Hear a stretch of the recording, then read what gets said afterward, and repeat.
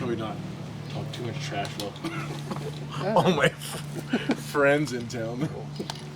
So you got the rye in there? Yeah, no, that's Maker's Mark. Oh, okay. You still got more of that left? Yeah. And then I'm gonna this sweat like it, whatever.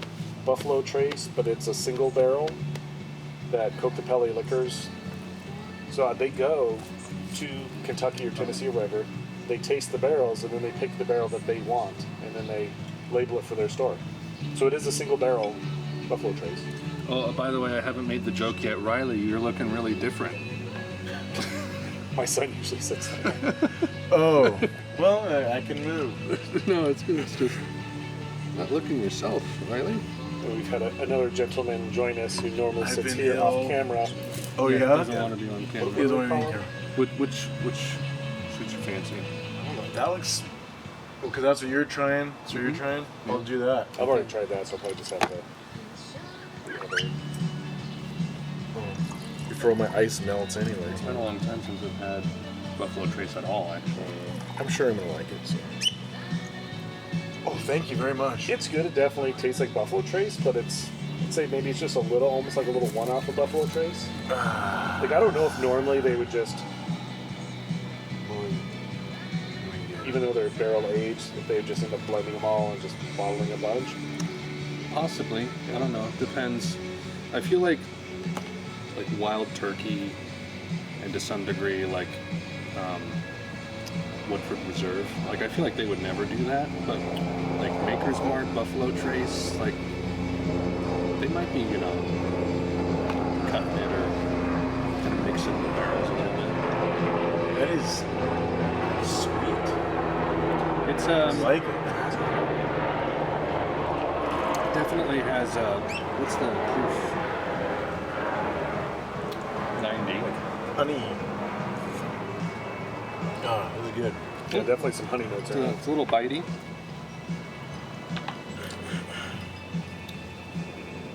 Interesting. I do like it. Compare it to Maker's Mark and whatnot. Because this is Maker's Mark. Yeah. Which that'll be good too. That's Sam's has tried like and true. So. the jumbo large bottles, Yeah. 1.75 for the same price as like a smaller one elsewhere. So I'll buy a bottle and it'll last a little bit. Sam's. So we had our Caribbean cruise in Dominican Republic. I'm like, I'm gonna buy some cigars here. So they have like the one shop that's like tax-free, whatever, that you can take back on and not have to. I feel like you should try one of these, you think? That's definitely the way to go. That's the way to go. So there's a couple left in there Thank that are you. wrapped. So I bought a little bundle. I'm like, oh, these would be interesting. It ends up being like H. Upman, Romeo and Juliet, Monte Cristo, and they weren't very good cigars.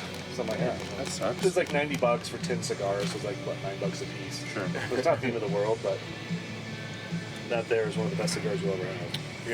Yeah? Unless you have a weirdly packed one like I did that one time. That was Thank you very not much. good. That was not good, but And that was, yeah. clean that's- tobacco taste, tightly packed but good airflow, and one of the better ones this is the Series V in particular. That's the best. Series V. Okay. You'll find Series G and O. And G, though, they're usually lower on the price. And I don't think Series G, I don't think they have any Maduro. Okay. Very nice. Thank you very much. Yeah, thank you for joining us. Yeah, we're happy to have some new blood. It, So last time the Not working. is it out?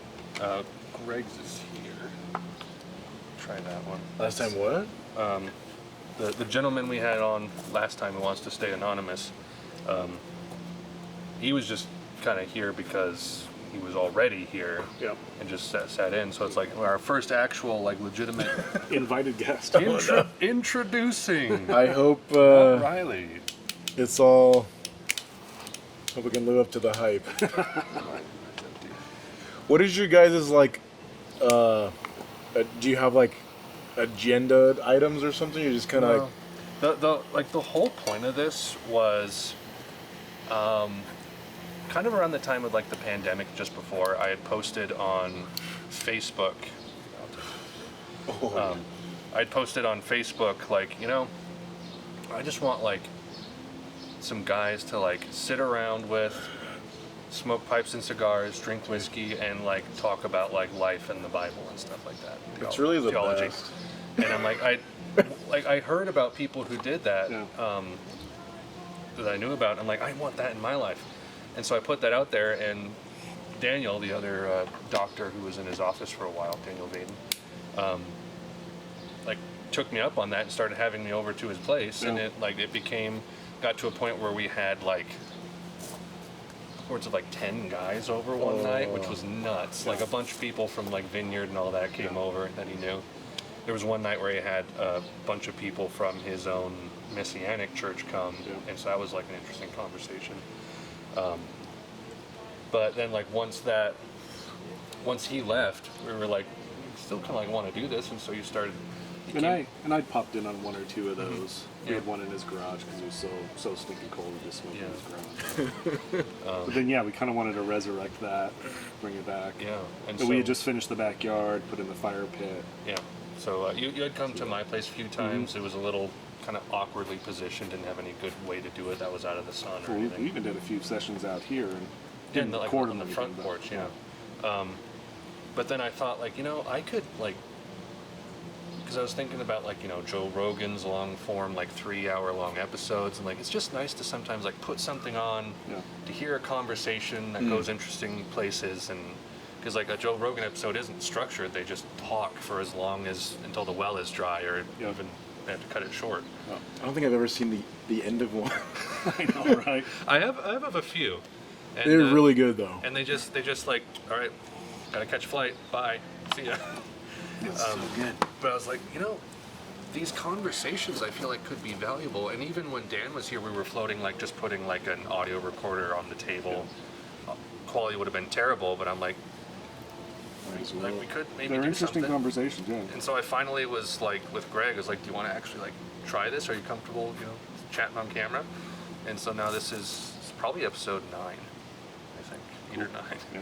And it's like 50 to 100 people are watching it. Yeah.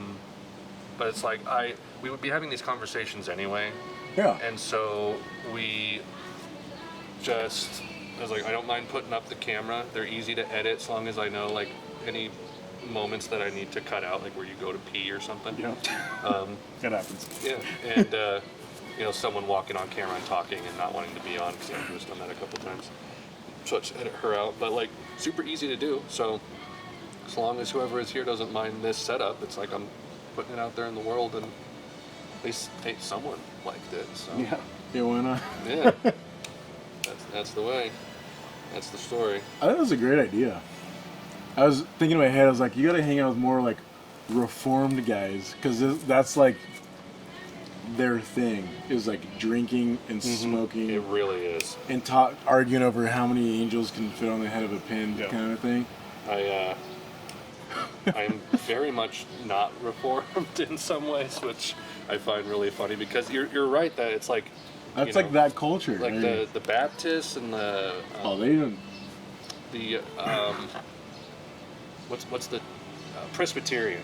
That's the one I'm thinking of. Yeah, where they're just like, that's what they dig, especially like the younger guys, you know, like millennials and Gen Zers who are growing up reformed. It's like they just like love to talk about Calvin's Institutes all the time. I'm like, oh yeah, you're 24 and you're wearing skinny jeans. What are you talking about? I saw a Facebook meme today. It said, save money and don't go to Bible college. Just ask a Calvinist a question, and you'll get as much education as you want. That's probably true. That's hilarious. So that's our like litmus question is like, any guest who comes on, like, are you a Calvinist? Are you a And if you say yes, you kick him off, or what? No, then we keep them on twice as long. Yeah. Are you a Calvinist? I'd say, yeah. Oh. But you're here for 4 hours then. But usually when I'm with Calvinists and we talk, because they get deep into all kinds of stuff, and I usually say, at the end of the day, I'm a biblicist.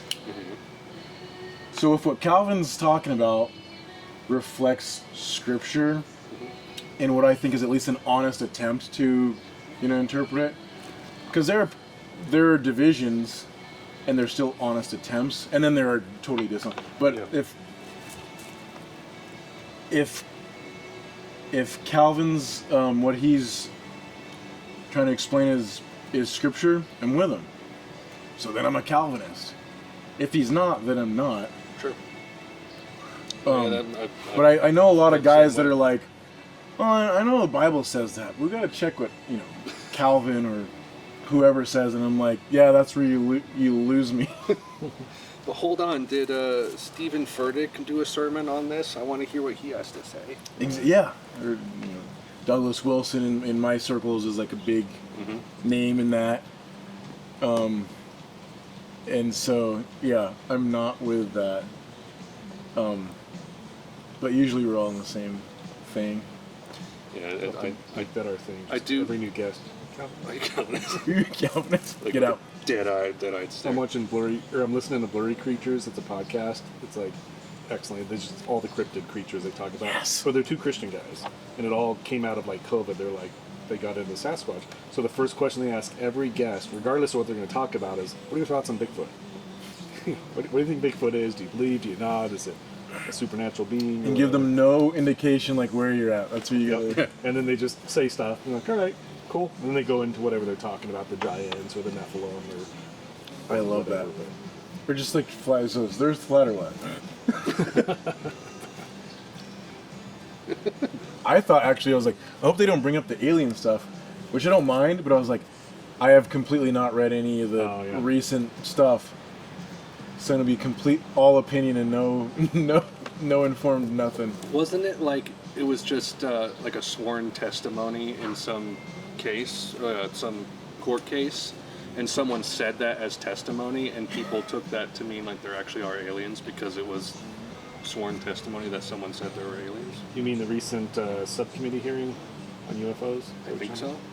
The whole like new evidence, new proof of aliens. So the one I watched, David Grush, he's the whistleblower. He was in intelligence, and he was over the whole UAP program, I guess, or something like that. So he left the military because he felt like... This was the guy who did the testimony?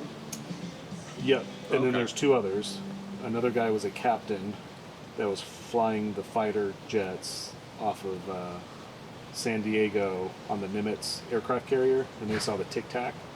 So he also testified, and then another gentleman, ex-military. So there's three gentlemen that testified, but one was an actual whistleblower that went to News Nation and did a whole interview on what he knew. But I guess he's being, he's got an ongoing court case with the federal government, so there's some stuff he can't talk about. Okay. I That watched sounds the more whole credible thing. than the peripheral story I heard.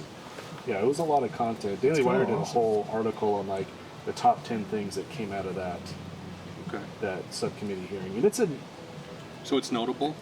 it's a national security subcommittee. So AOC is on it. My favorite.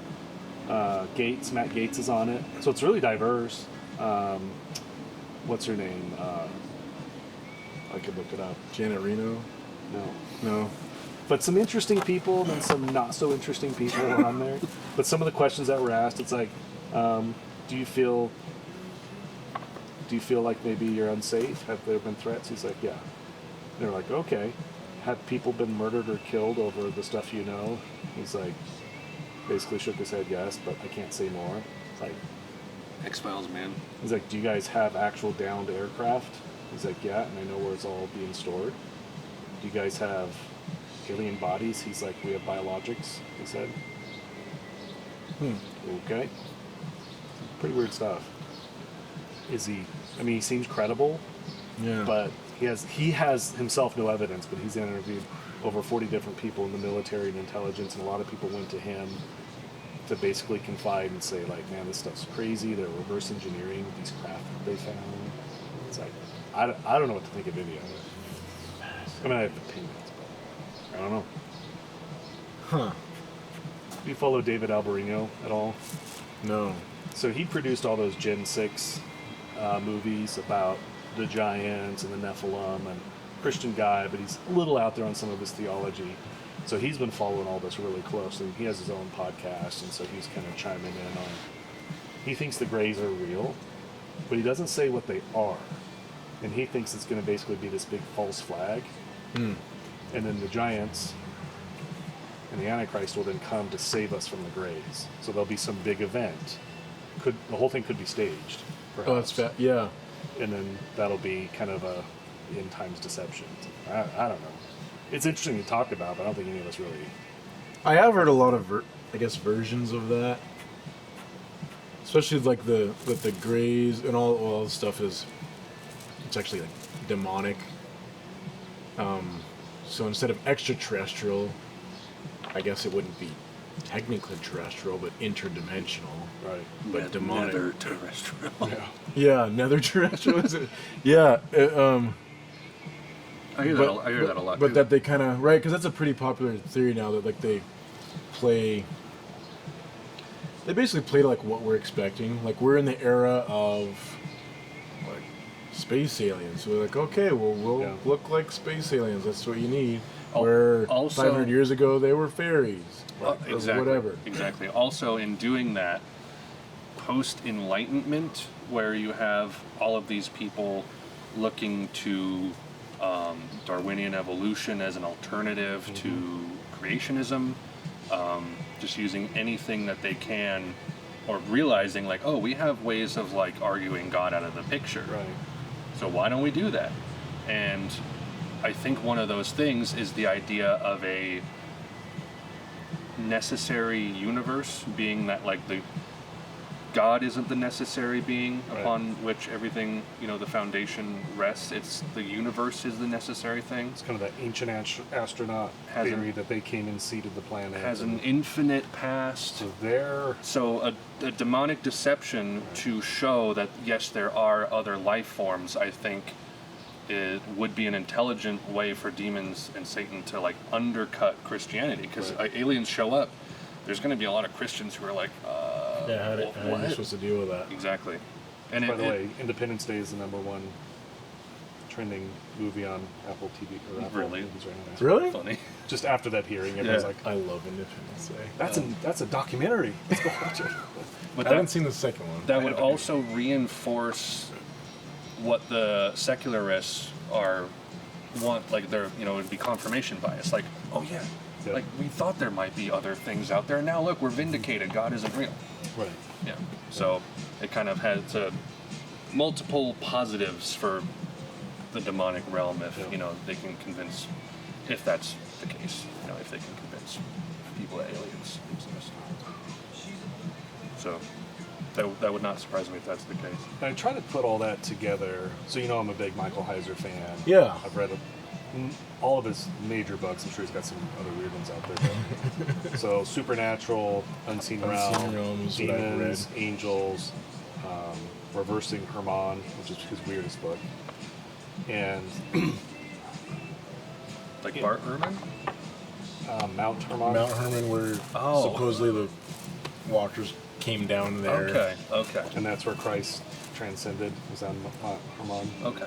It's basically the gateway to, it's like a portal in a way. Wow. Between heaven and Hades and earth. And I don't think I'd go camping there. Leave a 2-star Yelp review. 2-star, wouldn't recommend it. I transcended to a different dimension, and it just messed up my sleep. It's crap. Well, where is that place where they built a castle on top of it to cover this like gateway to hell thing? I've heard of that. It's not there though. It's somewhere else. It's like in Europe or something. But anyway, my point was that trying to figure out all the heavenly entities, because I think most Christians think that there's God the Father, God the Son, God the Holy Spirit, and then there's angels and demons, and that's it. And angel, it's a generic term that just means messenger. But then there's seraphim, cherubim. An angel is like a class of these beings. Right. And then there's subclasses, I guess you call them. Cherubim supposedly guard God's throne, like it needs to be guarded. But then there are also thrones, yeah, which are like the wheels with the eyes. And there's like biblical That's true. backing for all that, right? Those things always kind of are interesting to me. Like you said, like it needs to be guarded. There's a divine You counsel. guys were like, what is that about? Like in the book of Job, one of the weirdest books, if you really read the initial passages where one of the divine counsels like, well, let me go down and test Job. Well, was that Satan? I mean, if it was, he was in God's divine counsel at that time. And then the Watchers are part of that divine counsel. They're heavenly beings. They could have been angels. They could have been something else. But they decide to come down and marry women and, and have their own children. The men of old, or whatever they're called. The men of renown. Men of renown. Yeah. Heroes of old men of renown. Right? Yeah, heroes of old men of renown. What an interesting So phrase. have you ever listened to anything from Rob Skiba then? The Name's name? familiar? Yeah, where's... He's a little like a goofier version, let's say style of Heiser, I guess, but he's like obsessed. And he just died recently too, maybe like 2 years ago. Oh, yeah. And he was a young guy, he's maybe 50. Okay. But you would like listen to his stuff. I'm sure I would. He's a little less. Heiser can be a little academic. Yeah. Like a lot academic. a little into himself. Even though I love his stuff. And Skiba's much more lowbrow. One of the best episode, or I guess it's a podcast that I listened to with Michael Heiser, was on Blurry Creatures, and I just listened to it recently. I guess he was on there 2 or 3 times, and then they did a tribute to him after he died. But it was nice because, like, for the first time I've ever heard of, he dumbed a lot of stuff down and went through a ton of stuff in like an hour episode. I'm like, Like Cliff Oh, Notes. that's awesome. Cliff Notes. Cliff I gotta Notes, find yeah. that. Because he gets so academic and uses all the words. Would that be a good place for me to like start with him? Is that episode? Yes, I can send it to you. Okay. Because I still haven't cracked one of his books yet. Yeah. Well, he's got a ton of content online. Yeah. His videos with, what is it, Lifeway Church or something, they produce. We watched a couple, or did we watch those? You sent a few to me, Yeah, those are really well produced. like little animatics kind of things. No, this is different. So this is actually Heiser on camera talking, but then they use different graphics, but it's not the Bible Project. That's Bible the Bible Project. Project is the animation. Yeah, which those are really cool too. Those are really well done. I don't know that I agree with all the theology in them, but it's hard to knock people that are It's putting got to be stuff out there. the best produced stuff I've ever seen. It's easy to watch. It's super accessible, and that's kind of like the point, right? Is they said the Bible's one cohesive story, and we're gonna walk you through it or whatever. Yep. But you're right; it's a little, and they're out of Seattle or Portland or wherever, so that's. They use social justice in a couple videos. All right. It's a term, I get it, but Yeah. I don't like it. You know, something that kind of bugs me about modern conversation and discourse is like the like us talking about like some of the things that we like to watch, like Heiser or whoever. Whenever you say you enjoy someone's work or recommend their work to other people, especially in like theological circles, people assume like, oh, so you're putting your stamp of approval on like everything that they say. Right. And you agree with everything that they say. And so we've gotten to this point where it's like, when we recommend things to each other, we automatically assume You that have like 20 we need to disclaimers. qualify, like, oh, by the way, it's like maybe like 70% of what he says is okay. Rather than like, oh, maybe we just like to entertain, like listen to a lot of things and rationally and logically entertain ideas and be like, oh, like that might be a possibility, but I'm not going to plant my flag on that hill. Like Jordan Peterson, he's said a few dumb things over the years. Oh, yeah. I think he's extremely intelligent and has a lot of really interesting ideas. Joe Rogan, the guy's freaking hilarious. I mean, he's really into like psychedelics, and he's a huge Bernie Sanders fan. And it's just like I don't agree with a lot. For a of while, that. he was super like antagonistic about Christianity. Yeah. It seems like, especially in his stand-up. yeah, it seems like hanging out with Peterson in the gang He's softened is up. softening him up. He just had on. And he's too smart of a guy to not eventually come around. I Right. think. he just had on Stephen Meyer. You know who that is? Super prominent, intelligent design philosopher and theologian. Really? Just had him on. Yeah. All right. Yeah, he wrote a book back in the 90s. Oh gosh, what's it called? Like The Blank of the Cell or something like that. But like super big, intelligent design. It doesn't like argue for like old Earth or young Earth. It's just like, and not even like, you know, Christian versus other religions. It's just like intelligent design. There's intelligent. Is there a designer? I see evidence of a designer. Cool.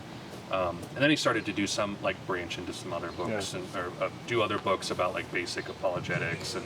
Is he the Darwin's Black Box guy? Did that come up? Quite possibly. I wonder if that's him. That was a good book. comb-over looking guy. He's getting pretty old now. That might be him. Darwin's Black Box. The whole premise of that was irreducible complexity. Darwin's Black Box. Because there's another guy, I think it might be Series sucks. him. He's not gosh. Stephen Meyer. Stephen It was Meyer Darwin's Delusion, maybe. Is what I'm thinking of. Yeah. Darwin's. To what I always tell people, and people don't believe me, right? Because popular culture, like the whatever, That's Michael Behe. Michael Behe. Yeah. like the Homer Simpsons of like the world, which is what I think when I say like the normies or whatever out there. They're like 30 years behind what like the cutting edge guys right now are thinking or discovering. And the more you like read all this stuff, it's like all the smartest guys are jettisoning evolution. Yeah.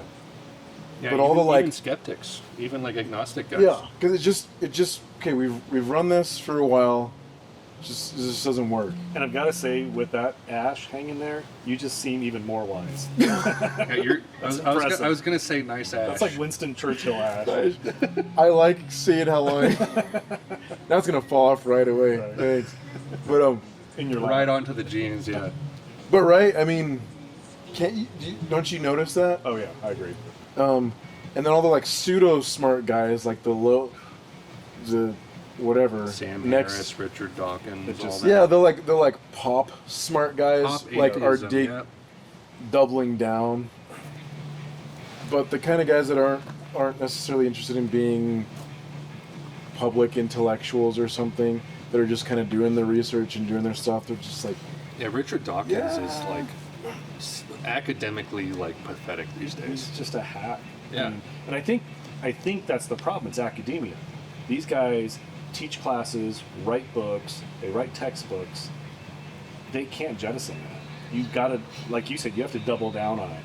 Even if your arguments are flimsy and you get torn apart in debates, doesn't matter. You've built your life on this and you're an academic. Yeah. And I think academia is one of the worst things for actually Yeah. seeking and finding truth. Well, when you have a motive and a confirmation bias, Right. then it's not science like anymore. an ego/profit motive Yep. instead of the true Socrates out there. Which like the scientific method was like started and spearheaded by some of the most like staunch theists and Christians Yes. of history. You know?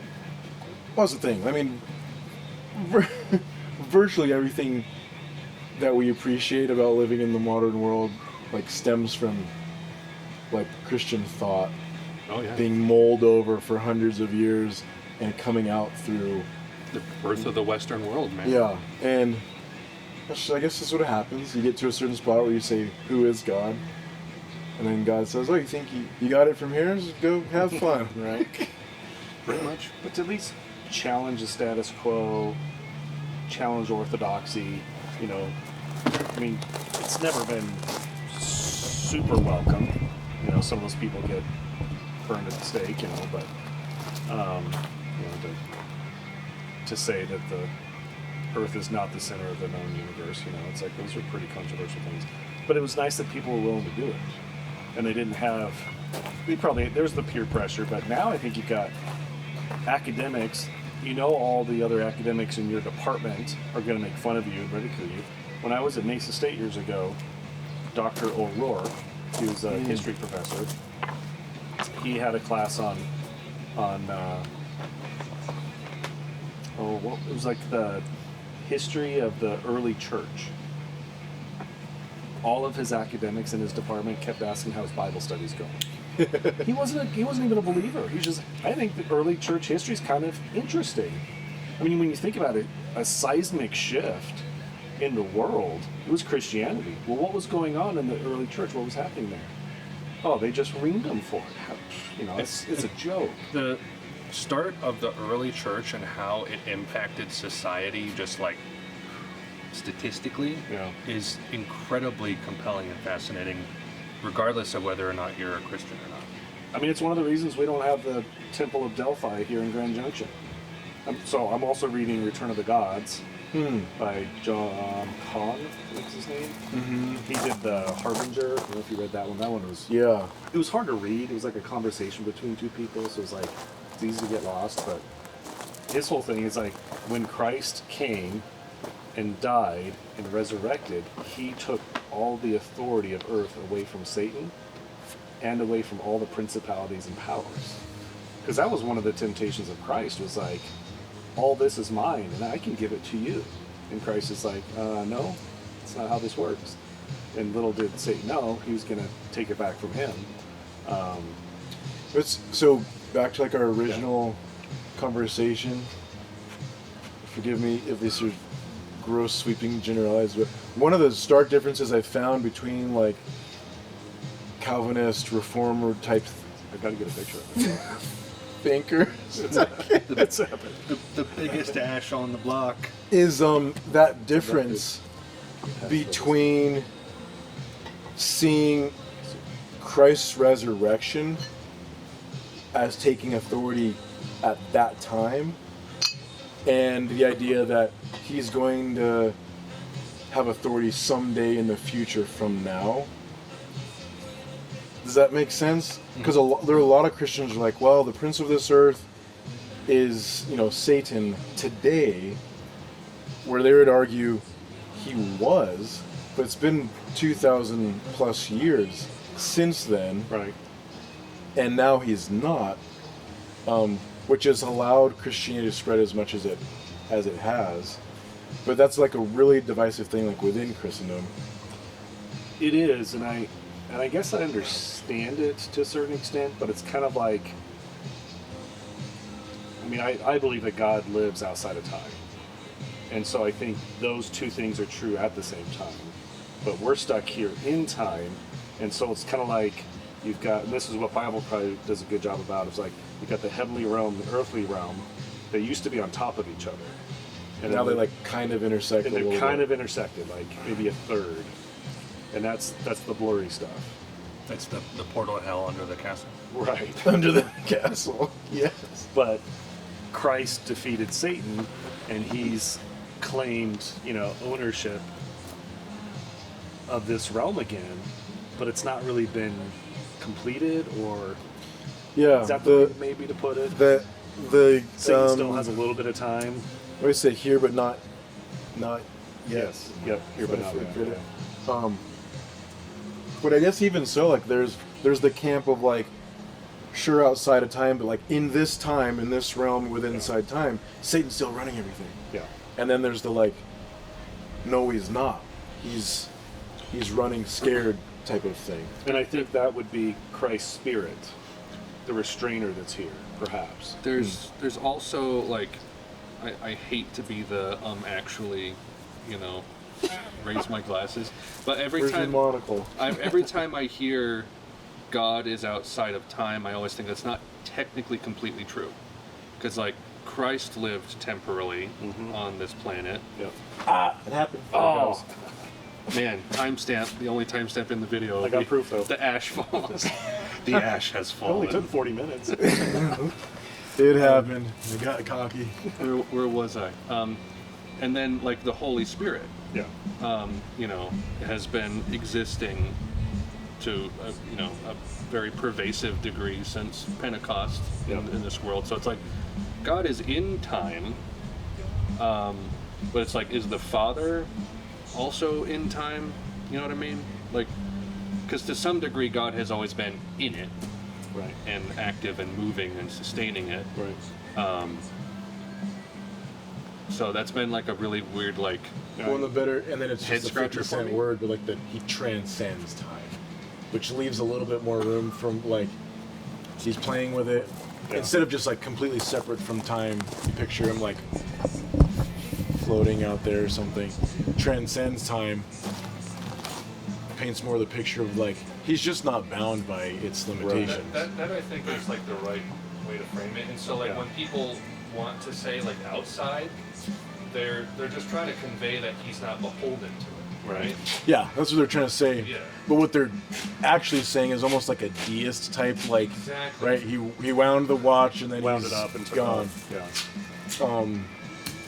Which is kind of my problem with that phrasing, because I assume people don't mean that, Right. but you never know, and so like clarification is always good, Oh, I think. time for my kids to go to bed. I'm sure mom's on it. Can you read us the story instead?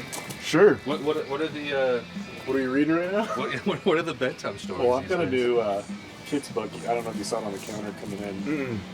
It's I'm unvaccinated and it's okay. Oh no. My sister bought it for me. I want to read It's that. a kids book written by My kids notice every vaccine thing do it.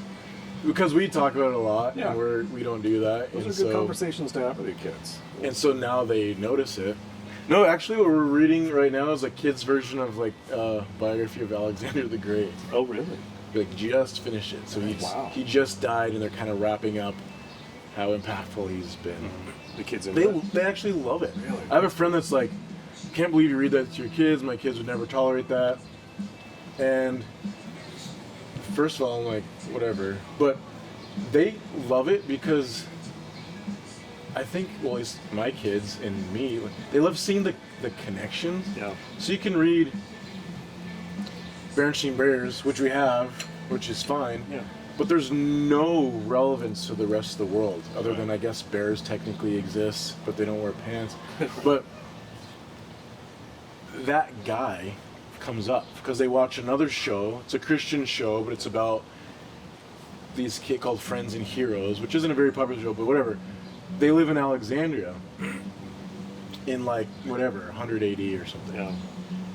And so when that connection hit, they're like, Alexandria, the town that they just thought was a random town, was named after this dude we're reading. Yeah. It blew their mind, and then they start looking for like all these other That's cool. things. And a guy like that, he pops up in stuff, Yeah. and they get a kick out of it. So That's that's kind of what we do or whatever. But You know, the questions that like all the parents like dread is like, you know, when your kid gets to the why stage where they just ask why to everything and like regress down to like this existential question from Yeah, like I'm why totally there. why they can't have candy, and now you're back to like how the universe start. And like I'm like, I'm not scared of that at all. In fact, like I love to like you're gonna ask this question, like I'll explain it to you in words appropriate for your age. Yep. But because of that, you know, like they start to make the connections and they get more curious, and they, you know, are like, and then when you see them like make the connections, like when they're old enough, and be like, oh, this and that, and you're like, Did you okay, guys it's get good into the stuff. Tuttle twins yet? I haven't. I've seen them on my We bought the whole doctor's. set, but Yeah? they were a little out there for Oliver. I think Oh, he's yeah. he's probably getting about ready for it. But Slightly too lofty. the monster of Jekyll Island. It's all about the Federal Reserve. That was literally like conspired and thought up on Jekyll Island. It's like that's kind of weird. Oliver's like, well, where's the monster? He just wants the monster, dude. Because there's an actual book, The Monster of Jekyll Island. It's written by some lady. I mean, about that. Okay. But it's older. I don't know. Yeah. When you say to Oliver, like, but the monster is the federal government, he's like, I just want to go to sleep. Uninteresting, yeah. I'm just bored. Yeah, that's. There's a little of that. That's Yeah. funny. But like, even same book, but like, so Alexander, he loved the Iliad. Right, because that was a huge. That was like the Bible Yeah. for ancient Greek I culture. have yet to crack into any of those like epics. Oh, yeah, they're great. Other than now, people just throw them out to sound pretentious, and so I Right. hate it. But they're actually great. So like that was the kind of the Bible for like ancient Greek culture. Yeah. So like, so And he all kept the morals in it. he kept a copy of it under his pillow like at night while he's like taking over the world. Yeah. And so they like dabble in blah blah blah something Trojan horse blah blah. Well, it was like the next day my kids are so excited when they're like, we're watching DuckTales, and like, Okay. they reference a Trojan horse, and we watched that episode like 5 times. I had no idea what they're talking about. Now I know. We know. And so What a great education. those things are like so cool. Yeah. How old are your kids that are taking in this stuff? So the two that I'm reading, that they're 10 and 9. Okay. Weird. So I don't know. I'm reading Quick and Nimble to my like 7 and 4-year-old, and it so doesn't make sense to them that they just kind of like, oh, and then they fall asleep. Yeah. What is Quick and Nimble? It's like a book about how to build like corporate culture. I just told them when I was like, puts them to sleep. pick a book off the shelf, and they like the cover. It doesn't have like an image on the cover. It says like Quick and Nimble and like bold. Yeah. The art of the deal. And I thought like, there's no way, but I was like, I'll read this. And I'm like, oh man, I need to take notes a on few this notes for here. my work. Where's my highlighter? But they're like, are you gonna read this to us tonight or what? And I'm like, do you even know? And they're like, oh yeah, don't be mean to people in your company or Yeah. what. Like, they like super dumb it down. But I'm like, I can't believe you're tolerating this. Dad, what's a company? I mean, they picked it up. I know I need to be nice to the Right. people in it, but what's a company? Yeah. Well, they're So, Dad, are you an S corp or an LLC? oh so Do you like file quarterly? because my kids will come to work with me or whatever sometimes, and my daughter's like 6, and we're doing like inventory of all these little stupid metal parts, and then she's out of nowhere, she's like, so until about a year ago, I thought people like you with kids couldn't own a company. And I was like, what do you mean? She's like, well, I just thought they all had to be like Scrooge McDuck, if like he doesn't really have any kids and he's old. Interesting. And she's like, but you have kids. And I was like, yeah, pretty much anyone could do this. Like, even you. America. America. Have any of your kids had the existential realization or the mistakenly thought that like, wait, so my birthday is this day, but there's only 364 other days, but there's so many people. How could there be? There can only be like 364 other birthdays. Like, because this one's interesting. my birthday. Right. Have you had that happen yet? Like, almost 3 months ago, Really? I want to say the 9-year-old brought that up. He wasn't disturbed by it. It was kind of just like a, hey, fun fact, Dad. Like, did you know, like, tons of people have to have my birthday? The He was like, realization. he just it's- figured this out. It's like, not his birthday. It's just when he yeah, was born. It doesn't he was belong like to him. informing me that he's like, I know you think this is my birthday, but like, It doesn't belong. so many people probably have this same day because they have to. I was like, very good. See, I was a little younger than I should have been when I made the realization, so I freaked out. And I asked my mom, and when she explained it, I'm like, oh, duh. But I was like, I always wonder, like, other people who have kids, like, do your kids, like, because mine haven't done it yet. My oldest is turning 7. And You're right there. so I'm like, anyone else who's had kids old enough, like, has that happened, or was I just stupid? Our older two they've never brought that up. Or they just have the realization to themselves. Could be, yeah. And don't bring their parents in. That's the sense I got. It almost was like, I'm going to let you in on this thing that I've known for a long time. Yeah. Your birthday Old isn't man. your own, Dad. That's awesome. Yeah, that's weird. It's weird how those patterns that seem so random that you think this has got to be really unique, but they come up with like every, or like the game, like the floor is lava, like it's a patented game. Yeah. And you're like, that must mean this is such a ubiquitous thing that every kid in history has come up with, like, we got to jump across the furniture because the floor is hot lava. and it's like just this like concept and idea that has like been passed down. Like, my kids know about it because it's not because I told them. It's that they like learned it from culture. It's like, it's just floor is lava has been in culture for so long because it's such an easy game to play that like every kid knows Just what it knows it, is, yeah. and like the title of the game, it makes sense. It's not like the floor is a deep pit or the floor is, you floor melt. is You have to- water. Yeah. It's like, See, when we were kids, it was probably hollow. quicksand, because quicksand was going to kill all of us in the 80s. Remember that? Yeah. It was an I remember TV quicksand was like a show. big deal, and now I kind of don't hear much about it. People were like, they'd be walking along, oh, stuck in quicksand, save me. I'm sure it was in Dukes of Hazzard. When we were kids, quicksand was going to kill everybody. Yeah, they just You're going to encounter happen it upon in your it. life, yeah. Well, there's a meme I saw on Facebook, right?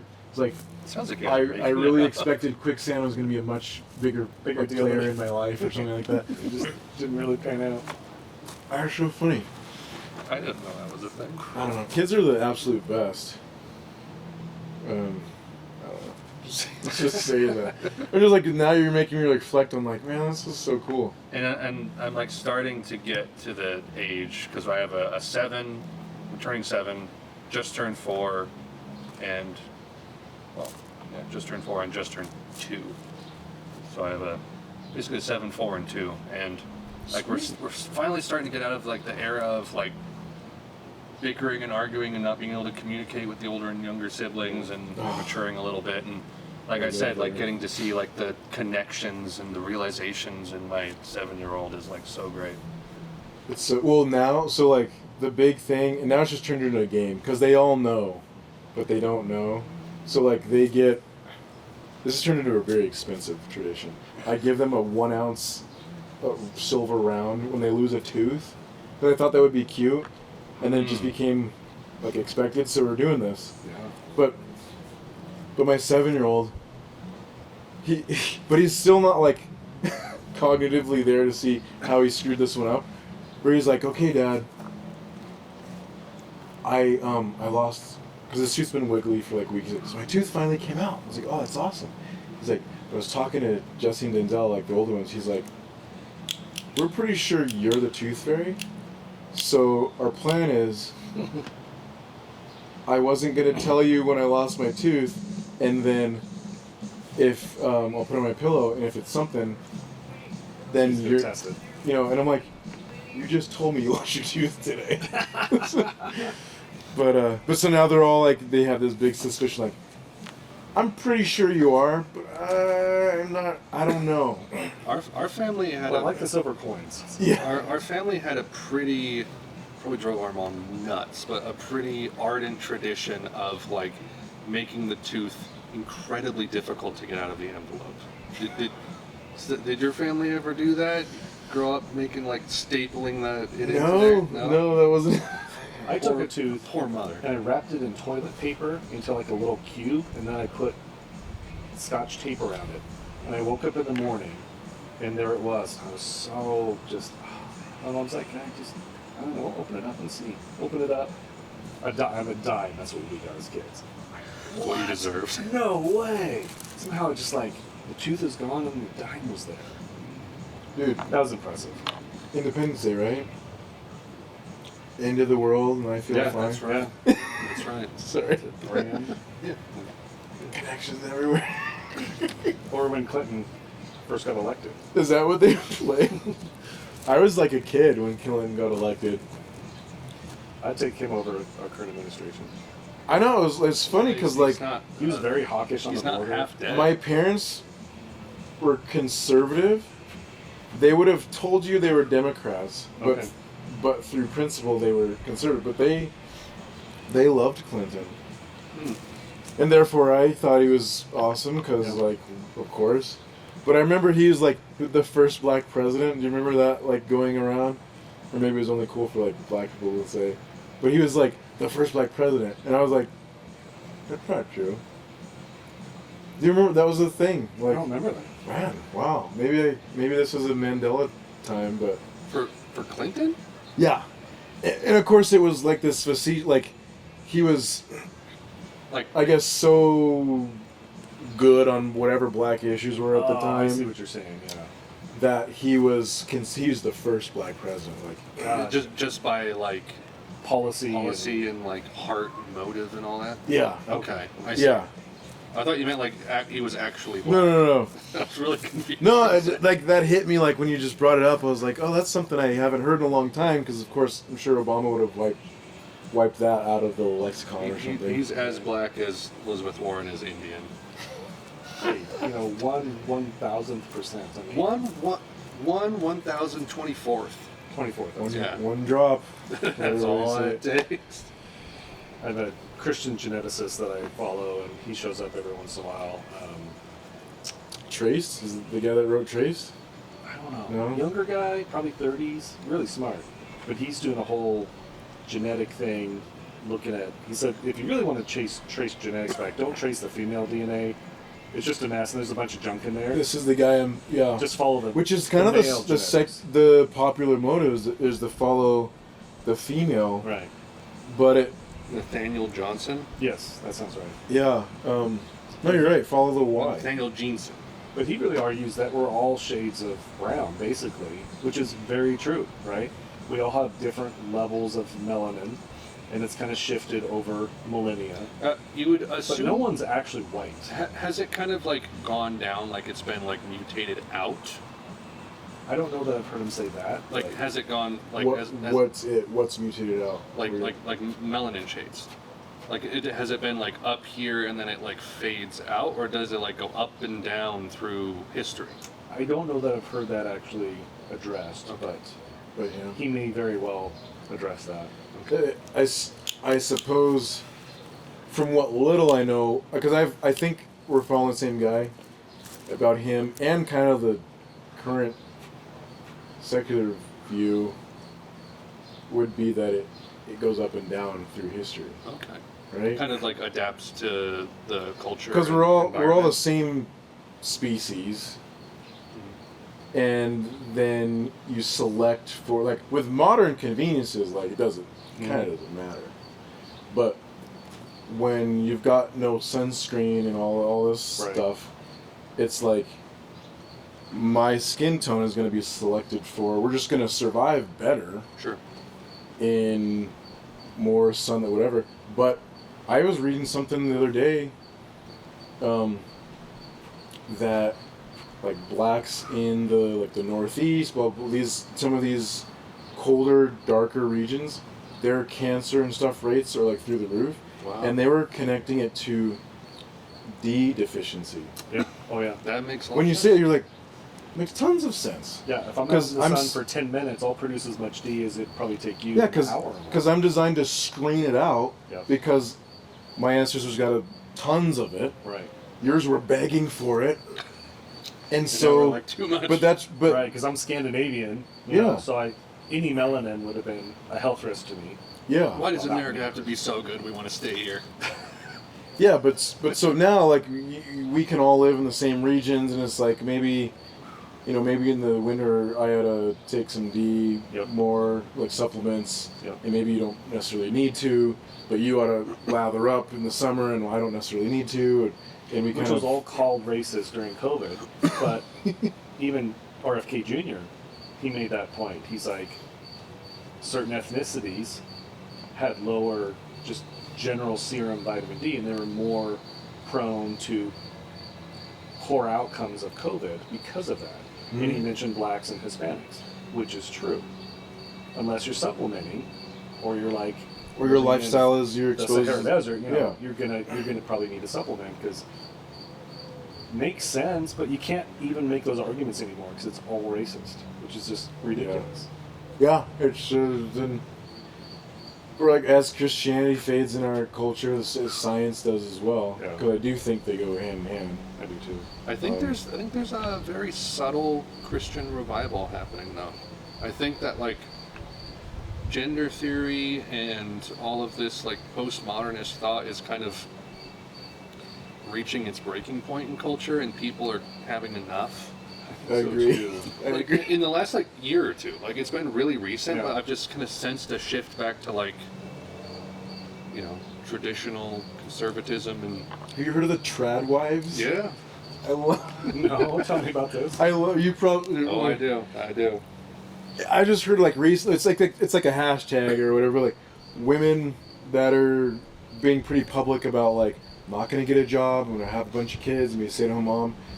They call themselves traditional wives, trad wives. Yeah. Basically like a 1950s housewife.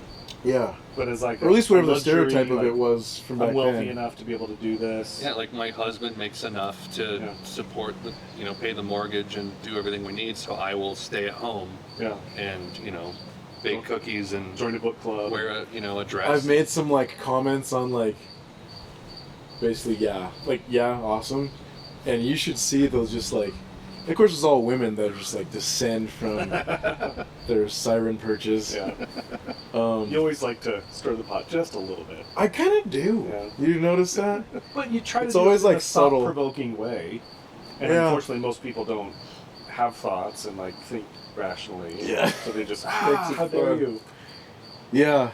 I always feel bad because sometimes I'll like say stuff and it'll be like say like on yours or something, Yeah. and it'll be pro whatever you said, but it's off kilter enough. I'm like, I hope they don't think I'm like actually insulting them or something. But They'll survive. But yeah, they'll live. But no, like I'm more and more for it. Frankly, to me, this is gonna you can't like feminism is like the issue that's gutted the Western world. Yeah. We can complain about immigration and taxes and blah blah blah and Biden and Trump's hair, and I think you could pull it all back to an inappropriate influence of feminine women, whatever, in a public life. Yeah. That doesn't mean, they need to hide in their houses or something. I don't exactly know what it means, but you can see, to me, that is the problem we've got. I would quantify it as like convincing women when they're young to not have kids and to B, primarily pursue a career, and then any other relational stuff is second, because that keeps them out of the motherly role, and it's just it's just seeking to match what men's, I think, called to roles are. Well, look at the birth declines. At a one-to-one level. And it destroys both sides because you're suppressing their biological imperative, spiritual, everything imperative. And by the time they wise up to the fact that they've been duped, Yeah. their biology says it's too late. And then they've either got to double down and become like an angry, bitter cat lady who's like, I love this. Don't you see how happy I am? I'm not having kids. Jordan Peterson, he goes after that pretty hard, which I really appreciate. You can kind of almost see the sadness in their eyes when he's talking to him. Like, really? Because is that all worth it? Feminism is such a short-sighted thing of, look at the CEO and how successful he is. Why can't you do that? And you're right, we should be able to, and not Right. what Peterson says. Look at history for a second and broaden your vision a little bit to see what this would do. Well, he has a great, right? His thing is always everyone's always how come all these? Oh shoot! I'm gonna screw it up now. Basically, the argument is how come all these only men or CEO or whatever? But he's always the real question is why would anyone want to do what it takes to be these mega CEOs? He's there's such a small percentage of almost psychotic part of the population I don't want to that's be just CEO. driven to be on call 24/7 in Japan, Europe, Africa, wherever you need to Climb be. the ladder and then you're a demigod, Yeah, and it's so cutthroat, and the vast majority of men don't want that, and don't have that. A lot of them think they do, and then they climb up and they Sure, get burnt out. They want what they broken. see is the little bit of surface glory part, and none of the work it took, or just the sacrifice. Your kids don't even know who you are. You're on your third divorce. Your third divorce, and so hardly anyone actually wants / has that. So to make it this well, men have all this, every man is doing that. Hardly anyone's doing that. Agreed. So by the way, Melania is very proud of their cigars. So there's 13 ribbons on there, so you're welcome to pull those off. Oh, Yeah. We smoked one a while ago. It was half the cigar was a little bit. wrapper. the wrapper. I've got sometimes I forget I've smoked half the wrapper now. It's you could fit Maduro on the first wrapper. Yeah, they've got two of them. That's interesting. yeah. One's pretty thick. I first learned about, it's Oliva is the company, and then Melania is the series that I like. First heard about it on a Steven Crowder podcast where he interviewed Dennis Prager. Oh, wow. It was basically Dennis Prager is a cigar aficionado. He's all right. Is he? So they all smoke cigars, and they're let's talk cigars. And And Crowder, he's like, you know, my go-to, my daily smoker is an Oliva Melania Series B. I'm like, I've never heard of that. I'm gonna go get some. That's It's awesome. like a $20 cigar. I'm like, that's not my daily smoker. But you know, when you're making 20 million here, I guess it is. And it's like, it's still, I've tried a ton of other cigars. It's one of my favorites. And there's cigars that are probably more What do expensive. these cost, you said? Well, I know you bought them When you- kind of on the cheap. When you and- get them in bulk, yeah, which I've got 2 more boxes coming. But if you walk into Rams, you're going to pay $16 to $22 for an Oliva cigar. Nice. But when I buy them in bulk, I get them for about $10 a piece. So I'll buy actual boxes. The cedar box that's sealed has like the seal on it that you have to break. And it's an official Oliva cigar. So I've got 2 boxes. I've had sorry, I keep forgetting to turn this around. I've had $10 cigars that are like not even half as good as these ones. So like, if you can commit to like, you know, buying in bulk, and that's what Once you hit a smoke. certain tipping point in quality, then it's just Yeah, that's something we've talked about. There's like tiers Yeah. of like cigar prices, and like that's $1 to $5, and then like $5 to $10, and then $10 to $20, and then it kind of, you know, I'm diminishing. still and I shouldn't bring it up because I can't name drop any of these, but my father-in-law, he buys them like in bulk, and he mentioned smokes that, like $45 cigars. I've never smoked before. But Like he, That's oh, like he'd give you one too. Like special occasion. if he's in town, like he does cigars, like high-end cigars, and they're nice. And you can tell, like they're you've smoked some of them. yeah, and they're It's another class. basically perfect. completely other class. Yeah, Perfect pull, just smooth. Sometimes because you're smoking them. I've gone through phases where I'll smoke a lot and not, but I've still never disciplined myself to no cigars. Yeah. So sometimes it'll even be like, don't waste one of your good ones on me, because I'll be satisfied with a $10 cigar. Yeah. But no, he'll give them to you. That's awesome. Great. I've never smoked that one. Mostly because I get the Sumatra it's Sumatra. They didn't have any Maduros. looks fine. Yeah, but good ratings, good reviews. So this is Rocky Batal, right? The Edge. So they're all aged 5 years. But to buy them in bulk, you have to buy a box of 100, and it comes in like looks like a little like pirate chest. They're one of like the highest like volume selling cigars Yeah. out there. They're consistently good, and they're $10. I used to like Opus X a lot. Okay, yeah. Kind of a good mid grade deal, I think. Oh, yeah. Um, I've smoked a few like H. Upman. I just don't know enough about their line of cigars. That it feels kind of random when I'm buying them. yeah. Once you find ones you like, it's really scary to branch out because it's like this could be a waste of Drop like seriously. $8. Like Monte Cristo. Like I smoked one in Florida, and it was probably just because I was there and this is the best cigar. Came back home about the same one at Rams. This is not so good. It was not good. But you know, you're in Florida, smoking it on the beach. I'm like, this is great. Are you like in Florida? Do you guys go there? So Once a we'll be quarter there or in a couple something? weeks. Yeah. Our Airbnb that we have there, our second home. It's just printing money, pretty well, much. It prints money and then it all goes away. And it goes, We had a $10,000 sewer problem. no. So they bury their sewer pipes about 6 inches deep. Oh, because There's no reason to bury deeper. It's all Yeah. sand. But it's Until- cast iron until because our this home was happens. built in the 50s. And some varmint had dug down to it, had chewed through the pipe. oh You my, can see the chew marks. Is iron? Cast iron. Okay. they're iron deficient little rat. So, like, dirt and sand was getting in there. It was plugging up our sewer pipe. And so we had to, so they basically did what they call hydroblasting, where they blast high pressure water through to clear it out. Makes And then they sense. just put a big, like, sleeve clamp over that section. They're like, there's no reason to replace the whole pipe. Let's just patch it. But even then, just 10 grand. And that was 10 grand to do Well, that. because, it was Excavation. a little bit of that, but it was the investigation. They had to run cameras through there. Oh, you gotta find it first. Diagnose We the did like 2 or problem. 3 roto-rooters. That was Because once you find it, you could use a little garden trowel to probably dig that deep. Yeah, that's literally, they just went out there and there it is. Fair enough. Well, because a rat had dug down that far. Like, what?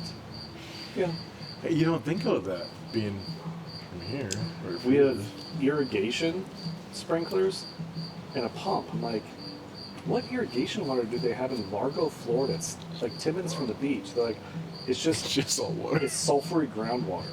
It's filtered seawater that just, it's in the groundwater. And so we have a little well on our property. It's just they dig down so far, oh, there's the water, and then you put an irrigation pump on. So when it's sprinkling our yard, you kind of smell a little bit of ocean, but it's not maybe sort of brackish water. It's free.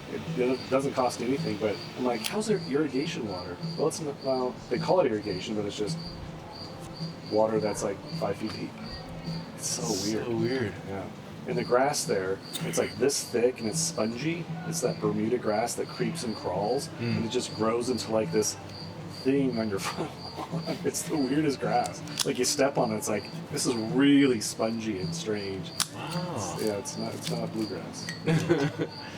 That's cool though. It's been a good investment. We're already up probably 150 grand on it just through Oh yeah. just property values. Yeah. And Does it get In, rented like, out 3 regularly? all the time. All the 3 time. years. Yeah, Not even. 'cause 2 years? well, no, 2 years. We bought it in 2021. So right after COVID, we're like, we're buying a property in Florida. We're just gonna do it. And You beat all the we've- gold rush out there. Red rush, I guess. the red rush. Yeah, so every January and February we have someone. It's usually a different person. We'll rent it out for like a month and a half. Wow. They'll drop like $6 grand, and it's always Northeasterners. They're Yeah. up in New York or Jersey. They're like, winters are hell. The true snowbirds. And they're like, as long as we have good internet, they're good because they work from home. So they just come down, set up shop in our house. Like, all right, we have someone going to book it for the whole month of September. It's like $5 grand. Like, all right. Wow. Yeah, it's wild. Now we pay 30% to our management company because they handle all the reservations, all the complaints. There was one time we made the mistake and allowed someone to rent it just for the night. Never do that on Airbnb. It's always going to be a party. Oh, And then they'll post it to social media. Hey, party at this place. There's a chance it's gonna rain. I know. Yeah. You worried about your equipment? A little bit. I don't know. We'll see what happens. We can end up under the patio over there if we need to. Okay. I think There's thunder over there. it's over there, and it kind of has stayed over there all night. Okay. But we'll watch it. It's definitely darkened up though. I mean, Yeah. we have some coverage, so that's good. Yeah. But we'll see. That makes sense. I've never done the Airbnb scene. Or you're doing VRBO technically, right? So we're just doing Airbnb.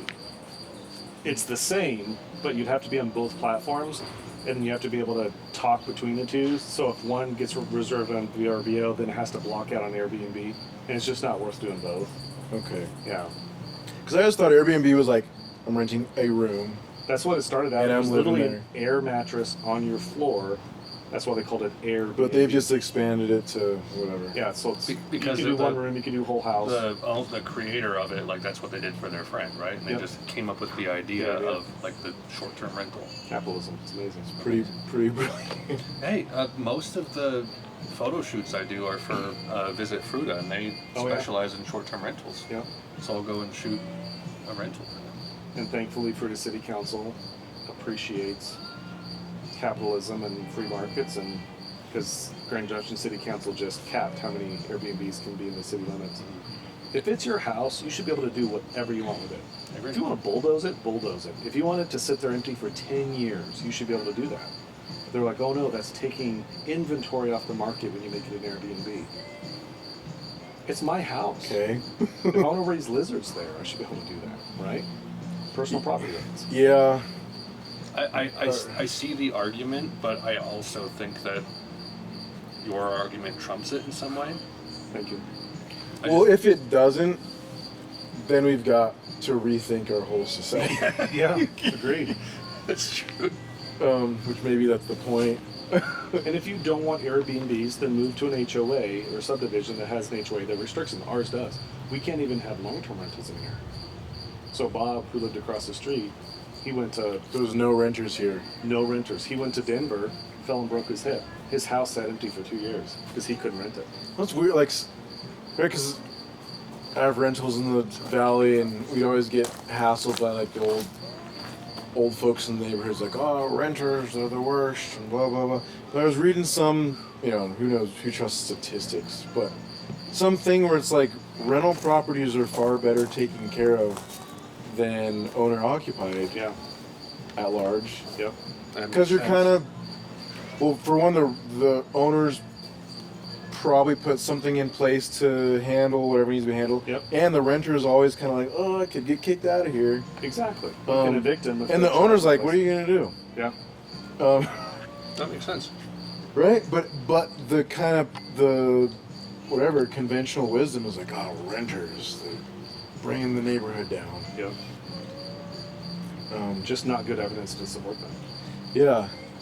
I hate that. I even also, hopefully Andrew doesn't hate me, maybe she just uses this in her marketing, but I always hate seeing the realtor stuff. It's like, stop throwing your money away. Buy. And I prefer buying for myself personally, I do, Yeah. for my lifestyle and security and all that stuff. But also as a landlord, it's like, I'm providing a product to someone that couldn't otherwise Yep.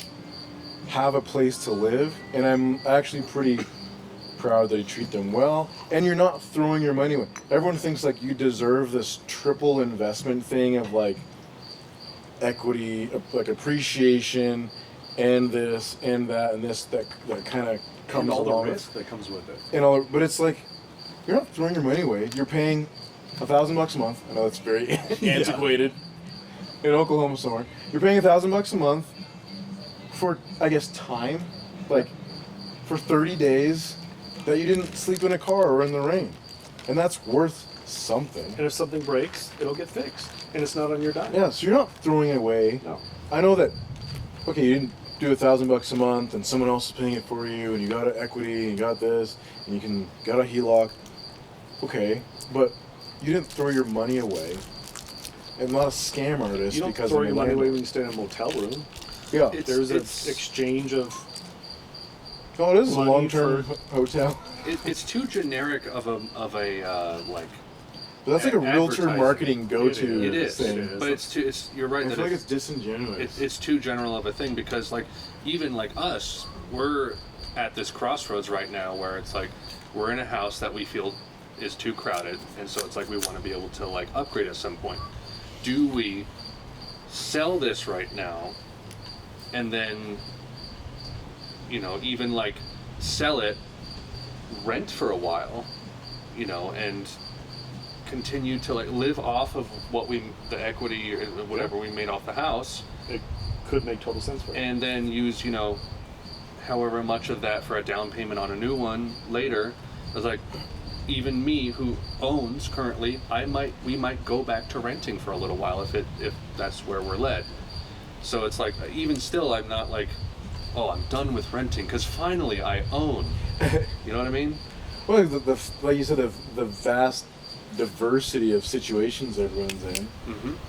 Like, God bless the fact that there's a bazillion ways to find lodging. Yep. I remember, like, do you remember, oh, it's coming, Seth Schaefer.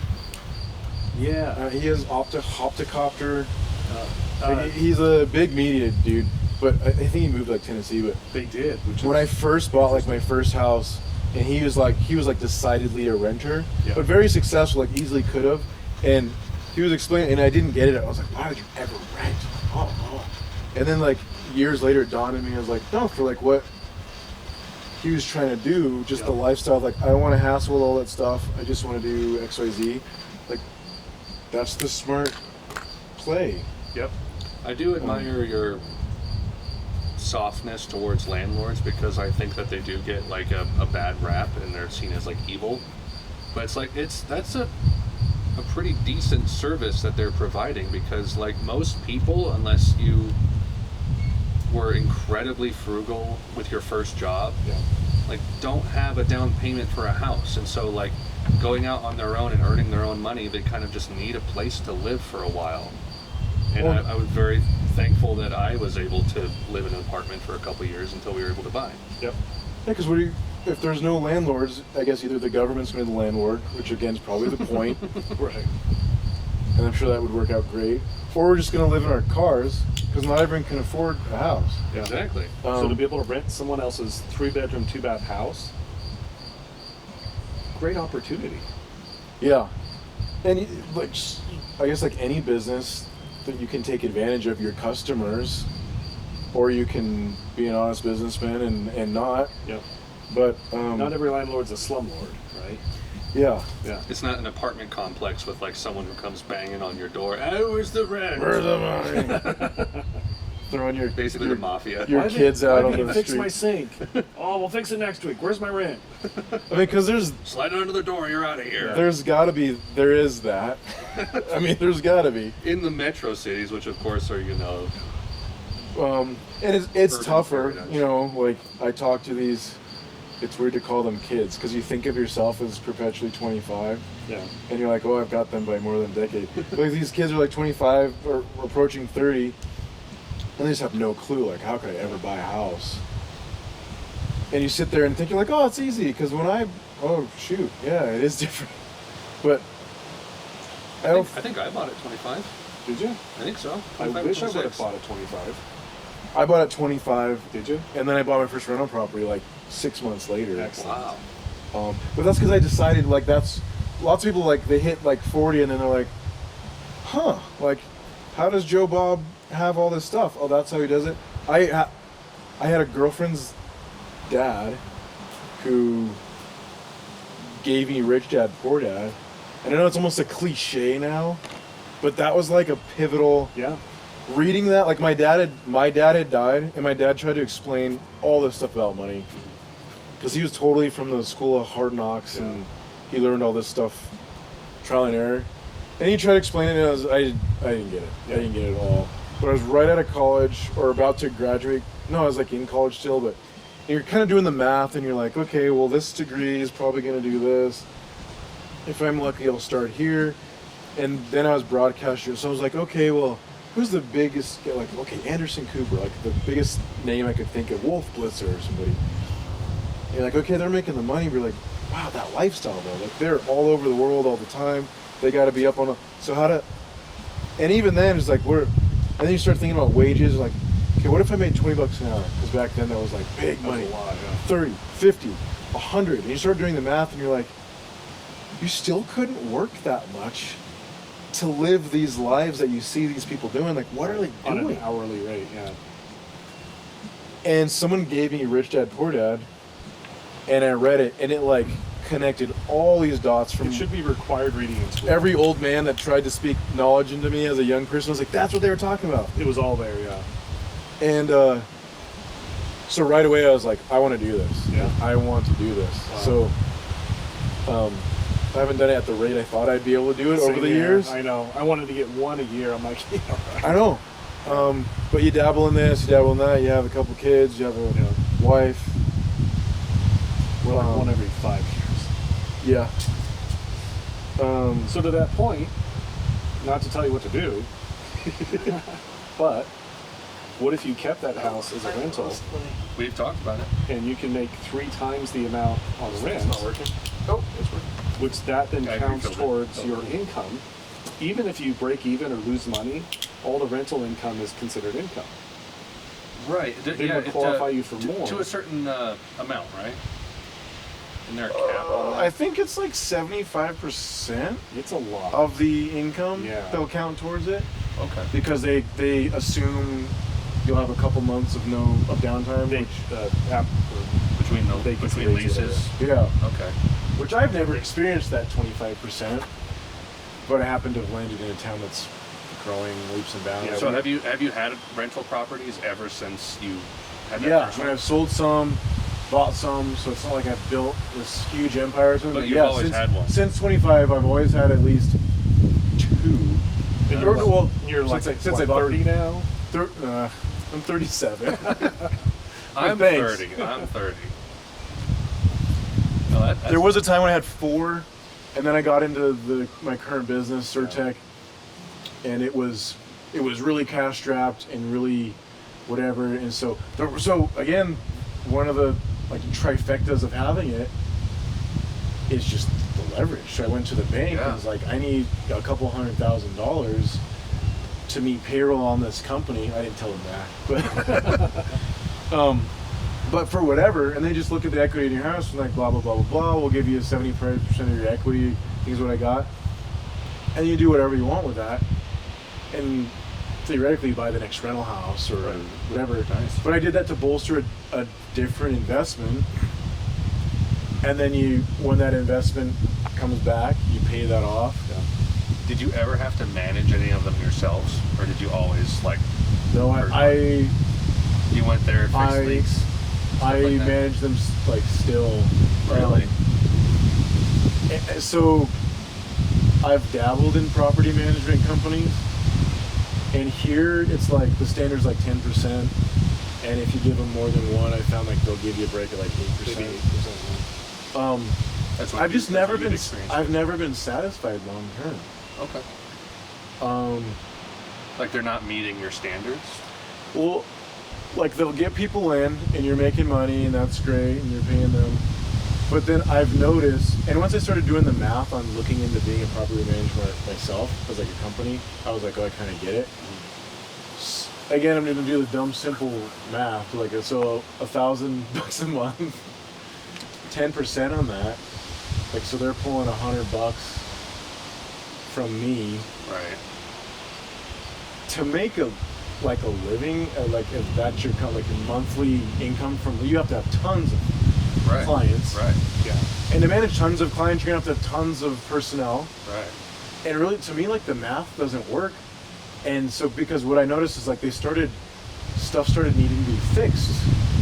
And we have an in-house guy that's gonna come do that, and this and that, and this and that. And so my 10% plus $250 to fix a cupboard or a sink. Yeah. And it was just like, these places aren't in that much disrepair. And you go and sit down, and I'm like, what are we doing? They're like, oh, well, your tenants are high maintenance. Aren't you glad I'm the middleman in between you? Because man, it would be tough for you. And I get that, you got to make that a sales pitch. But eventually, I just like, it's a math problem. I'm not making any money, so I would fire them nicely. And then I'd get a relationship with like, okay, now I need to meet you. You've lived in my place for a year. I'm the guy. And then you get this relationship, and then you're like, they're not high maintenance at all. At least that's been that was your experience. And I started making the money again. And so I just, I've tried 3. So I haven't tried them all. And I've only been in Grand Junction, Colorado, as far as property management companies. I just haven't been able to find that one.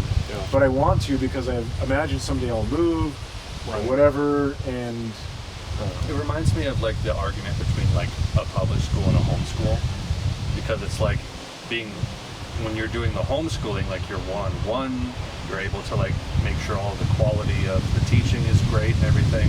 Whereas with a public school, like you're just sending them off, and they're just one of a number of people that they're taking care of. Hoping for the best, but this is what we do. Exactly.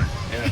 So I see that. Have you run into many problems with your guys' management? So we decided early on that we didn't want to manage. Like I didn't want to do background screenings or criminal background checks. It's a weird, yeah. And I didn't want because mom and dad encountered that. They'd call them up. I'm sorry, it's been a rough month. We can't pay rent. And, okay, we'll pay when you can. Then they realized, I can milk this thing. And so they got burned by it. So Andrew and I are like, we're just going to pay the 10%. But we got really lucky early on. We used Cindy Dickey. I don't know if you know Cindy. Mm-hmm. With High Desert. High Desert. Yeah. She would go meet people at properties, and she's a Christian, and she'd get a sense about them. No issues ever. Wow. Like, it was almost like supernatural.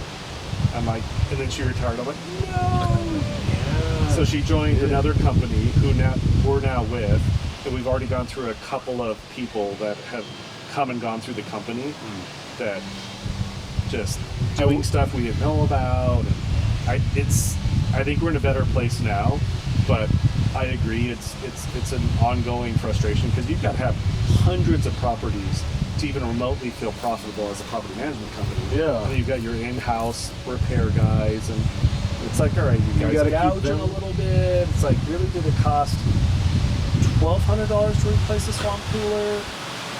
It's like, I don't want to do it myself.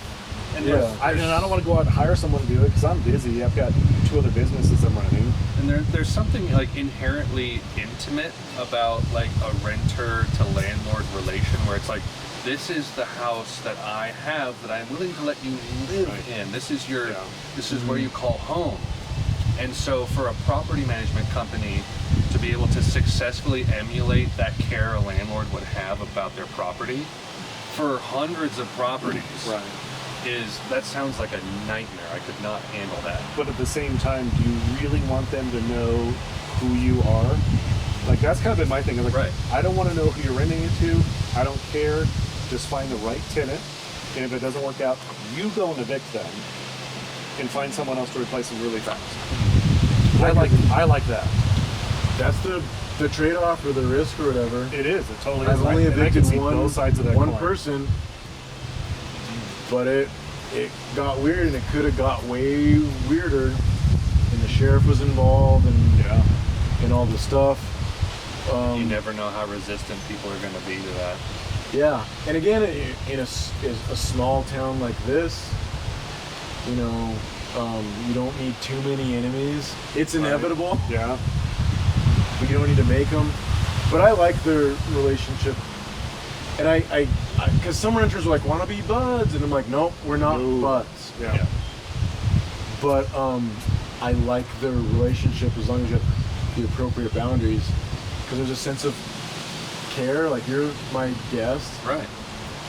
And often, I have old and young. Yeah. I like the young. People always like hate college students.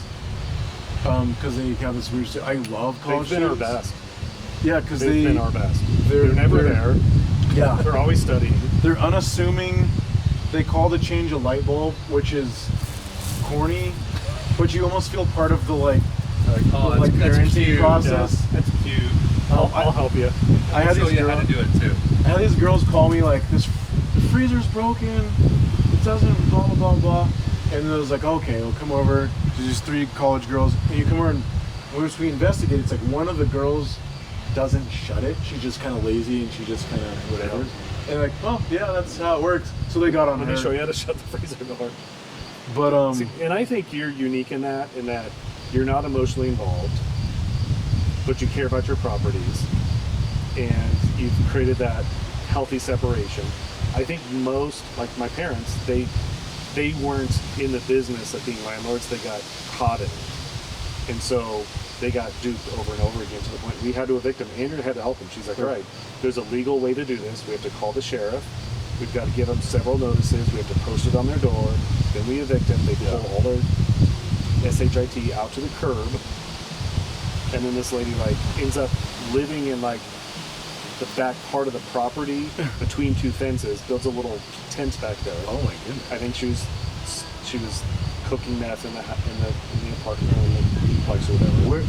It was a horrible situation. So we rescued mom and dad from that. We hauled off, I don't know how many tons of stuff to the dump, because she decides, I'm going to start collecting stuff and I'm going to do yard sales every weekend. She had 5 dishwashers in the yard. I'm like, what are you doing? She started randomly painting walls. She'd have these spurts of energy. She'd just I'm going to paint this wall pink, but get half of it done. And then I'm gonna fix this place up. It's like, no, don't fix it up. So for them, it was hell. Part of it's at least for me, I had to develop standards, like how you would with any interaction. Yeah. But so the only eviction I ever had is when I put blinders on to my own standards, because this lady, she was from my hometown. It's a small rural town in California that no one's heard of. So we had this oh wow, we're practically best friends. Yeah. And it was idiotic. Yeah. But typically there's just I guess red flags you kind of look for, and then you're just I'm not going to be involved with that. Yeah. But if you're just anyone that'll give me money today, you're going to get screwed. Exactly. I don't know. Are we able to turn those lights on? Yes. Okay. Or even we want to do the fire? We're just shadows in the. I know, right? Speaking out of the darkness. We've reached the point of no return on the camera. I can only do so much. I've sometimes thought about bringing lights, but we started doing this oh, perfect. Yeah, that'll do. Well, we started doing this around like fall, and so like we always had the fire pit on, and so like when it got dark enough, like the fire pit was enough light. But now that we don't have the fire pit anymore, it's been tricky. The other thing is like, for me, like not charging too much. Like you don't want to, well, just like your business, like you don't want to be the lowest guy. And maybe if your aim is like, I'm gonna be the Mercedes of rentals, sure. But I know guys that like, right, and this is why people hate landlords. They charge so, like they keep people in poverty. And my goal has always been like, I need to make it's gotta be worth the hassle. But I want you to buy a house in 5 years. Yeah. So if I could charge you, I could probably get $2,000 a month. Why don't I charge 15? Yeah. And you know, if it's on you to save that extra $500. Right. If you don't, well, whatever. Live with me forever. Right. But because you look into them, so you know their financial situation roughly. You know if you're gonna keep them in poverty, so to speak. Yeah. And I don't like that. Yeah, and I feel like people can sense that and appreciate that. I agree with that philosophy. Yeah, we bought a fourplex a couple years back, and the rents were half of where they needed to be, and all the tenants were super high maintenance, demanding all the time. And we bought it, and the realtor we bought it from, she was also managing it, and she was just a huge bleeding heart, which. Yeah, you can't like go too low either, because you get all the like. And so, so she told us, she's like, you can't raise the rents. Like, Bob over here, like he's a veteran and the things. And I'm like, oh, I love you, but like you're way too emotionally involved. They kind of like dupe you a little bit. And so we brought the rents up like another like 30%, which was still under market value. And several of them like threatened us and like, oh, we're gonna blah, blah, blah. Wow. 2 of them just like moved out immediately. And then the others were like, okay. And then they stayed, it was fine. And then we found other renters that came in, less maintenance, weren't demanding. It was still very fair market for them.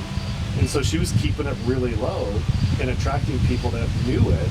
But then they realized she was a huge soft heart.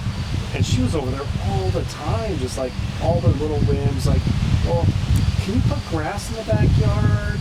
Oh, I don't know, maybe we could figure that out. And it's like, no, this is like a fourplex. There's no grass in the backyard. It's gravel. We're not going to pull the gravel out and put grass in, and just because you want grass, you know. Yeah. And so it was kind of one of those situations. So it was a struggle for a few months, but we kind of worked through it. Now I feel like we're at a pretty happy medium where there's still very fair rents, and we have renters that appreciate it, and they just pay, but they're not demanding.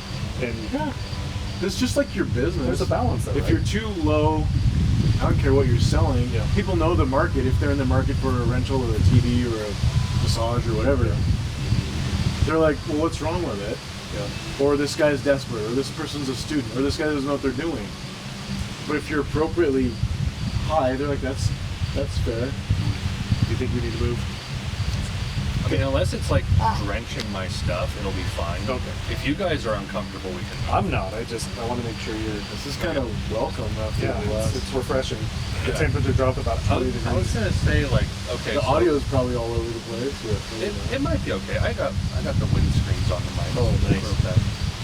More concerned about if we can see anything. You probably can't see me. This up if we need to. We could. I mean, it's not warm. This is like it's like an Olympic when it's torch thing. When it's going, yeah, because he has it hooked up to the gas line, so it can get pretty nuts. I just don't want you to like turn this on and we just watch your dollars burn. Oh no, it's good. Because natural gas, everyone loves that right now. Natural gas. You know how Thanks Obama was a thing? Has Thanks Biden become a thing yet? I don't think so. It's still like, I did that, right? You go to the gas station, I did that. Let's go, Brandon. On the sticker. It's on my bottle somewhere. I did it.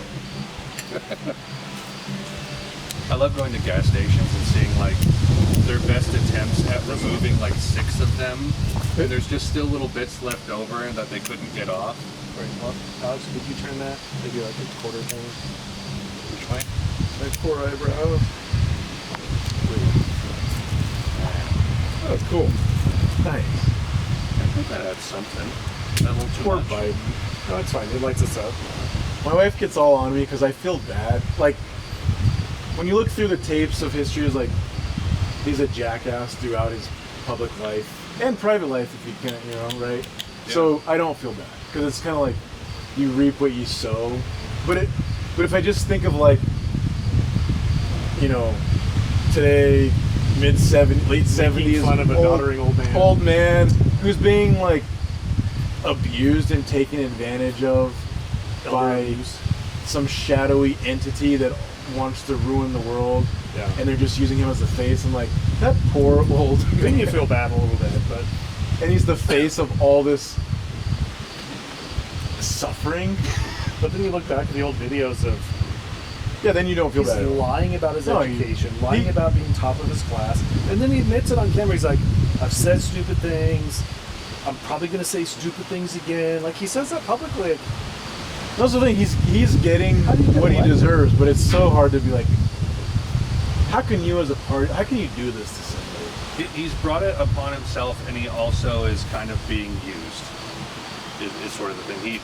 He walked into his situation, and in some ways, kind of deserves what he's been getting, but also it's sad to see. So the newest prediction I've heard is that something will happen and he will no longer be president, and then Kamala will be president before the 2024 election, and she's a horrible candidate on any level, right? I mean, she dropped out of the Democrats primary hate her. early on, Right? Yeah.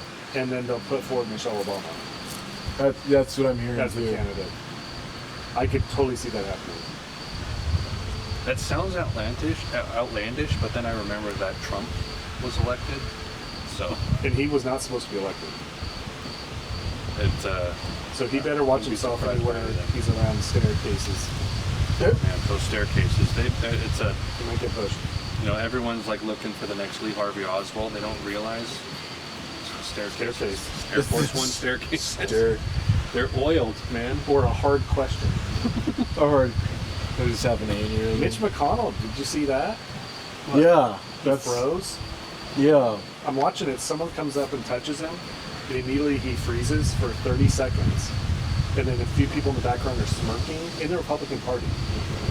And then they finally walk him off. It's That's the weirdest thing an I've age ever thing seen. or a vax thing. Andrea said that he slipped and fell and hit his head like 2 weeks ago. Shoot. Yeah. But I don't know. Like the way he froze, his eyes wouldn't even move. It was really weird. I've never seen that before. I guess you He's probably probably get on his- addicted to He's probably on his fourth booster. Who knows? all of it, but who wants that stress when you're like that age? Go retire and hang out with your grandkids. Like, what are you doing? Yeah, like none of them will do it. No. I'm sure the grandkids love. Feinstein, she's getting wheelchaired into the Senate. Wouldn't and she they- like disappear for a week or And they're telling something? her how to vote. She's like stumbling around there. Just vote aye. Is that our democracy now? Just other people telling you how to vote because you don't even know? And what's his name from Pennsylvania? Can't even put like two words together. It's like, I feel bad for him. Oh, Fetterman? Really? Really? He's your guy. Apparently. to me, you're like, how did it? To me, it's like it's a real simple like equation. It's like so many of us are deep in all kinds of weird sin. I'm just gonna say that because that's what it is. And I don't care what kind of an idiot you are, or that I know you're gonna wreck the economy and send my kids to do whatever. You're gonna validate my sin. I'm cool with you. Yep. If you're gonna call out my sin, even though you're gonna set up the most lavish, paradise, Nope. screw you. Yep. I think it's like it's that easy. Yeah. Like that's why you're a Biden voter, because like no one thought he was with it. They just know like, hey, he's gonna see whatever screwy thing I'm doing and saying you're okay with me, Yep. and I'm okay with him. I think what's so frustrating though is they ran him as this moderate, nice old grandpa, and he's been the most radical president we've ever had, ever. Like he's basically said yes to everything, all the radical ideas, like super radical left stuff. That's totally the play, though. When you look at when they had like Buttigieg and Warren and Bernie, it's like they were way too openly far left to play. Yeah. For a country that everyone knows is more like center right. Yeah. So you gotta pick Uncle Joe. Uncle Joe. I know he's missed a few kids, but like he's a grandpa. Grandpas do that. It's just Diet Obama, right? But even Obama has the brand. His brand is like much more left than when he showed up. Yes. But Uncle Joe is always the like grounding. Like he's just kind of Uncle Joe. He says some crazy. We all have a crazy uncle at Thanksgiving. He says a little racist stuff. He's like you forgive it. He's from another time. Yeah. I don't know that it actually worked because I really don't think he actually won. He said that too, because he didn't win. It's out there. But no, he's the most winning president ever. But I'll have you know. But I was like that's the play I would have made if I was like the DNC entity. I don't disagree. That's a good playbook. But yeah, it is interesting because they're like, oh, they've kind of just let him keep going. Because you're like, get him in and kill him off, and then blame COVID or blame old age or blame whatever you want. And you got Kamal, but maybe she's just far too much of a. Which she's recently gone after DeSantis. She's not done any of that since she's been in office. She just talks about school buses and Wi-Fi on the school buses and the time. She talks about time, how time moves and changes, and like she does these weird philosophical things that are like what? To simple questions. Word salads. Yes. She does word salads. Yes. But then all of a sudden now she's going after DeSantis as if she's going to be a candidate or something. Well, she's in as good a position she'll ever be to be viable, and I'm sure she knows that there are entities within their factions that are like, like hell, we're gonna let her do it. Right. But she's like, no, I can taste it. Yeah. I mean, she's gonna do what she can. I imagine. Yeah. There's no honor amongst thieves. Like, there's probably some sort of like meta strategy and like a bazillion factions of individuals that are all like, yeah, I'm gonna play along until I can seize power. Right. What's his name? Klaus Schwab. Klaus Schwab. Yeah. World Economic Forum. He's a good guy. And he's great. Yeah, he dresses very homely and in a comforting way. When I see Klaus Schwab dressed in his, Zoolander-esque villain outfit, I'm like, oh, that's my guy. He's a total Bond villain. It's like, and even his name is a Bond villain name. Bond villain name, Klaus the accent, the everything. Yeah. Oh my gosh. Isn't like Dr. Blofeld is like one of the bald guy in the wheelchair with the cat? It's like Klaus Schwab. He does. He needs like a hairless cat. Yes. You couldn't make it up. He's so close to like completing the look. He just open the gates, close the gates. Oh, the $1 million. We've been on such tangents so far. Sorry. No, it's all good. This is what we do. One of the things I was going to lead with was like, apparently I thought I knew you and you're just some imposter. And oh yeah, no. You're not the person I knew. You're having the full. Oh, you're gonna have Jones some experience. High school stories. No. I was just gonna like ask like simple questions like what's your favorite like movies and music and all that stuff, just to like get a read on you.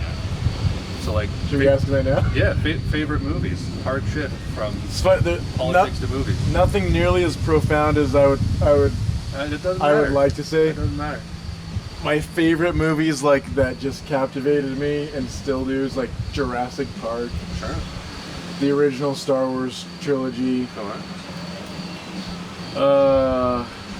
Like that's me, like the 90s kid sci-fi.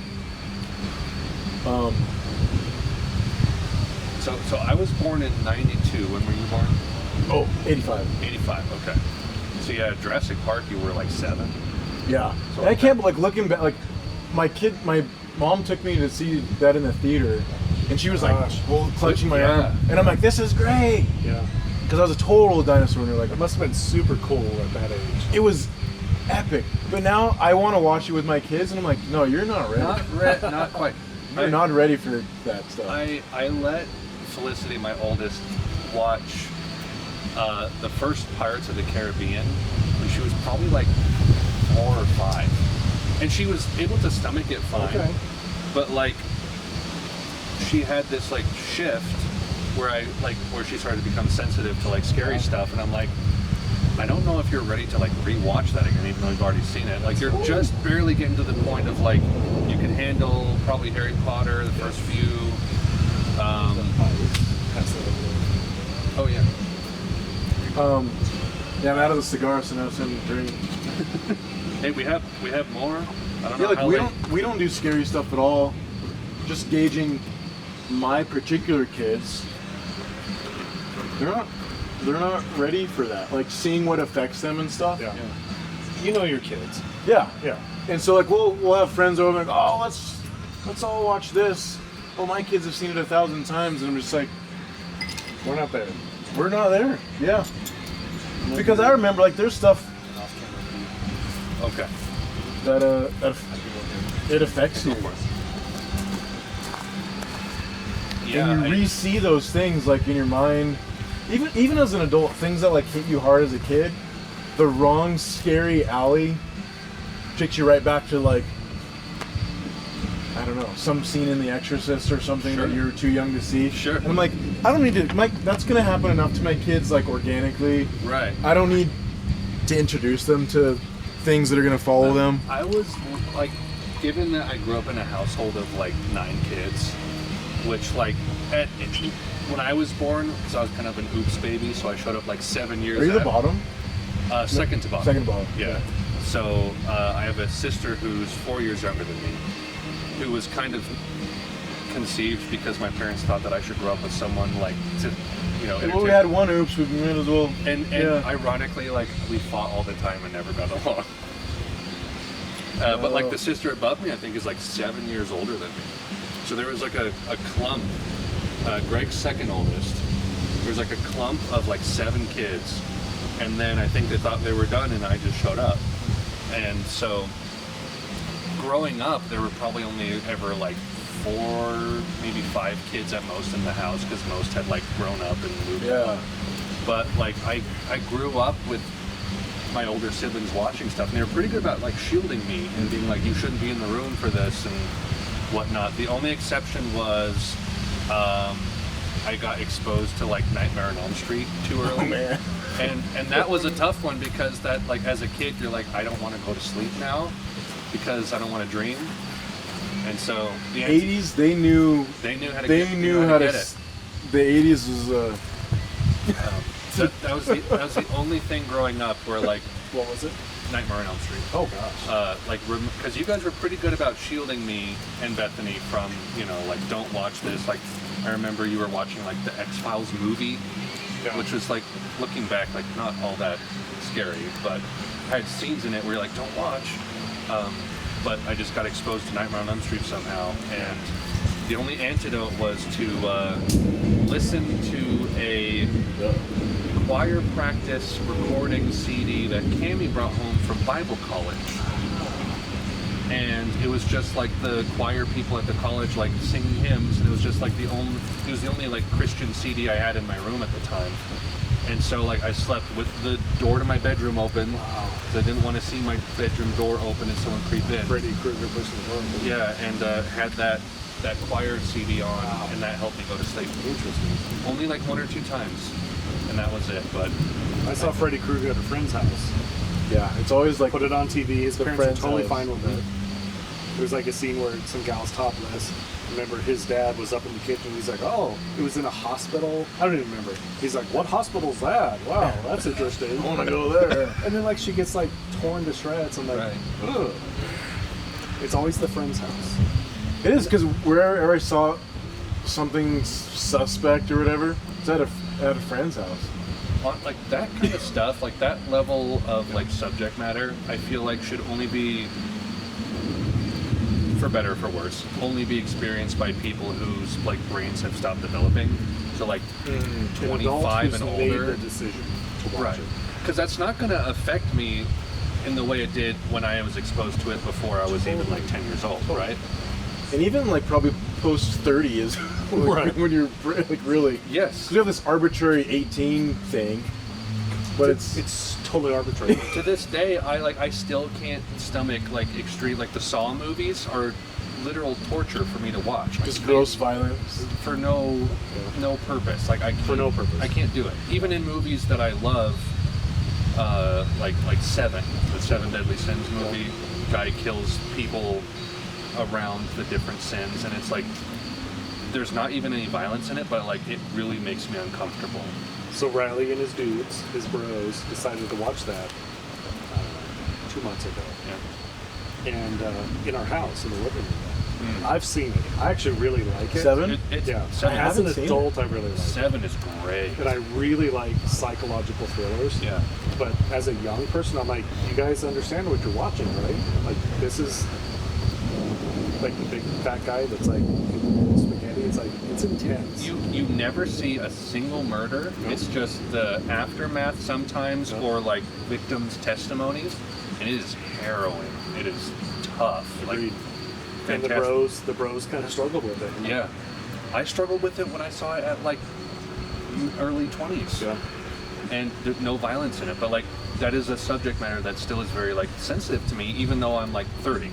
Yeah. And like I've seen all kinds of crazy movies that like don't bother me subject matter wise, Yep. that I can ingest and like extrapolate the messages out of. But like anything about violence, like it's still a soft spot for me. Can't handle it. And I tend to have sociopathic leanings. As do I sometimes. Yeah. I'll admit it. Just a little numb to some stuff. I could be a Sherlock Holmes, and it's just like, Left brain. eh. Which, it is what it is, right? Yeah. But knowing that other people are more sensitive and more caring, and some of that stuff really rocks them, whereas I can see it as just like I'm a scientist, right? I'm a guy of science. So I really like like CSI. I really like that TV show. There's some pretty stuff in that. Like the original CSI, not CSI Miami or whatever. Yeah. But like some of the episodes are like super gritty. Yeah, you know, as an adult, I could work through that because I appreciated the science of it. But like, does my 18 or 17-year-old kid need to watch that stuff? Like that could like, as you experience, like, it really rock your world. It was something I wasn't mentally ready for. And people, Right.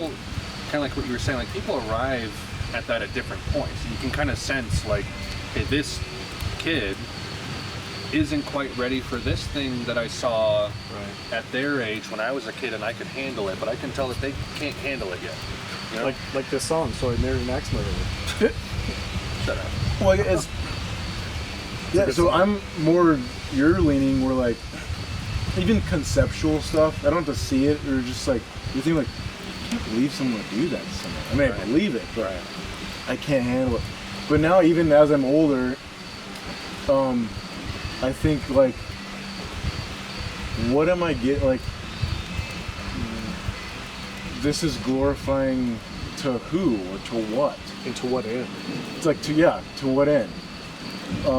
There's a lot of it out there. I'm entertained by other people's suffering or debauchery. something. That's what they call like exploitation cinema. You know, like they had like the blaxploitation stuff in the 70s, but even like the violent stuff, like a lot of, I think it was in like the 70s and 80s, a lot of like Italian movies were like extremely exploitative with like super graphic nudity, super graphic violence, and they were just like super indulgent in that stuff. It feels like it appeals to like the basest things in the basement of my soul. Right. So Like, then it's, I just want to see it happen. and so then it's like, why would I Right. indulge in that? at No all? morals, no, existential thoughts about it. It's just like and it's not that it's like complete like debauchery. It's just like I just watched this movie and I don't feel like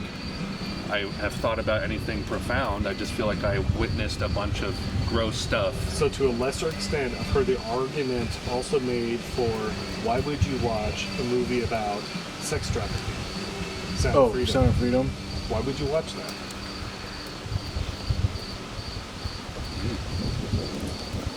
So I haven't seen it. Have you seen it? I've not. I saw his first movie. I've been told by a bazillion people I need to see it. So Operation Toussaint was But I guess it would $10 be first movie. like, is it glorifying sex trafficking? Because there are some things that glorify violence, violent sexuality. Right. From what I understand, it's almost like an awareness opening thing? your eyes to like, there's a lot of crazy stuff happening, and now post theater, you can be a part of rectifying this. Right, because there's no like violent sex scenes. There's no scenes of like kids being violated, but it's implied. It's just I've not seen it. It's just the topic of It's the the topic, movie. right? But so someone I talked to recently was like, "Well, why would you watch something like that?" And I have a really good reason why. Yeah, I would just put that out there, like, why would you watch a movie about sex trafficking? Well, our conversation last time, we connected this with Passion of the Christ. Yes. Why would you watch a movie where Christ is being tortured and crucified? Why would you watch that? Right. It's a legit question. It's true, and a lot of the criticisms of Christianity is like this glorification of. It's like, what if we all went around with like, fond photos of electric chairs on our I've heard the walls. same argument. Yeah. And I go to I saw Passion of the Christ on a date with a girl in high school. Oh my god. And I had a teacher who's like, "You took a girl to go see that?" I was like, "Wow, you're not good at this whole romance thing." Not your current wife, I assume? No, it's not like we broke up or something. She wanted to see it. Part of that, the passion. It's not like the whole thing is that. Right, That's right. the culmination of it, and it's coming. Part of that is sometimes it makes things more real that ought to be real. Because Christ is like the story of this wise teacher and all this, or if you understand, he's also God. But it made it real. Like Mel Gibson did his best to make it as real and take it off the flannel graph thing or whatever as possible. And so it provides like depth maybe to your understanding. Where like Saw is like that. To me, like that doesn't provide depth For no good reason. to anything. Yeah. It's just like I have a weird, perverse Interest in seeing people killed. Yes, I guess it's an indulgence in like sadism. Yeah. I think what you stated is exactly true. It's to take what is there and make it real.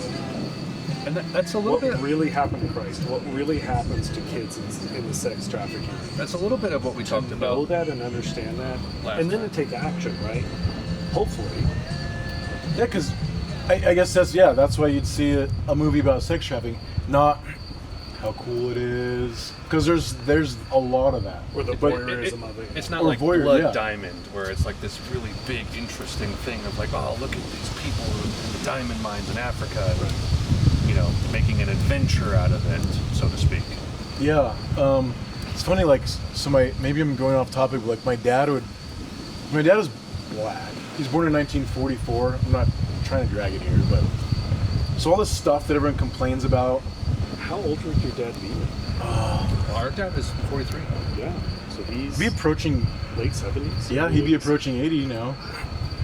Yeah, so Yeah, our dad is. I was much late. I was like, I came along like in his 40s. He would have been 41, I guess. Yeah. So I was a later, whatever. But so he grew up with he wasn't a slave, 'cause that's way back. But he grew up with all that weird, like the tangible separation. Where did he grow up? In Alabama. Oh, So yeah. there you go. Is that where you moved from? I'm from California. Okay. So my experience is like completely different. Yeah. Completely different. Born From in the his 80s. experience, yeah. But his experience was like, he didn't hang out with white people because it wasn't done. Yeah. Was he a Christian? Yeah, they grew up like Southern Baptist or whatever. So he experienced the whole like Yeah, so one of 64 like his weird things was like, so I'm like, all right, I'm dating girls in high school and stuff and bringing them around and everything. and he'd kind of just get this like weird like, you know, looking. You can tell when someone's like looking off, and they're like, what is that? He's like, when I was your age, he's like, we had if a girl like that walked past us in the street, we had to look at the ground. Yeah. Because if you made eye contact with her, she would see that as an offense. You think you're good enough to look me in the eye? Because, you know, we see it as like an equality. Yeah. Look me in the eye, you know. Yeah. You're not allowed to do that. He's like, I had people that like, they did that. He experienced and they would get shot, or people would come and burn their house down and stuff. He's like, that was real. It's a part of the culture. Yeah, he's like, that was just it. He's like, you're just driving around with the kinds of girls that I could never even talk to for like threat of my life. He's like, it's so much has changed. And as a kid, you're just like, that's weird. Was he like, okay with that? Like, yeah, like he wasn't like, oh, I hate white people. Okay, it was just like, it was just a weird, you know, we sit and think like, oh, could you imagine, like, I can see you on my phone. yeah. I would have never thought. It was kind of like one of those, like, Yeah. I can't even believe how Didn't think far it would things have come, or be how part of reality. yeah. Yeah. And so I guess to draw that, where I even brought that up was, he'd sit in like some on TNT, like some old yeah. Remember when movies would come on? Some old slave movie would come on, and he'd watch it. Kunta Kinte. Roots. Yeah. Yeah, there's all kinds of them. Yeah. And they're all these like horrific things they're like depicting. And like that, like, why do you like? He's like, I hate these kinds of movies. And I'm like, you sat and watched the last hour and a half of it. He's like, I know. He'd be like drawn to this catharsis or therapeutic, or like because again, he's like, wasn't a slave, but he's like aspects of this, what they're depicting. He's like, I lived that. Wow. And so, like, in this car accident type thing, I like can't not watch it, but I hate watching it because it makes me feel gross and weird. Wow. It's a complete, like, I really cherish the fact that I was that intimately connected to another time, because we sit around and say, oh, and it's all theory and all this stuff to us. Right. So like,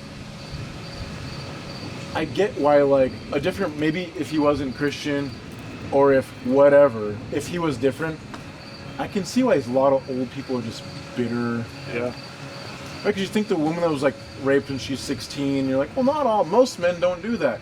But for her, like, now, like, something tweaked in her brain, and she's trying stuck. to tell her that, yeah. She's stuck there. So, like, I get it. I can see why lots of different people, all kinds of people, are stuck. And he wasn't stuck. We were not raised to like hate white people or something. Yeah. But he just had this like, I lived all that weird stuff. Wow. And he moved on, obviously, but it's like, it's weird. And so it's kind of cool to, I don't know, to be connected to that. Yeah. But it's like, none of it's cool. Right. But in the same way of watching maybe a movie about trafficking or something, to like, it deepens your understanding of like the truth of like what is out there, the depravity of the human heart. And I think a lot of people don't want to see it, don't want to look at it, right? That's one of the again with the black-white thing, Yeah. the weird part of being, say, like a black conservative Christian who doesn't hate white people, whatever, is trying to live in this weird, so you have the left that's like, white people are bad, all this stuff, anything that's ever happened to you, heap it onto them, hate them. There's that. But then the right has the weird other ditch of like, what are you even talking about? Because they're trying to move on with it, and it makes people uncomfortable. Yeah. But it's kind of like, what? That doesn't even happen. And you live in this weird, just like, it does, and it has. Yep. Not at the rate. These guys are selling something. Right. But the way to progress as humans is not to be like, nothing crazy ever happened Nothing either. to see here. Yeah. What's that great Thomas Sowell quote about like racism isn't dead, it's just on life support?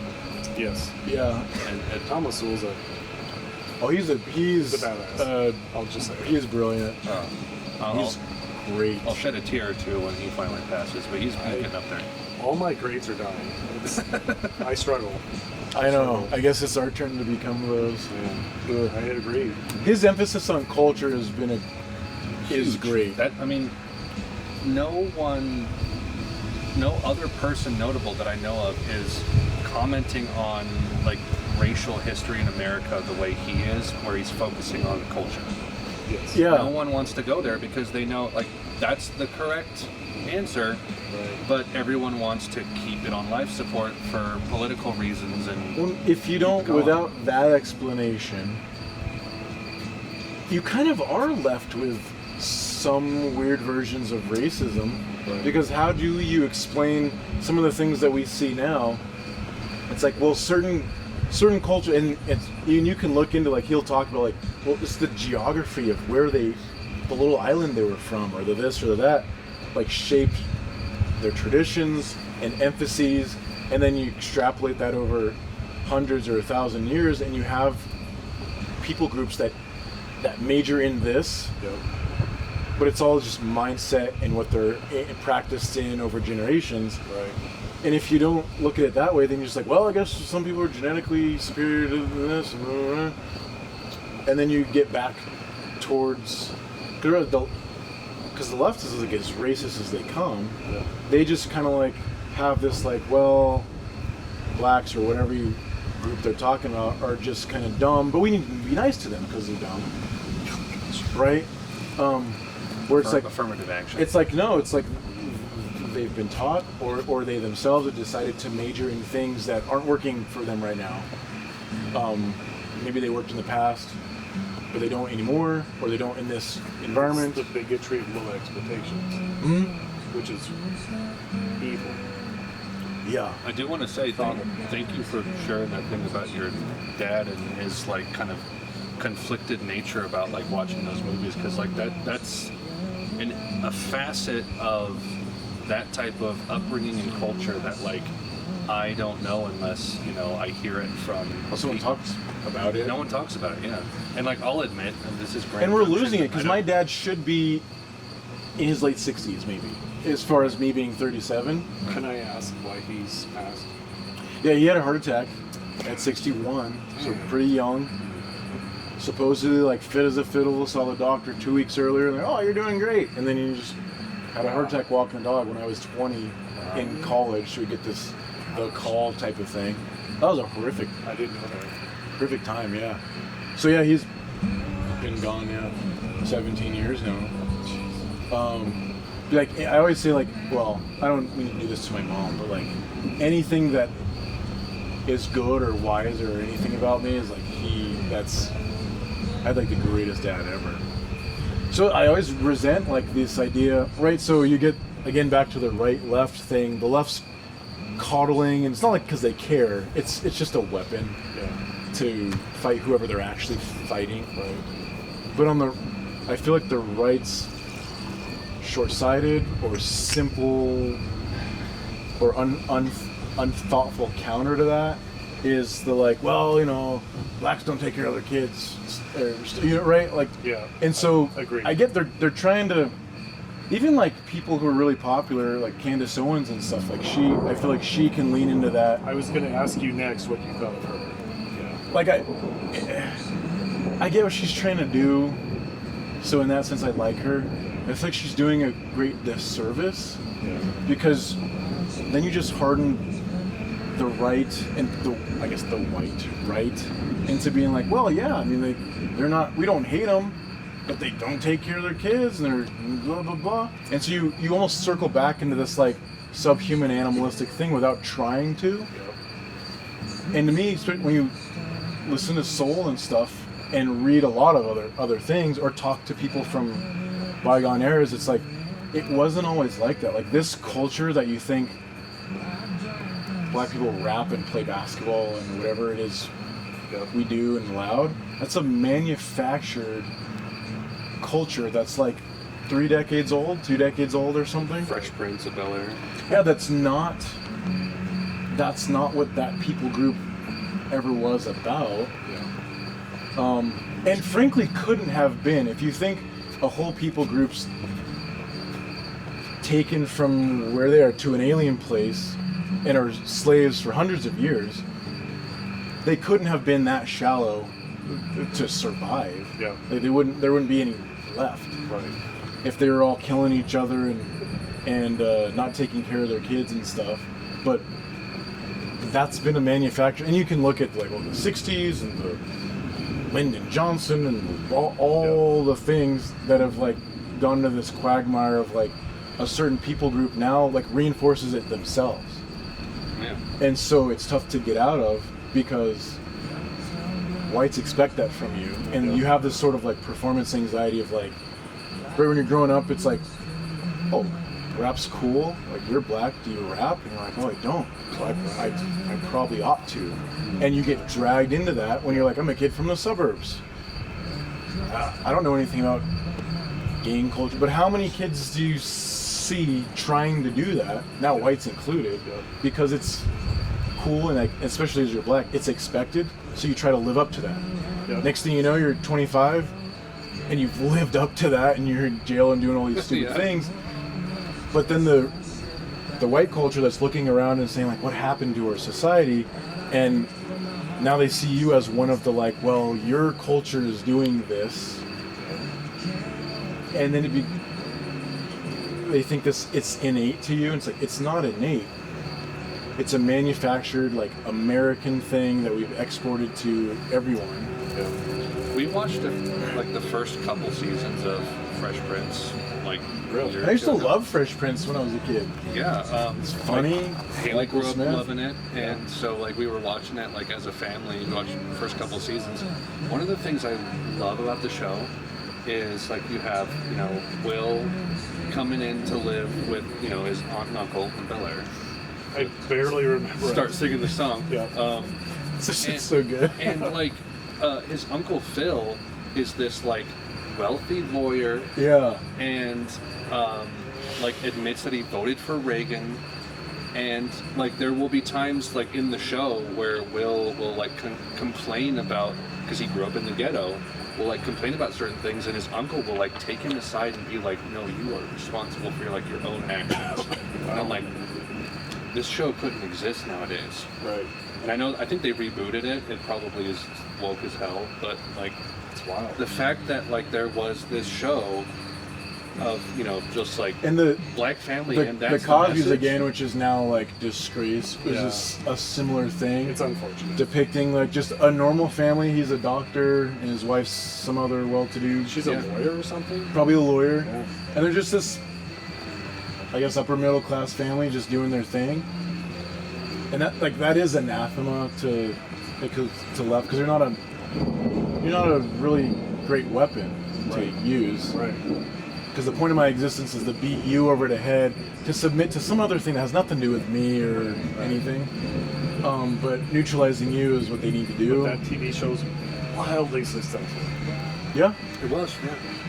both were. Yeah. So it's weird because I get the like, you want to push back, but I just feel like the Owens, sometimes even Elder, like Terry Elder. sometimes It's more of like a general political thing that doesn't have much nuance to it. yeah.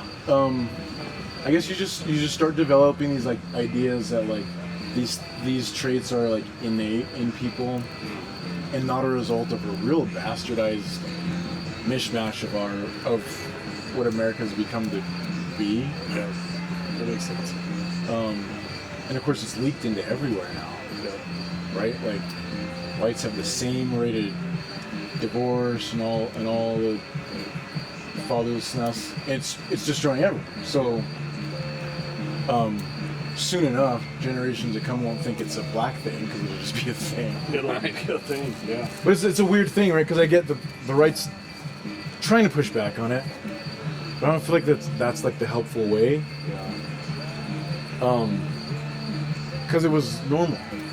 Right. I'm wondering like how much longer can they push the race card?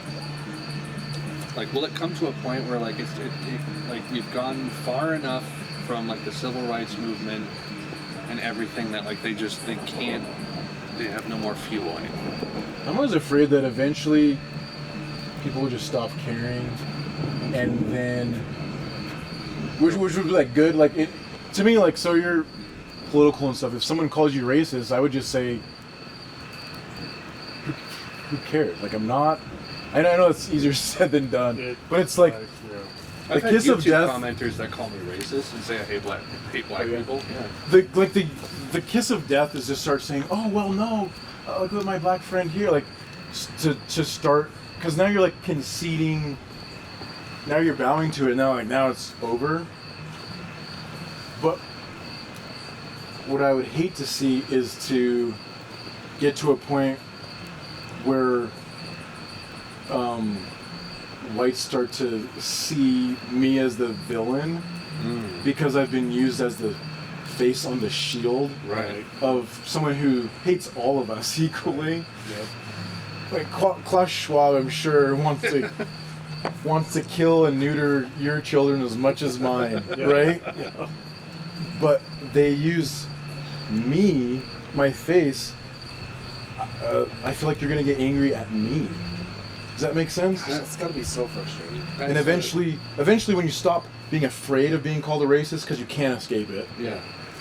and you just accept, okay, people are gonna think I'm a jackass and I'm racist, then it's gonna be on. Then you're gonna probably see actual violent white on black violence in a rate that we don't see now because it's not actually a thing, but to where people are just gonna be so sick of it that they'll mistake me as the enemy. Does that make What a sad regression that would be if that came to pass. And I've studied Marxism. Like, early Marxism was economic Marxism, right? Yeah. The bourgeoisie versus the proletariat. Proletariat. And now it's like cultural racism is like the new Marxism.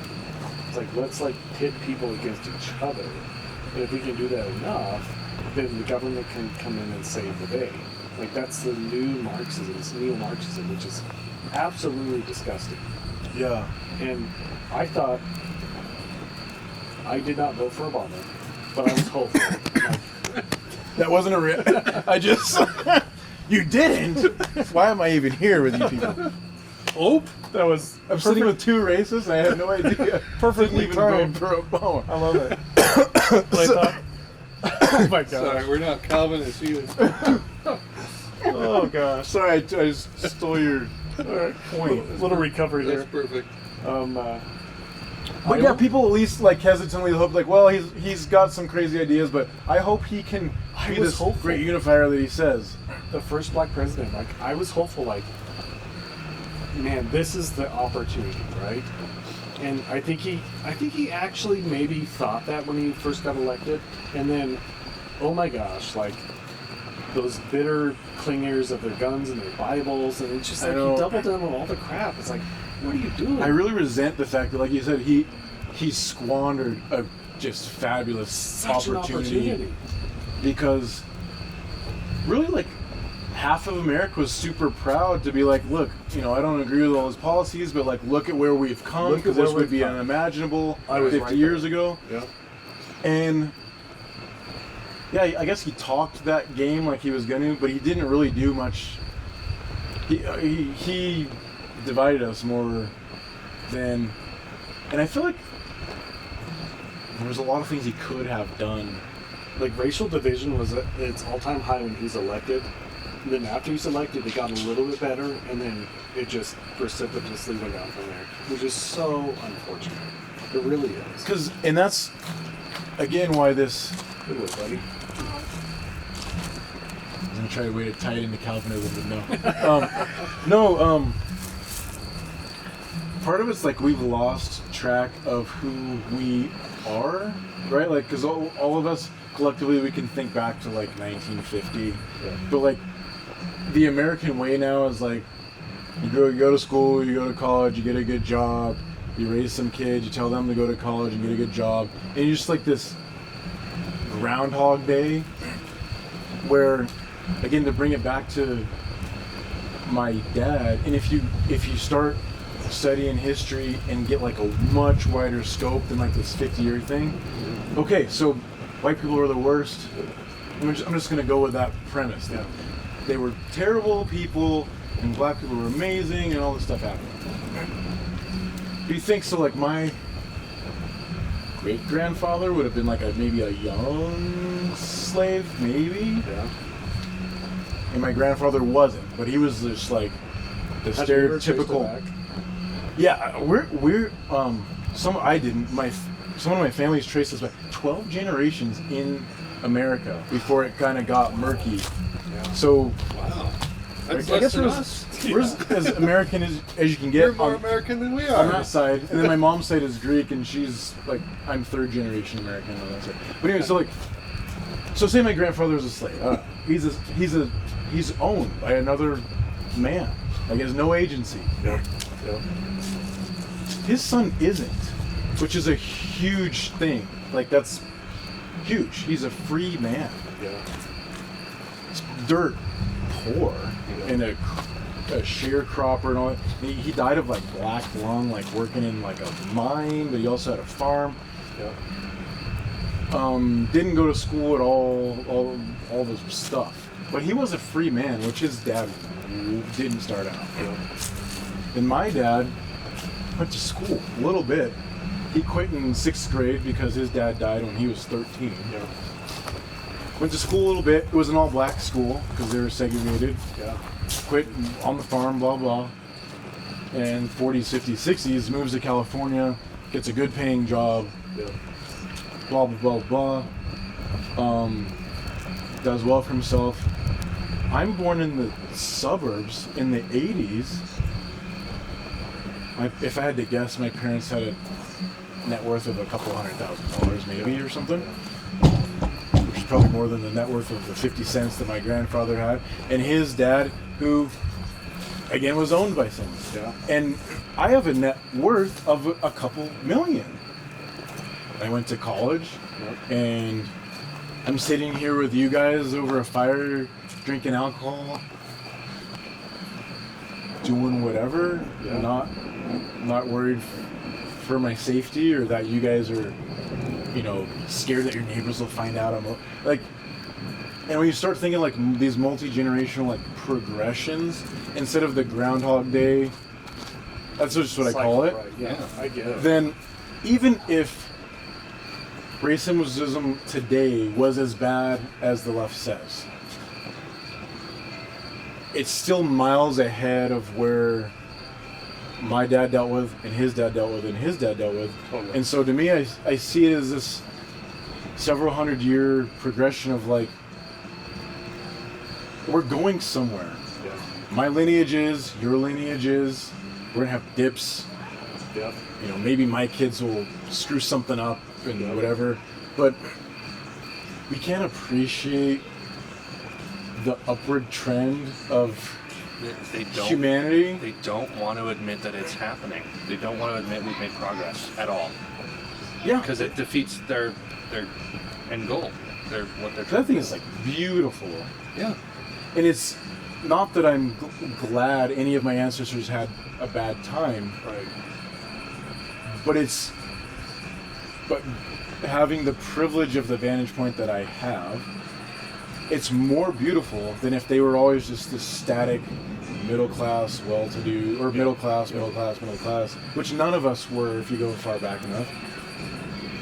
It's kind of beautiful and poetic and all this growth.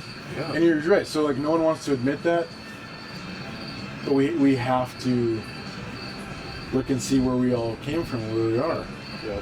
We're sitting drinking like imported whatevers Yeah. from all over the world and sucking on cigars, Yeah. and none of us like to make this fire go. Our I- wives are all back home. We can safely assume that they're safe and doing well, and like it's awesome. That's Pretty good freaking life. That's such a beautiful outlook that is completely like non-existent Yeah. in in the left, at least I would say. Like that's so refreshing Oh, to like hear they- you say that. And I think a lot more people would say that, but you know, you're not supposed to, and it's scary, and I guess, and certainly you're not supposed to. Like, what if you had to? Whoa, that was a sweet lightning. What if I didn't see or appreciate that, but you did, and you're trying to point that out to me? Like, it'd be terrifying for you to try to point that out to me in this climate. Well, look how good things are. That's patronizing, or that's this and that. So it's tough because you're right. We can't even like talk about it, but it is there. I'll admit, like I wouldn't say I'll walk on eggshells, but like I always want to be like gracious and, you know, not assume that I know everything. No one wants to find themselves on the wrong side of a meme or on CNN. Exactly. Right. That like I know everything about a person, but like I like to hear this stuff because it's real lived experiences that people have gone through. And I agree. Like, I've known you for a long time, and you've talked about things I've never heard of with your dad and other stuff. Like, I appreciate that. And like, to be honest, like living in Grand Junction, I don't have any black friends. So like I haven't heard that from people with their confessing their own lived experiences. You wouldn't. That's another why I grew up, right? Again, I grew up in the 90s and 2000s. Hip hop was like the top 40s. Yeah. And basically it's about clubbing and getting girls. Killing people.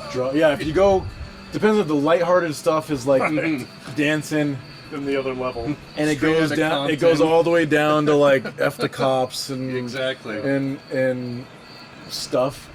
But that was like cool, and that was like the culture for all of us, kind of growing up. Maybe not here, but it was like mainstream top 40s. Yeah. That was before my time, but like, was hip hop like a super big part of your? Yeah. Yeah, it's just, but so one of the, and I loved it, and I hear it, it's nostalgic, right?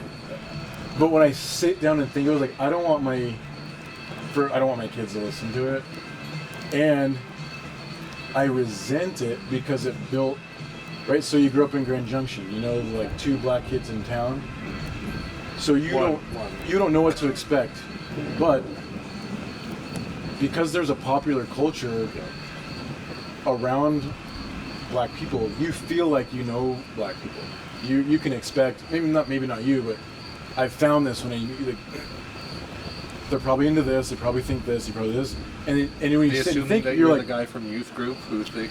No, that's but and we do this with all kinds of things, but whites and blacks have this like a special relationship in America that they don't have with East Indians or whatever. Maybe the Brits and East Indians, maybe that, but so you feel like you know. How did I had a point, I lost it. But it's just, I guess, this parasocial relationship with a group of people that you don't really know and don't realize that they're just like you, but darker. And again, it mixes in this expectation on the black side, like, I need to live up to be cool, like Jay-Z, who like talks about selling drugs out of his car or whatever. When you're nowhere near any of that. Yeah. And you both meet in the middle of this. You're like this, and I'm like that, and really we're both more or less the same. So how did that change? Like, in the turn of the century, like, the black community, like, they got married, they had kids, they were like solid middle class. Some of his stats are like they're doing better in some of those stats than the average white. They're having kids. Like, what happened? Like 2000s? No, turn of the last century, previous century. 1900s? Yeah, 1900s. Okay. There's a lot, and I hate talking about it in front of a recording because I'll butcher the history. Like no one's watching this far into the video. It's okay. I know, but right, so you read it and then you build a model in your head, and then you read some more, and you're like, oh, I got to tweak my model. But it obviously, just like now, there's a faction in simplistic terms, like the Republicans were kind of all for, like, let's integrate this whole thing. Yeah. And you can plainly see in their writings and policy, like Democrats way back, they love oppressing everyone, but blacks are like the easiest low-hanging fruit, so it's like, well, we're not letting them do it. It's so disgusting. And you can see a lot of their policies are like, they're doing well. I don't. It'd be like here, someone from the Redlands might be like, "Well, those Cliftonites, they're pretty getting uppity, aren't they?" Right. They think they can move into these houses. I mean, we would do the same. It doesn't have to be race. No, exactly. Ego and pride and sin is everywhere. If you found out someone moved straight from Clifton into this neighborhood, half the people would, how dare they? Yeah. And half the people, probably you guys would be like, oh, good for them. Like, let's bake them a pie and bring it over. And the other half are going to be like, no, we need to start a committee. Complete or inversion. We need to right? whatever. You're driving an F-150? Yeah, What? they're going to drag our property values down. They're going to, and it's, so I want to say, like, it's completely natural. Yeah. This racism thing, it's just what humans do. Because sin, at the end of the day, my sin drives me to be the last man standing, supreme being in the universe. Yeah. But no one's going to buy that. So I need to start with what's the easiest difference. Someone that's, the way you and I look is so stark. It's a great starting point to be like, those people, they're not good. They're subhuman, whatever is going to fly. But once you get rid of all... Because it's an obvious Yeah, but once right? you get rid of... You see it, like, in the Northeast, when there was no blacks, they didn't need black people to oppress.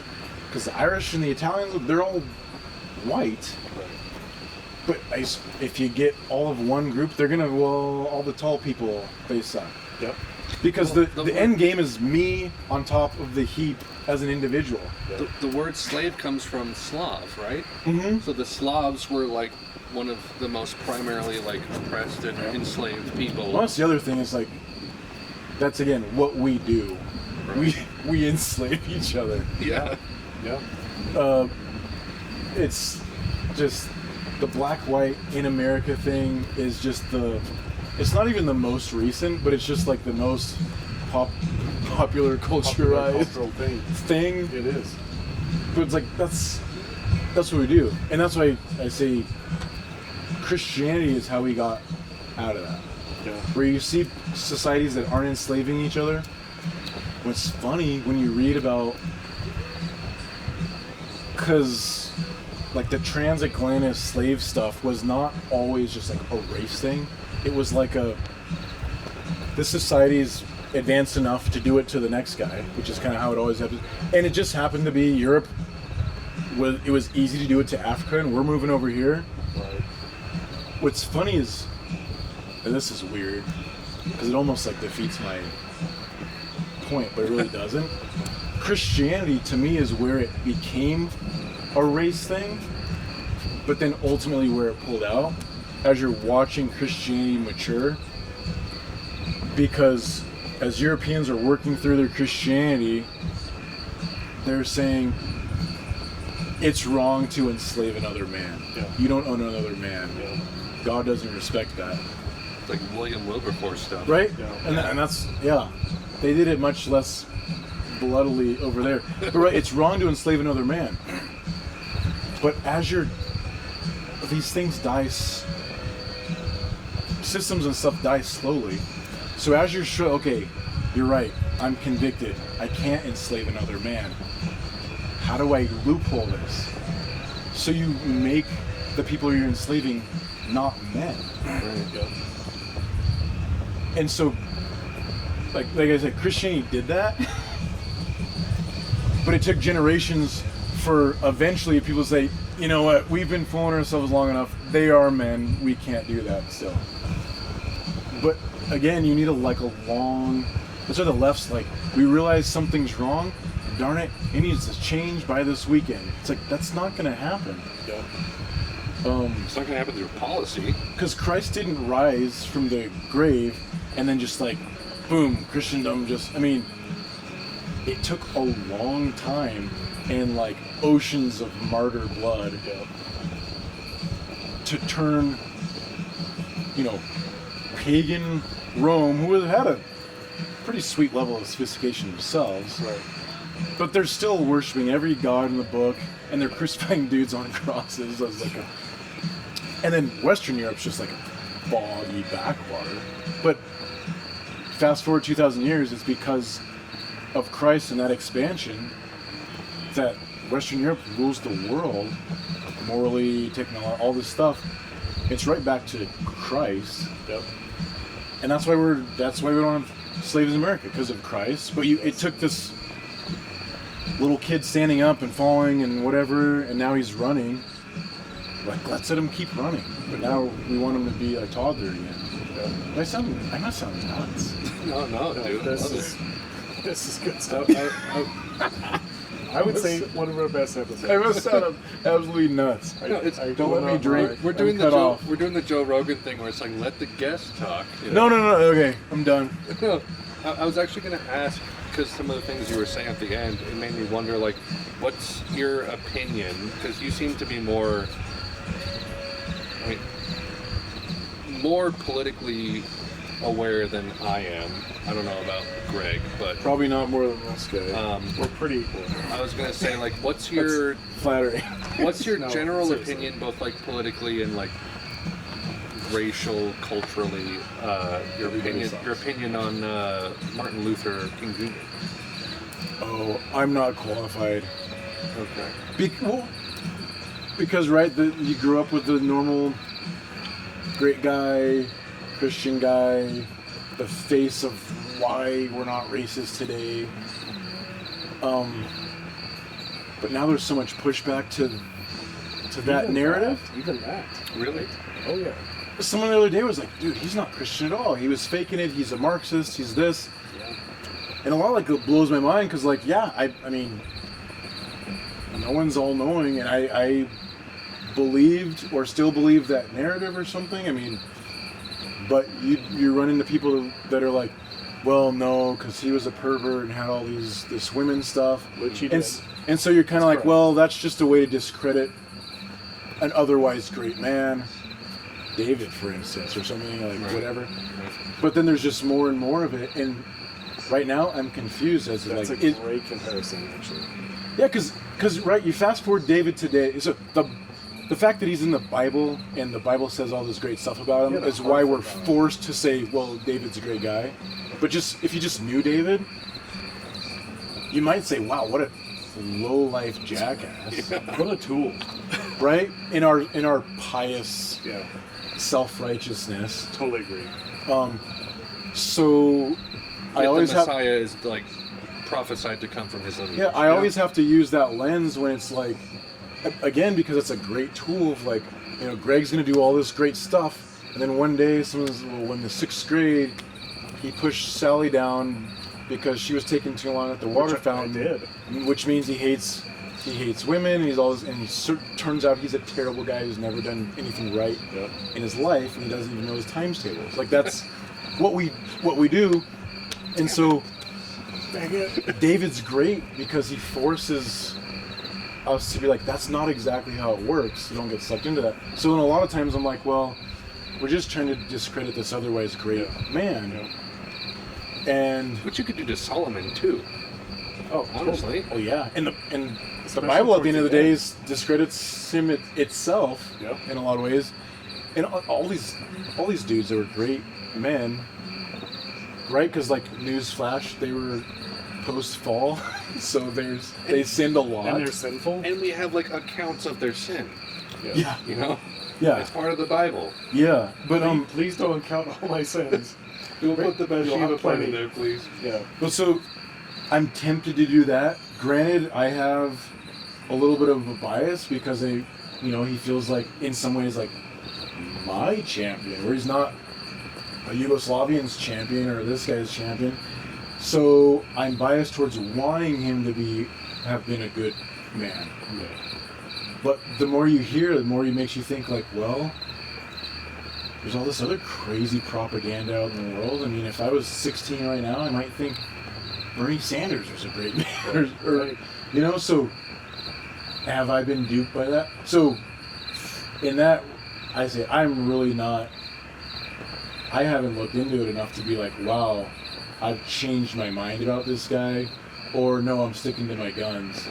Do you think that like Christ used him to further this kind of equality between the races? From everything that I think I know, it seems yes. Okay. Douchebag behind the scenes or not, he tricked tons of white people into empathizing with a cause. That swung the pendulum the right And way. in the same way, like, Christ uses everybody towards his ends. So you can be the most dastardly villain you want to be. If Christ wants a shift, he's going to say, you're going to do it. Despite the fact that you don't want this to happen. Right. Biden could convert millions of Americans because he's a douchebag. Right? And so we'd say, yeah, Christ used him. So I would say certainly because Christ does everything. But I know I'm skirting your question. Well, because when you said like that Christianity seemed to be part of the catalyst to kind of like further this progress of like the racial equality in America, I was just curious as to how you felt about King Jr. and like what you... Yeah, I mean, what I feel like I know about him, and I guess what I know about him is what the mainstream thinks it knows about him. Think fondly about a guy who used non-violence and kind of using that to force an empathetic view on the plight of the black man. Yeah, I think that was a good thing. He could have had 60 wives, and then the net gain is there. But I know I was hanging out with someone like the other night, and they were like, he was a Marxist, like him and his dad. Were like, yeah, he was a Marxist and undercover this, and was to let Marxism creep into the nation, and like, maybe. I don't know, because Marxism certainly crept into our nation. Right. So maybe he helped do that too, and I'm not seeing the connection yet. And maybe I will. Ask me in 5 years or something. I mean, it's kind of like Trump, right? Like, some of us like swallowed the pill, like, all right, Trump's our guy. Yeah. But the crap he pulled with like women over the decades, like, that's not great. Like, I don't agree with that. Like, that's not my morals. Yeah. But some of his policies, like, as a president, like, can we get a little bit more of that, please? Like, that would be great. It's like, policy speaking, it's like, I can hardly fault him. Policy, I have to think through it. I feel like as a man, like sometimes when he gets up there and it's just straight up hubris that I'd be embarrassed to display, I'm like, dude, that is a level of pride, like you shouldn't be embarrassed to display it. Yeah. But has Trump used Christ? Has probably both. Has Christ used Trump to, if nothing else, open a lot of people's eyes to just the deception they've been waiting in? Yeah. I don't think you could deny that to some extent. There's that difficult passage, is it in Romans? I can't remember, about how, like, God has appointed all of the world leaders, or like, the leaders over you, and how you need to submit to them to some degree. Yeah. And there's the whole, render it to Caesar, that whole... What's another maybe...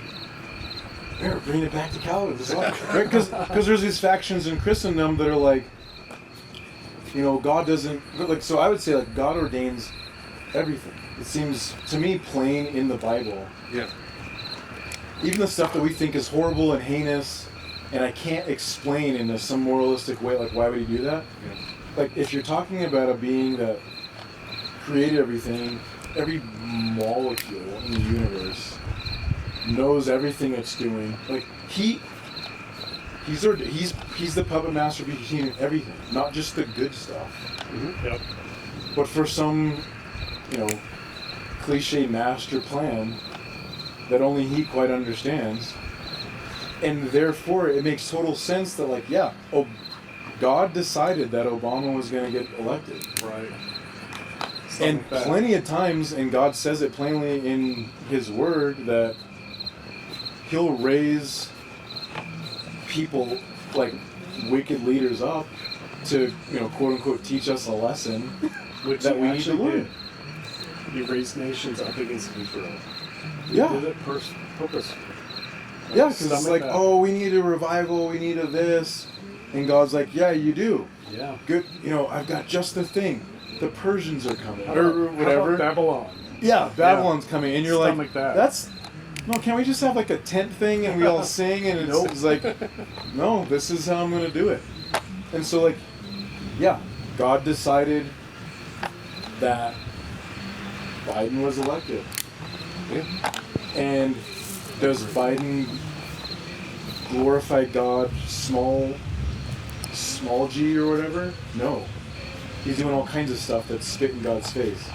But is Biden unwittingly and against his will glorifying God in some big G meta way? Yeah, because he can't help it, because he's one of the puppets on this little stage. Well, like obviously the While still being responsible for his actions, which is paradoxical. But it's great. because like you have to grapple with like Israel was under the control of Egypt for however long, and had to go through 10 plagues to be able to be let free. And it's like, that's like that atheist thinking of like, why couldn't God just let them go immediately, right away? Yeah. Certainly he could. It's such a short-sighted way of looking at the But situation. You're talking like a being with just like this infinite amount of wisdom compared to me, the little ant. Who has no idea what's happening, like beyond. Because 100 he feet even said it. around He them. told Abraham, he's like, look, your people, I'm going to make this great nation, he's like, but you're going to be enslaved for so long, and then you're going to come out. Yeah. So certainly it's not like it was a surprise to God. Right. But like God's like, oh, I wish that didn't happen. I kind of had my eye off the ball. It's like, no. And so some heinous stuff has happened under God's watch. Yeah. I can't explain that. But I always say it's like, okay, explain how a rental property works to your dog. Yeah. He's never, I'll try it. he's Pepper, never, where are you? explain how interest rates and how the Fed, like, does it mean it's not happening? It can't be real because I can't understand it. It's like, well, sorry, you're a dog. I'm sorry. Word man. I know God's good and whatever, but yeah. Can I get like Tangent. mildly nerdy for a second? Please. This is like I've restrained myself from talking about this Oh my God. for 8 episodes because Alright, Star Trek Here we versus go. Oh my gosh. I worry that this Klingons is gonna be Up and too- check out real too quick. much. Gotta go do something. So like the classical like Calvinist versus Arminianist view of like sovereignty and Clash the Christian Titans. constant, it's been happening for thousands of years, Ever. basically. So the theologian that I've mentioned multiple times, William Lane Craig. Yeah. You know him? Yeah. Nice. Great debater. Yeah. Oh, his debates are so good. Christopher Hitchens debated Christopher Hitchens. Great debate. Tons of fun to watch. He was going to debate Richard Dawkins, and Dawkins didn't show up. Oh no. So they just put like a little nameplate on his like chair, and he like debated like a round table of like 3 professors. That's or so something. funny. It's great. Come on, Dawkins. But this is a position that I heard from William Lane Craig. As I started to get into theology and like kind of understand my faith and get a little more like plugged into the Bible and like what I actually believe, one of the first things I came up against was like this idea of like Calvinism and predestination and all that stuff, and just very, obviously very difficult verses to grapple around. And it's like, is this like actually like what it is? And if so, like that's a really hard thing to swallow. And so I was looking at both sides of the thing, and I'm like, I don't know where I land. This is really tough. Yeah. And while consuming Craig's stuff, which he does a podcast of his Sunday school class that he taught pre-pandemic, which he's now kind of isolated himself from the church because he's really old and like doesn't want to get COVID, so he's kind of set himself apart. But his Sunday school was literally just this complete theological teaching of the Christian faith. Everything from like doctrine of creation, doctrine of Christ, doctrine of God, doctrine of Holy Spirit, doctrine of salvation, doctrine of end times, just like the whole thing. He gives all of the theories, why he thinks some are better than others, and at the end he lets his people in the Sunday school like take the mic and talk about what the differing opinions they have, and kind of converses with them. And so a full series of this Defenders can last like 3 years, just hour-long Sunday schools every Sunday. And he completed his third one and kind of like called it quits and like stopped teaching the class. But his view of this whole Calvinism, Arminianism thing was the one that kind of resounded with me a little bit more and made more sense of the topic. And it was sort of like a middle ground between Calvinism and Arminianism. It kind of managed to like fit between both of them. And it's called Molinism. Yeah, like, I don't remember his name, like something Molina. He was like a Jesuit Catholic apologist who wrote stuff about various things of the Christian faith. But Molinism, or Molina, put forward this idea of what's called middle knowledge. So God, if he's omniscient, has all knowledge, he knows everything that will happen, he knows everything that won't happen, but if he has middle knowledge, he knows everything that could or would happen. So, if you put Greg in this situation, in this circumstance, in this environment, and you, acting with free will, do this certain thing, God knows what you would choose. And so, that whole premise was Molina's kind of thing, and it's been grafted into this like whole Molinism thing. You know where I'm going. Yeah. And so it's like, we have to reconcile that the Bible seems to teach that God has a very strong predestination thing. He destines certain vessels for wrath. But also, it's like he wishes that everyone would come to a saving relationship with him. In James, it says, like, if someone walks away from the faith, what do? You try your best to get them back. So there's certain, like, there's clashes with Calvinism in the Bible, there's clashes with Arminianism in the Bible. How do you make these two things fit? And it's like, okay, humans seem to have some level of free, quote-unquote, will to respond to the pulling of the Holy Spirit. But it seems like God expresses like a sadness that not everyone does. So how do you reconcile those two things? And if you have this virtue of love, which God is love, it's one of his attributes, one of the things that defines him. The absence of love is the absence of God.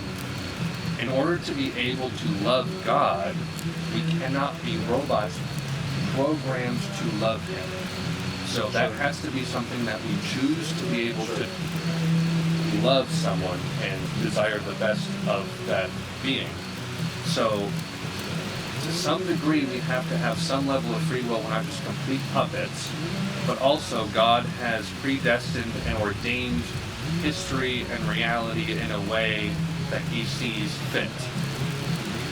So to combine those two conflicting ideas, one of the best models of philosophy on this is that God knows what would happen if someone was in a certain situation and puts them in those situations to achieve his will while they still maintain their free will to do what they would do in that situation.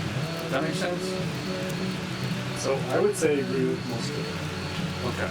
That I think free will is super important. Like, we're not robots, we're not predestined to, like, you're going to do this thing. It doesn't matter what you think, you're just going to do it. Because when I'm faced with a decision, I feel like I have equal, like I could choose to put ketchup on my fries or not put ketchup on my fries. Right? And I think that's the heart of God.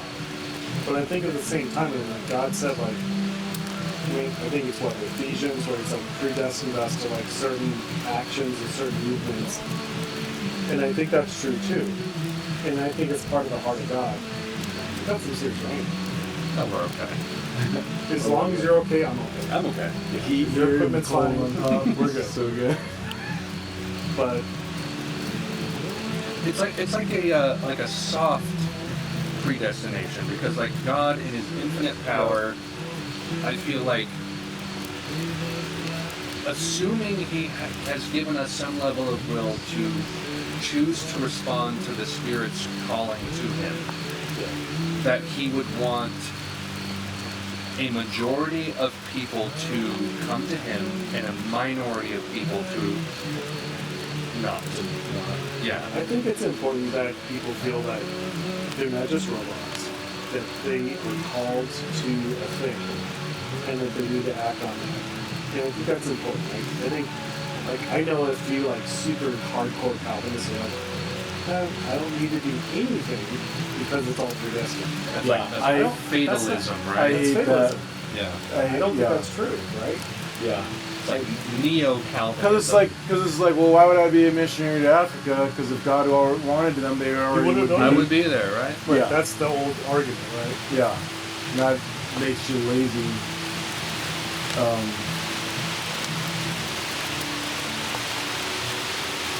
She's doing pretty good for us, though.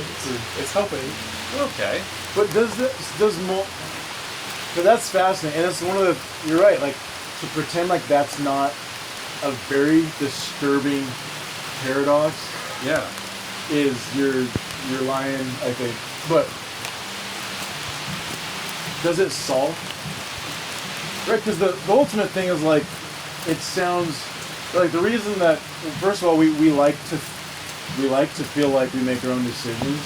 To be a robot feels violating in some sort of way, but also like ultimately it's like some people are going to hell, and the idea that God in His supposed infinite love and wisdom decided like, you're going to hell. We like the idea that God's kind of like hoping we all choose Him, and He's coaxing us, but like, oh no, that guy didn't choose me. Oh shucks. But like, I'm not trying to be facetious or something, but like that feels weird. Like God would do that. But you're right. Like, parts of the Bible like plainly say like, sounds like that's what He's doing, but in others it's not. I'll move my point again. Stupid alcohol. But does Molinism solve that desire for God not to be making that decision? Because He's still putting us in this position where He knows that guy's never going to choose me. Right. I put him there. I'm still consigning him to damnation, whether it was his free will or not. Like, he never had a choice because I boxed him in. Does it solve that? Or maybe He's not trying to solve that. It's just He's just trying to make a framework. That's actually where I was about to go next, was this. So talking about like God, you would assume, wants the most amount of people to come into a saving relationship with Him and a minimal amount to reject Him. So like, could He have made a world, like could there be a possible world that God would make where there are 10 people and all of them come into a saving relationship with Him? Yes, He could have done that. That's possible, right? Sure. But would it have been better for Him to have a world where there were 10,000 people who came into a saving relationship with Him and 50,000 that didn't? Don't know. Again, that's where I do the whole like, it's still like a net more people Right. that get to hang out with him in heaven. So, So, but way more that don't. to talk about like the butterfly effect and like chaos theory, you know, the whole like Oh yeah. butterfly flapping its wings in, you know, Hawaii We're back to causes Jurassic Park. causes exactly, that's right. Yes, yes. Causes, you know, a hurricane to hit America or whatever. God is obviously aware of every kind of possible permutation of action and what it will cause on people. So, Adolf Hitler killing so many people, probably going to end up in hell, separated from God. Does God know how many people that will bring into communion with him versus separating from him? Don't know. So the whole factor of like chaos theory and the butterfly effect, if God wants to bring people into communion with him, I will expect, if there is some level of free will and we can respond to things, that there is going to be a level of chaos and disorder and things going outside of his, what you would call like direct will, and falls into his permissive will, I guess you could say. Like the specific plan versus some big meta plan. type Right. thing. It's like, you know, I'm going to let my kid go climb up on the table, even though I know they'll probably fall off and learn their lesson. So, if I'm going to assume that there's some amount of will that a person has to respond, and we're not just 100% puppets, I'm going to assume that a God who is sovereign is going to account for a certain level of chaos and sin and imperfection in his desire to get as many people into the kingdom as possible. So I could be completely wrong. I could be, Molinism might not be the actual answer, but like I feel like that kind of thought process like fixed and solved my issue of like Okay. That's it. meshing those two things, because like I had a big problem being like, it seems like God is predestining things, but it also seems like he wants everyone to respond to this. And how do I mix that? Reconcile that. When I found a way to reconcile that, I was like, okay, I'm done. It might not be right, but at least I feel at peace about this a little bit. And so are you saying if the assumption is that God wants the maximum amount of humans to be reconciled to him, that he's done the, what is this thing in like Endgame and Marvels when he's like looking at all the, He's looked at all the possible Like, so- permutations. and like this is the I don't know if by far, but like this is the best iteration of the universe I would to meet those ends. And so when we say, oh, it's terrible that this and that, it's like if from God's perspective, no, like this is the maximum amount of as a people Molinist, that I would would ever- say, yeah.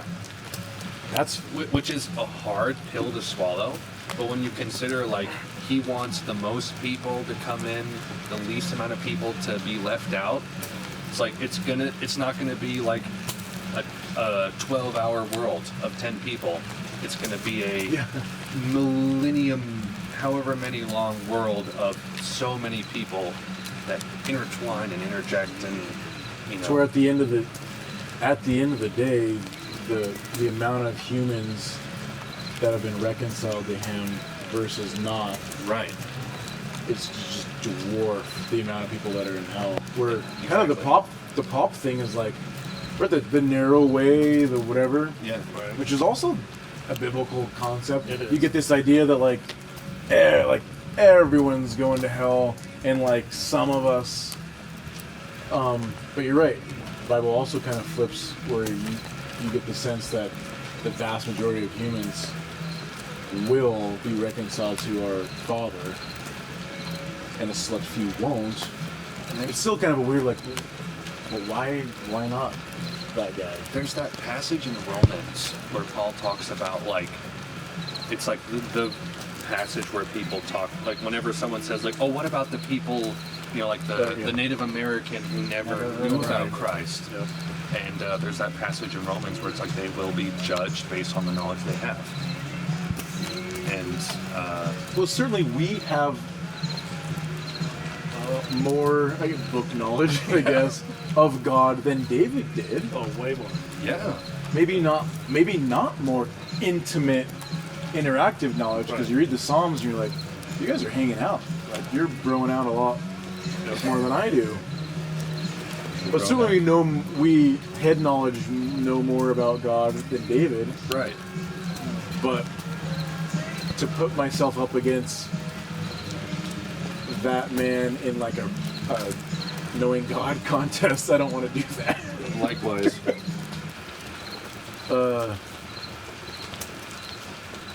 Wow, yeah, that's I'm hopeful that was like received kind of positively, because like of course it was. No, I haven't expressed that to anyone other than Haley before, and she's more or less like kind of in that camp too, because it kind of solved the similar problems she had. It's tough because when you hang out with like the Calvinists, kind of just swallow this red pill and deal with it, and you can kind of like whatever. You might wake up in the middle of the night, but you can deal with it during the day. Yeah.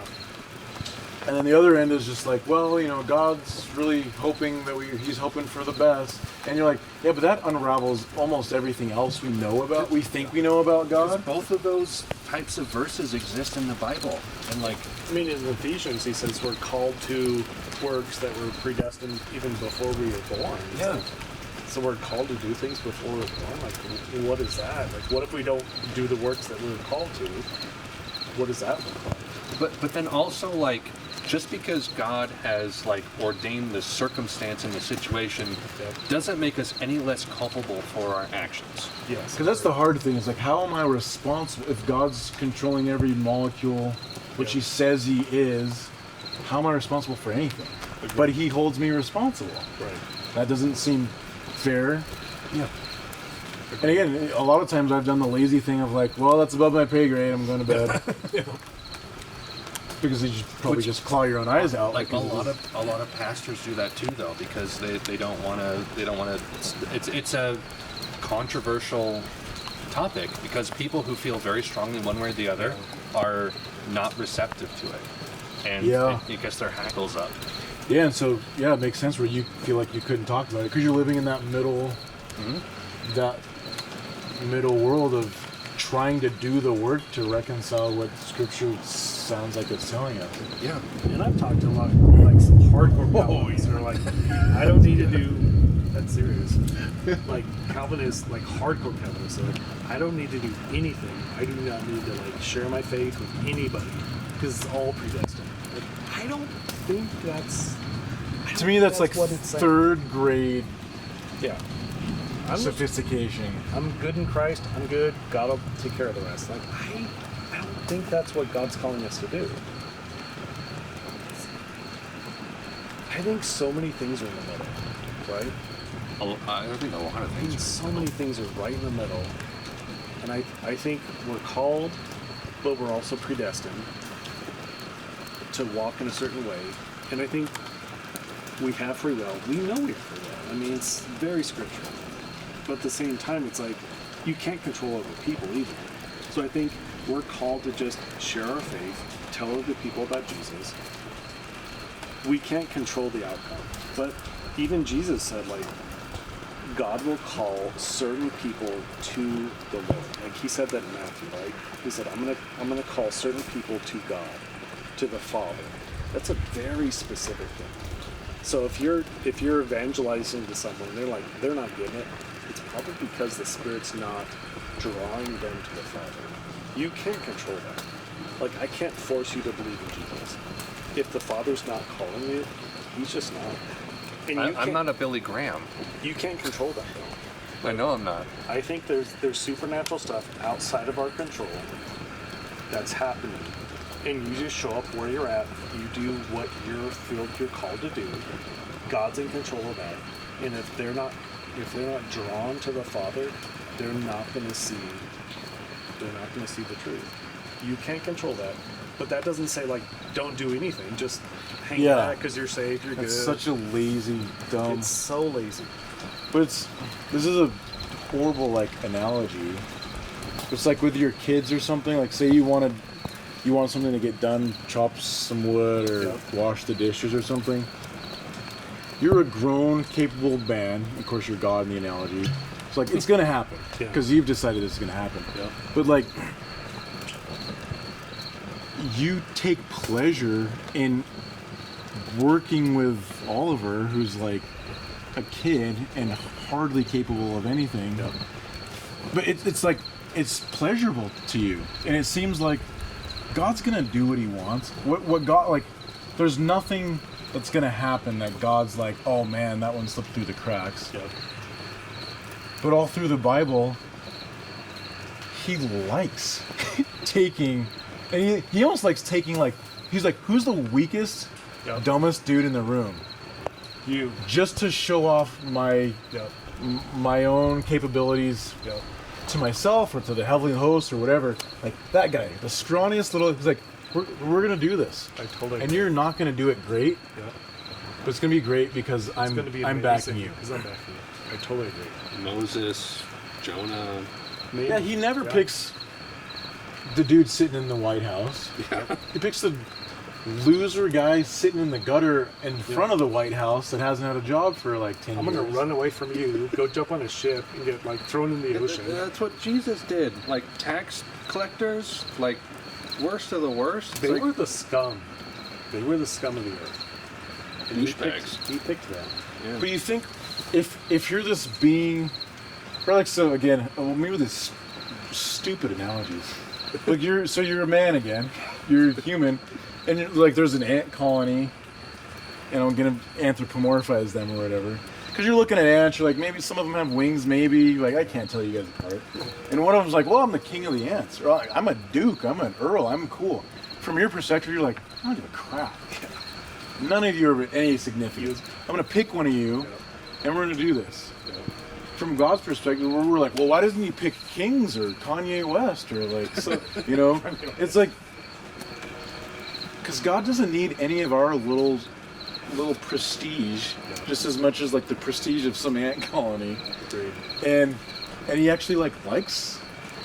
I'm veering off from where we were talking. No, This it's is good. great. This is good. Like even though like he understands all the things we're thinking and like are feeling, like he's willing to like It's the same as like prayer. honestly like condescend to our level and interact with us where we are is incredibly humbling. I think that's the most amazing thing, actually. Yeah, and that's something that's completely outside of the thought process of like secularism and the left, in which you think like I just need to rise to like the highest level I can in the world I live in, and not realize it's that all you're about dominance hierarchies to steal from Peterson or something. dominance hierarchy. Or you think, Monster. like, would Obama condescend to hang out with us? Probably not, unless there's Not a so far. photo op. Right.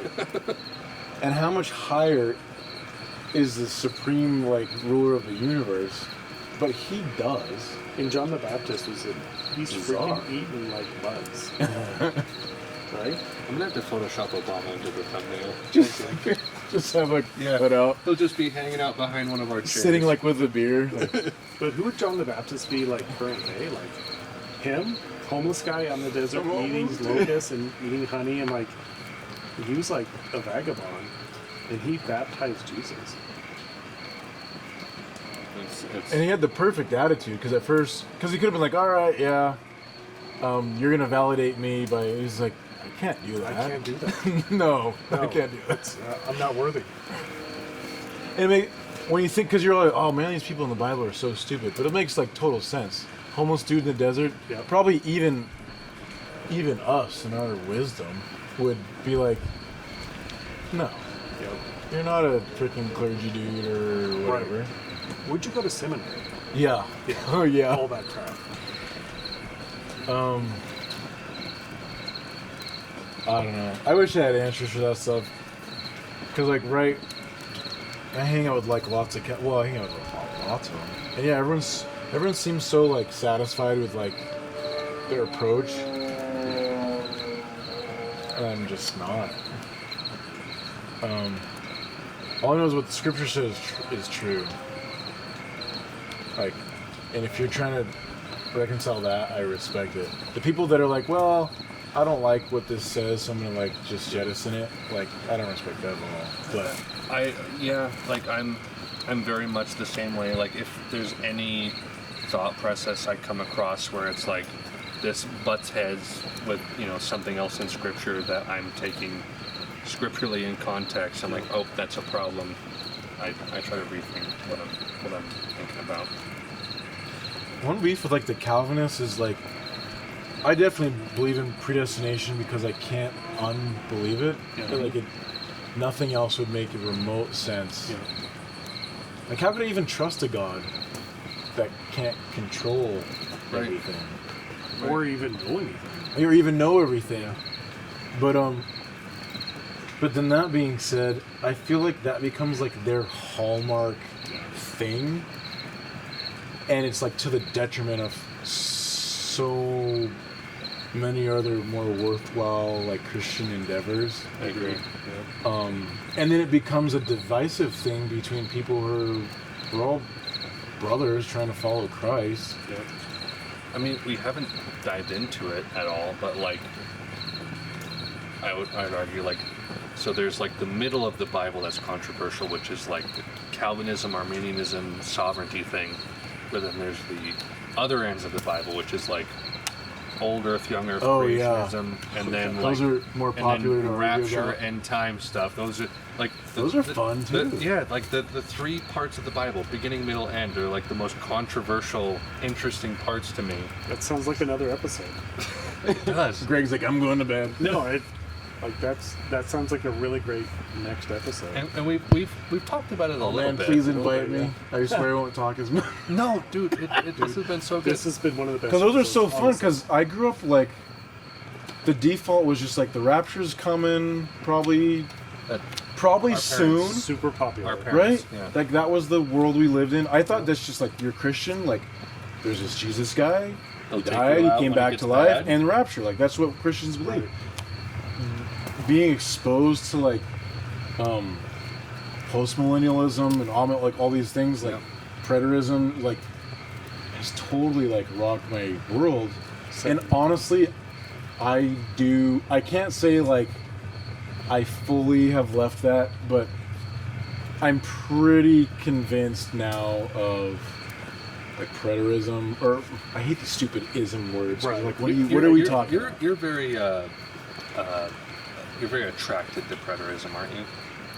It's been a new revelation for me. Like it's so this will be another episode. Yeah. But Yeah. I grew up under a Jehovah's Witness like ideology. Were you guys Jehovah's Witness growing up, or just Is it like that- ex Jehovah's Witness trying to get into that- Christianity? Excommunicated Jehovah's Witness, like you'll live through like 7 years of the tribulation. You need all the food rationed up and all the stuff. And but then like all of a sudden it switched to like, oh, there's gonna be this like rapture. You're fine. You're out of No, here. we're pre-trip, Don't worry about it. so it's all Pre-trip. good. Solid pre-trip.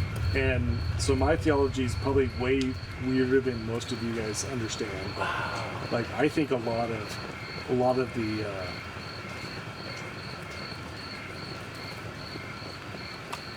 the ideas of like what's supposed to happen has already happened.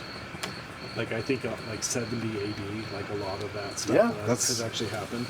Yeah, Yeah. Very sympathetic to that. yeah. Because I mean, I didn't grow up with the J-Dub influence, but it just seemed like the thing, like rapture. Yeah.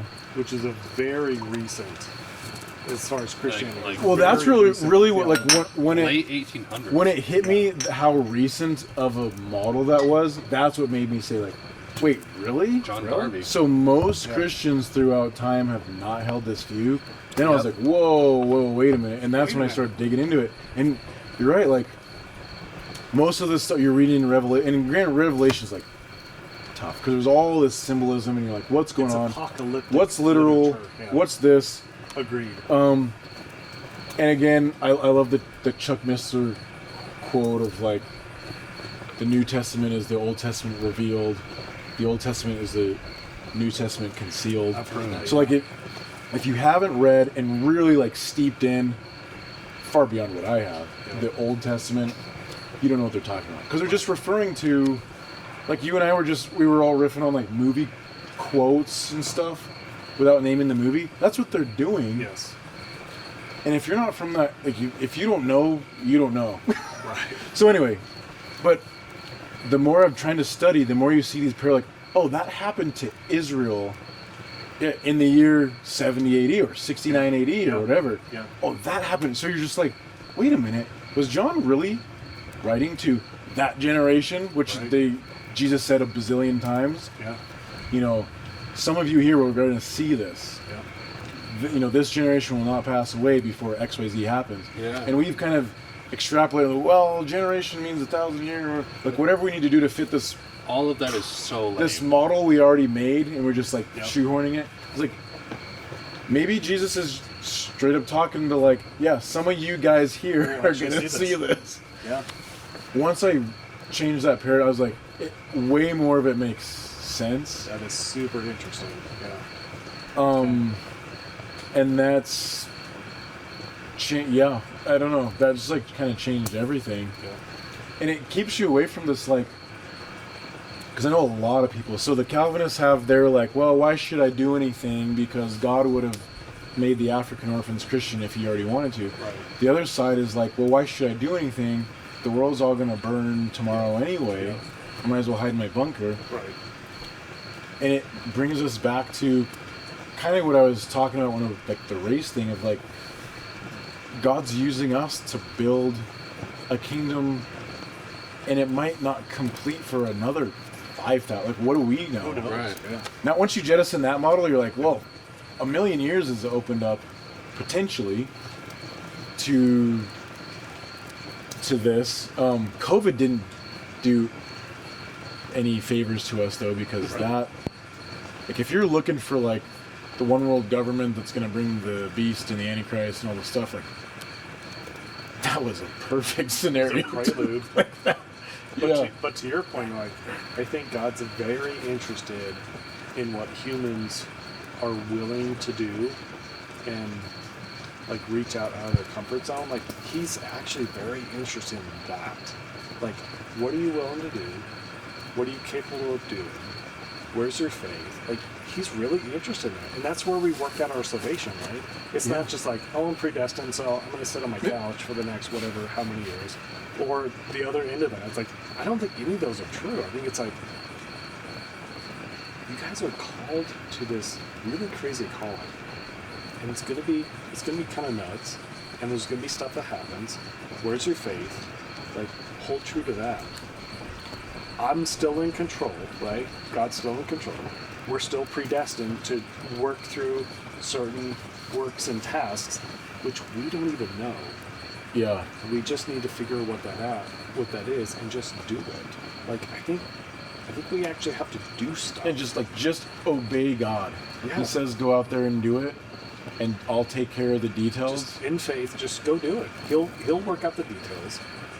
That's where the glory is. Like, that's what we're called to do. And it fits with history, like, because the whole thing now is like, well, the world, like, I heard this the other day, like, the world's never been worse than it is now. And I'm like, really? No, disagree. Are you insane or ignorant or just stupid? Like, You want to back because that what up? we were just all talking, just in our little microcosm of America, like the progress we've seen, let alone the globe, Yeah. there's no way the world's worse. Now, maybe it's going to get worse. Yeah. Sure. But it was like, it's worse than it's ever been because the gays and the this. And it was like, Really? you just sound like an idiot. I mean, The If pre-dynastic anything- world, like pre-flood, like, I can only guess how horrible. it yeah, is. because it was, man thought of only evil all the all time. the time. Like, that's a lot. How brutal is that? So we'd have to take quite the dive. I mean, as much as we hate like Biden and all these dudes, we'd have to take much the dive to start mimicking that. Sodom me, everywhere. When you look at, like, you look at all the stuff they're reading in the, like, so, right, Sodom is and Gomorrah the famous one, but there are several moments in the Old Testament where some guy's like traveling through a city And the nice guy in town is like, dude, you can't sleep on the street. You Yep. gotta sleep. You gotta come in my house. Yeah. Because they come out at night. They'll do their thing. And I'm sure somewhere in the world's like that. Yeah. But that's not like a normal thing here. Right. But the prophecy is that, like, in the end, it'll be It'll the be that. days of Noah. Yeah. No, I So mean, in the days of Noah, it's like, it's probably pretty cruddy. I don't think we're there yet. I think we got a ways to go, but like, in the days of Noah, it's like, how bad was it? Like, to where like God's like, well, and I have a whole Nephilim, like Oh. giants, like DNA, like All that stuff, They messed yeah. with all of it. Everyone just super was like, fun. that's a whole. Yeah, other when you start, conversation, another episode. but we have But to cleanse the earth of all. when you start thinking of the all these deities and stuff, all their pictographs are like these like humans with like animal heads and all this stuff. Like, I don't think that's made up. I think they're real beings that look like that. Well, Genesis actually said that they basically came down with women and they also messed with animals. Why not? That's all it said, but like all these like weird chimeric entities, Wolfman and like centaurs and all that. This is Because like there's, this is definitely another conversation, but I was like our It gets ancestors weird. were like obsessed with those beings. It's like Yeah. certainly they ran into them, or worshipped them, yeah. or were afraid of them. That is a topic I want to get into on a future episode that we haven't touched on yet, surprisingly, given how much you brought up, demons of the Old Testament. But Yeah. like the amount of metaphysical versus physical interaction that like the demonic realm has with reality, and how much they can manifest in like a physical sense. That's a great conversation. That's a great conversation. But That's for another interesting. time. For a Yeah, long yeah, time. yeah. I'll have to brush up on I will Enoch and Jasher and Dude, stuff. if you're willing The to Book of Giants. if you're willing to come back, we'll resume. That'd be so fun. too. This has been a really fun episode. Yeah. No, I love hanging out with you guys. I don't often get to just hang out with you. It's always like the girls and that dynamic, which is Which is fun, but fun. this is different. You gotta. That's the thing. That's what I felt like. You gotta have the guy time. Yeah. It's My really- wife would be good about 10 minutes into it and she'd be peace out. Should be out Done. of it. It's really needed. I don't feel like. Well, I feel like our society is almost like afraid of men congregating, I agree. and does everything it can to like discourage it. While conversely does everything it can to have like girls' night outs, which Yeah. always ends up in just like gossip, debauchery, like nothing good comes of it. Yeah. But well, I'm just saying exactly what they do. but it's like so needed. Like It's needed, it's refreshing. I've said this to my wife before because it's like.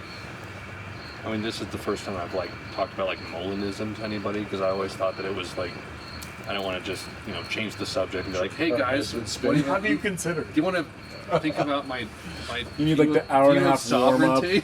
to it. Yeah, exactly. I can't do that with like Daniel because he's Have you like, thought you know, about Amway? do you want to buy my products?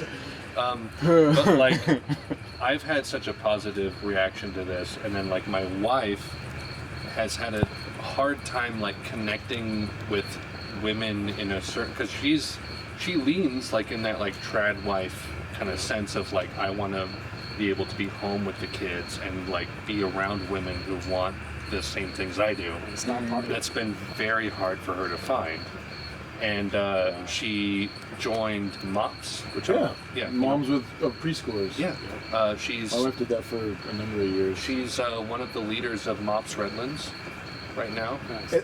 They meet at Redlands Community Church. Yeah. Yeah. Okay, yeah, that's the one my wife used to go to. Nice. Yeah, That's she cool. she's become one of the leaders there because Okay. she's really resonated with it, and I keep like encouraging her, like I have this time with like guys who we enjoy pipes and cigars and whiskey and all that, but like we also like have a shared conversation that we have, and it's like I want to be able to encourage you to have that with women because honestly, like I think that like deep, honest, feminine conversation is actually extremely rare.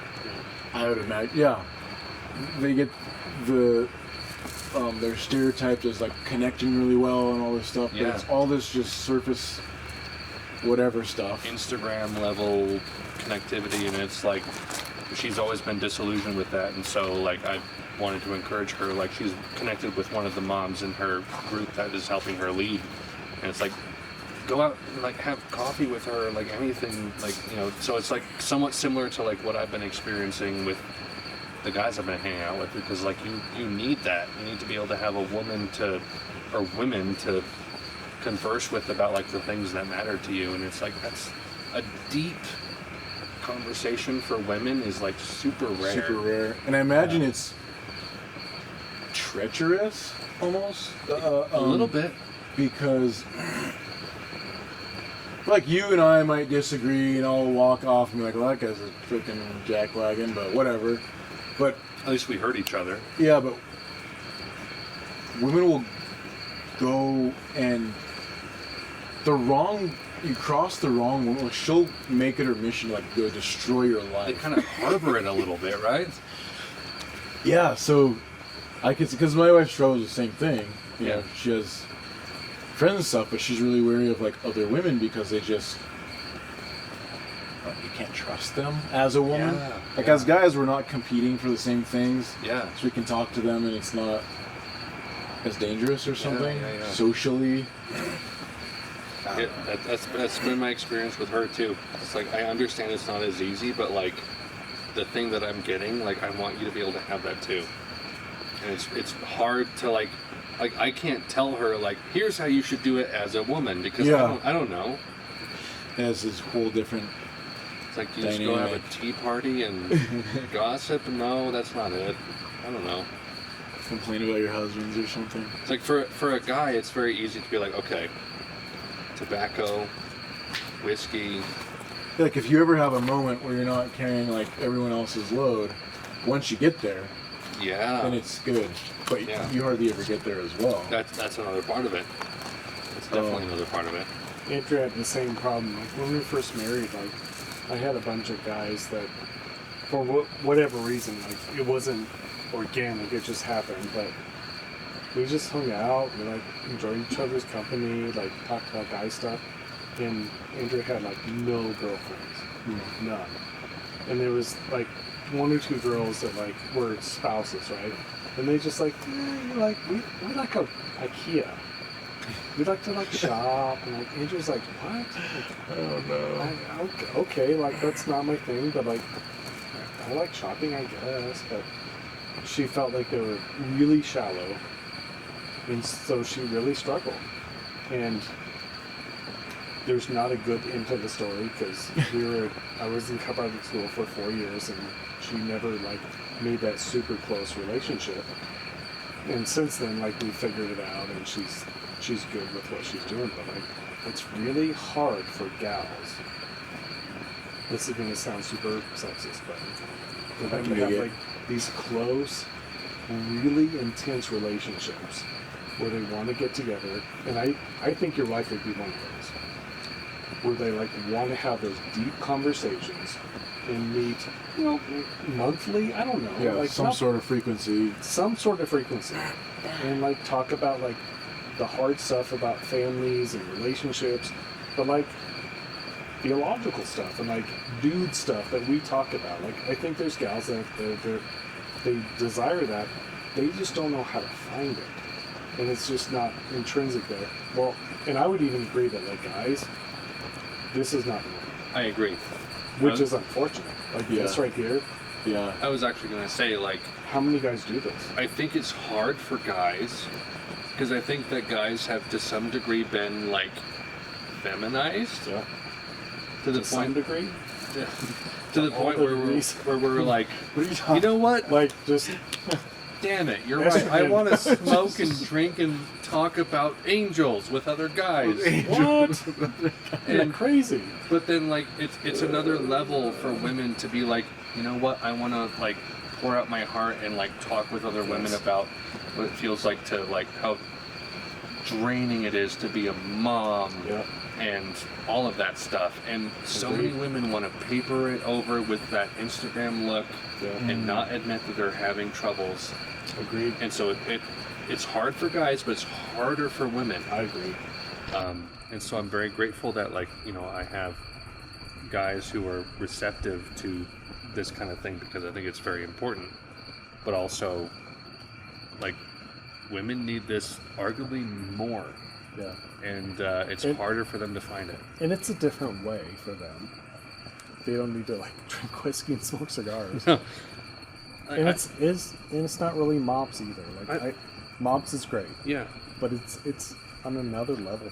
I've tried to, like, brainstorm this, like, know. with I Haley, have to. because I'm like, do you do, like, tea? Do you have, like, a little, like, Chinese tea ceremony with, like, the Which is awesome. when it's done right, it's super cool. Yeah, like a Chinese tea ceremony is awesome. I don't think that's what they want. But, like, it's like, you know, like, you have to find some way, like, conversation is one thing, but, like, we're bonding over, like, the An whiskey activity. and tobacco, Yeah. right? Yes. Like, women also need, like, that shared thing of, like, we all like this thing that we're partaking in, and sort we of converse over it. tactile-y. Yeah. Yes. Well, And it's like, I can't answer that for you. Do you know anything? And she'll say, like, no.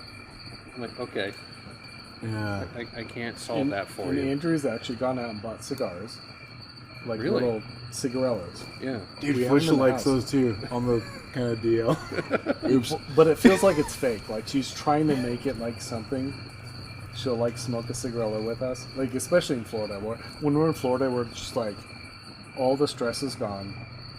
We're not talking about any business, nothing else. And she'll smoke a little cigarello with us. But even then, it feels kind of fake and forced. Like, I don't actually like this, but like, I like the idea of it. Right. That I'm Like she's trying to be one of the guys, so mimicking that, but it's not her thing. But Yes. also because it's, like, separated from her home. yes, Yeah. but it's still not her thing. She does like the whiskey, though. She likes the old fashions. She does. So she offered. She's like, if they don't like the whiskey, I will make them Negrenos, right? She said that. That, No, I'm sorry. Did I say that right? Negrini, whatever it's called, with the. Oh my gosh. It's like, it's whiskey, Campari, which is like an orange liqueur, and Sounds good. grenadine. I don't even know what's in it. Stop. I did it for like a little bit. Negroni. Negronis. Negroni. That's So what it it's is. 1 part gin, 1 part sweet vermouth, 1 part Yes, vermouth is in it. Campari, Campari, which is an orange which is liqueur. an Italian liqueur. I did it with whiskey instead of gin. I would accept that. It's good. Because, like, an old fashioned is like whiskey, Sounds good. orange So, garnish, The and guy like, that supposedly bitters. hung himself, but maybe he didn't. Who? What's his name? I want to say Andrew Zimmern, but it's not him. It's the other guy, the food guy that hung himself. Food guy that hung himself. Yeah, like 2 years ago. Bourdain? Anthony Bourdain. Anthony Bourdain? I really enjoyed watching this stuff. He supposedly hung himself in like Paris on a shoot Yeah. in his hotel room. I don't buy it, but that's another story. I know. So he had a recipe for a Negroni, Okay. and it was like to watch his video. It's like, that's amazing. He's like, oh, so you drink a Negroni before your meal, and it like loosens you up, and then you drink it after a meal, and it like gets you ready for whatever else. And he's like, and it's really powerful, but it's like pure alcohol. So Andrew is like, I want to drink a Negroni. So she made these this afternoon. She's like, if they don't want whiskey, I'll make a Negroni for them. Oh man. All right. Should have declined the whiskey. You probably should have. That sounds great. They're pretty good. Like, I don't know how It I doesn't learned sound good. I don't It know doesn't how I sound learned good. about No. them. They're like a sweeter old fashioned, honestly. It's like 1 part gin, 1 part is it Campari? Is that the word? Yeah, Campari is Which is an Italian it- liqueur. it's an orange liqueur, and then you have the sweet vermouth, which and is then just 1 part sweet vermouth, sweet mulled wine. Yeah. which sounds horrible. And it's like, It, and, I would prefer an old fashioned, but Negronis they're okay. and he says the first sip is like bitter. And so we tested this before this. And Nora partook. yeah. We're like, yeah, the first sip, it's bitter. It's not great. All right. Second sip, it's pretty good. Okay. It's funny. I would agree. I'll admit you should go with whiskey instead of gin. Gin is gin. A non-bitey whiskey, like a very mild bourbon, Really mild. is the way to go. Gin's because gin brings in the juniper berry It does. flavor, which Yeah. is an extra component that just It's herbal. throws everything into whack. But And it can work, and it cannot work. But, yeah. I love a good old fashioned. But yeah, Negronis you got to do the right way. But again, our camera died, by the way. Oh, it does. I noticed that. Yeah. So we're done. We're on audio only now. But Terrible. that's another thing to talk about next time is cocktails, because you got into Yes, cocktails I on the did. cruise. Yep. You know all about the All right, good so stuff. next video is cocktails and End times. End times, cre- Old Earth, Eschatology. creation, Old Earth, young Earth. Yeah. oh, And then I can't wait. I That's feel like gonna be good. yeah. That's gonna Are you willing to come back again? I love the camera or no camera. The Okay. company itself is great. I live with this stuff, so we would love to have you back. It's great, This is and- the highlight of our week, honestly. Yeah. Yeah. Well, If I could do this like all the time, I do it. I was pretty tickled to be invited. So people that do podcasts and stuff, that's like kind of like their thing. Right. And so like to be and guys that get together, like it's kind of like their thing. Yeah, like yeah. they've created dynamic. Like don't screw with that. Yeah. So to be invited, We're so gracious and willing to accept anyone who is like when we say like whiskey, tobacco, and like theological conversation. If those like, three who would say no to that? if those three turn you on rather than turn you off, You're then welcome. like join us, please. What kind of freak wouldn't be into that? Right. Awesome. Good. No, I appreciate it, and I appreciated getting to hang out with you. Yeah. I didn't know you had a brother. I guess I assumed you're part of a family, but I just didn't know anything until the shoot. And I was like, oh, wow. Yeah. 9 kids. Yep. Yeah, the 9 kids threw me off because it's just like not common. No. A lot of people thought our parents were Mormon. Yes. I get asked about being Catholic all day long. And Mormon. So we thought we were Catholic, and then people thought we were Mormon. And it's like, no, we're just. I just say parents like to regular appropriate. Christian. They just they didn't wear a condom ever, Yeah. I guess. Ever. No. Do it. I mean, Condoms like aren't They as use cool. the rhythm method. the Huh? rhythm The method. The rhythm. rhythm. method. It doesn't work. Yeah, I've noticed. Yeah. Because I tell you, we're having another baby. Really? Yeah, we found like a couple weeks ago. We found out. What number is this? It'll be 7. 7. So You gotta try Oh. harder, man. And you're 30. And you're 37. yeah, Dang. Like we're trying for our 4th, and I'm 30, and you're making me feel bad. yeah, I'm like 7 years older than you. So You're- my mom, you're when she was well on your 40, way. when Mom was 40, they threw a party for it, and they had a cake that said, "I'd rather be 40 than pregnant." A year later, she's pregnant, and had 2 more kids, you and Bethany. See, because how old's your wife? Doesn't matter how old you are. You can be 75. I'm 30. She's 29. Oh, you got No, like all a the kids. decade and a half. Yeah. We want at least one more, and then after that, we're like, let's see if God moves on us to want a 5th. Cause yeah, 5th. Yeah. I don't know. It's because you guys have 4, 3, Us? 3. Yeah, We have 3. 3. Because like one's obviously like 0 to 1. That's a big deal. Right. And then like 3's like kind of another game changer. And I guess 5 for me was. And then now you're Was just it? kind of like Whatever. you're buried anyway. I hear that after you have 4, it's like completely different than 3. Is that true? Yeah, I guess to me it was like 5 was completely different Okay. from what I'm kind of remembering. But anywhere in that, because 3 is kind of like you're a little bit, where is it like outnumbered or like zone defense? There's a little bit of that. Yeah. There's one thing to like playing like, one of our guys is out, so it's 4 on 5, and there's another thing to like, 3 teams versus, us. Like it's a whole different. Well, by the time you get to like 4 or 5, like your oldest kids are kind of able to like help you parent the younger kids kind of vicariously. Just right? like you were saying about like sheltering them from something scary, like all across the board, like the older ones are very they do the job. into taking care of the younger ones, and they help.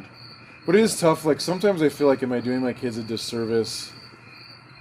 Because the older ones are like in a spot where they're like, I want to go with you. I want to learn. I want to do hard things.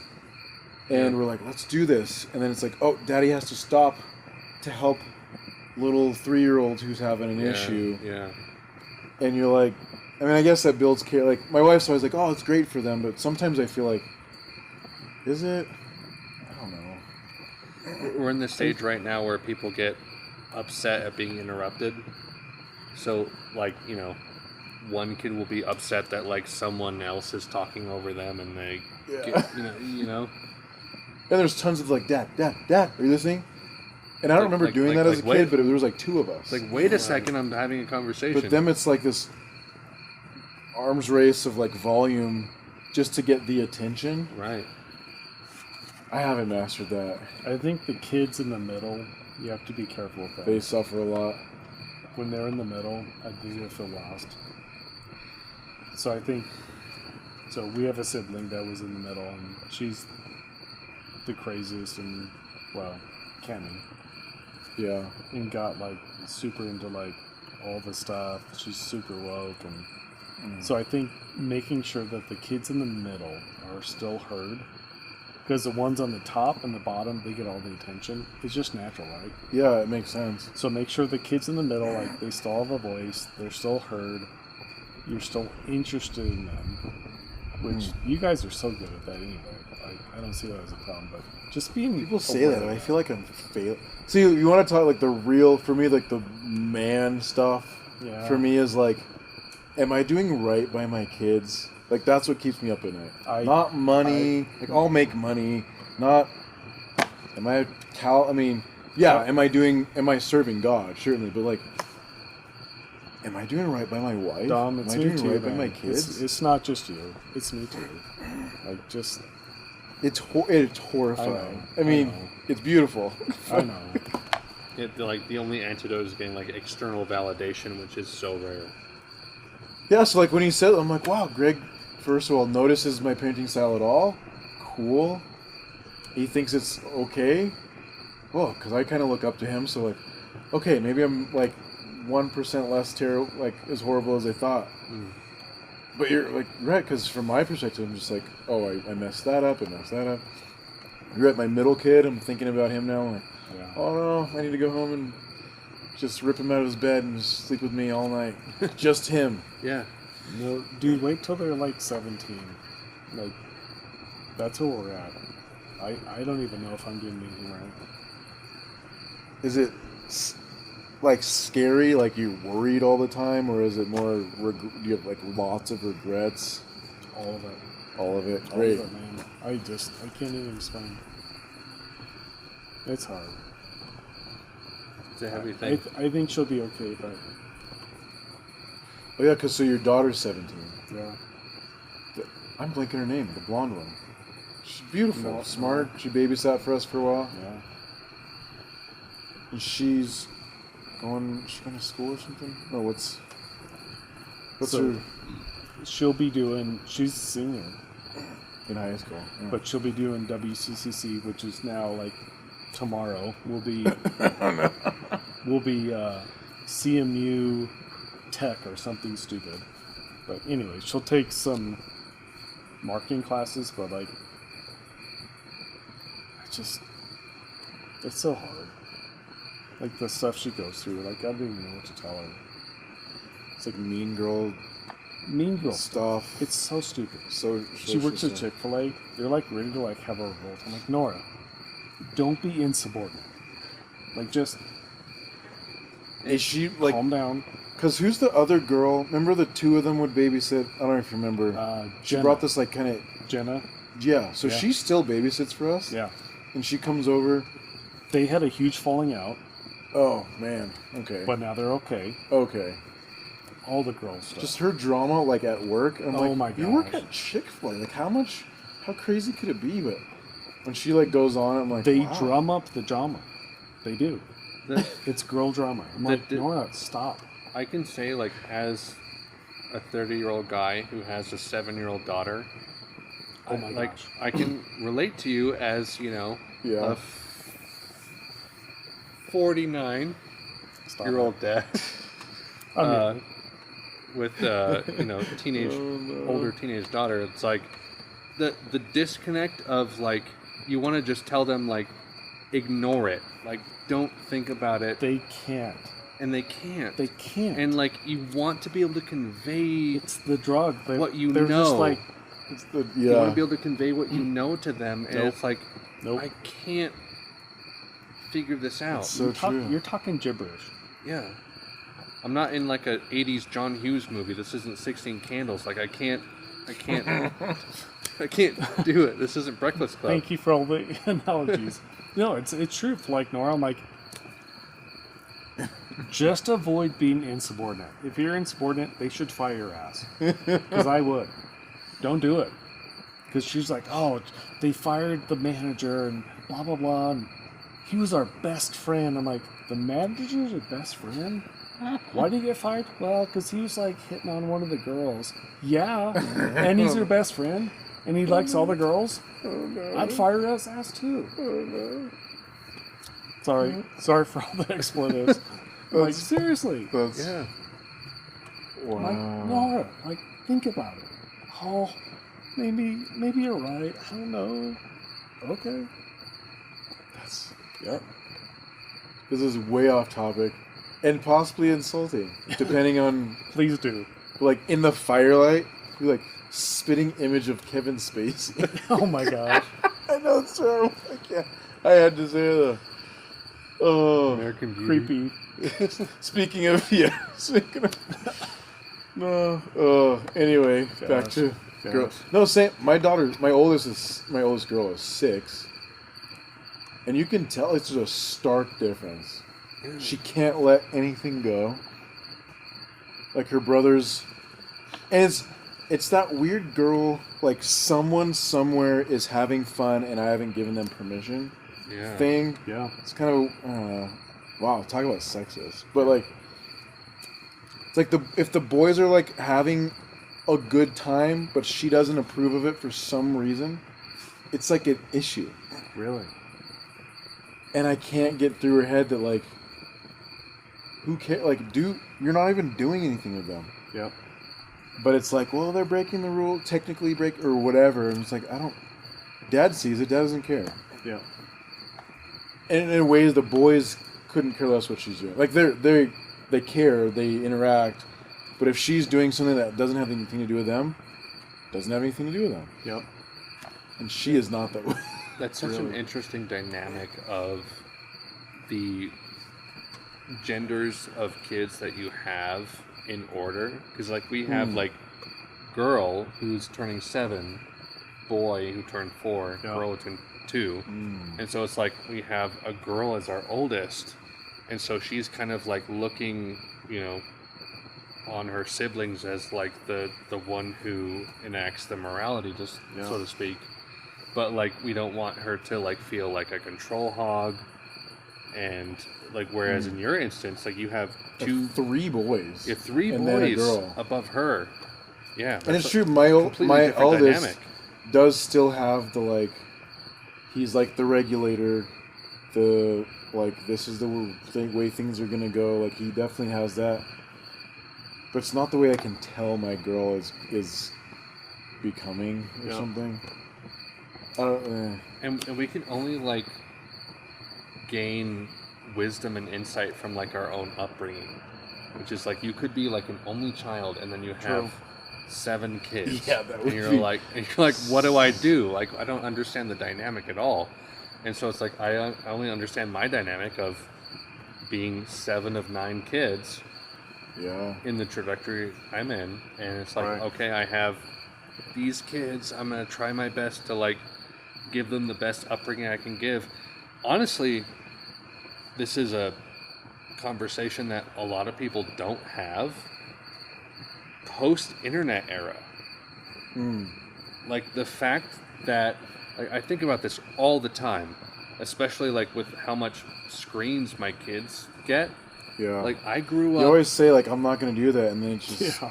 Yep. I grew up with only having like PBS Kids on the weekdays, and then like Saturday morning, I binged ABC, NBC for yes. 3 hours watching everything, and then weekdays it was back to Reading Rainbow and all that stuff between the I Lions. watched a lot of Looney Tunes. Looney Tunes. Like Nickelodeon was cool back then. We don't know what they're doing we now. didn't have cable. DuckTales. DuckTales. Yes. We didn't have cable, so we So didn't, all those Disney, Chippendale. Yeah. we didn't have any Disney or Yes. Nickelodeon because we couldn't afford it, so we just had PBS. And so like I've gotten to the point where like I feel like my kids need like a screen detox.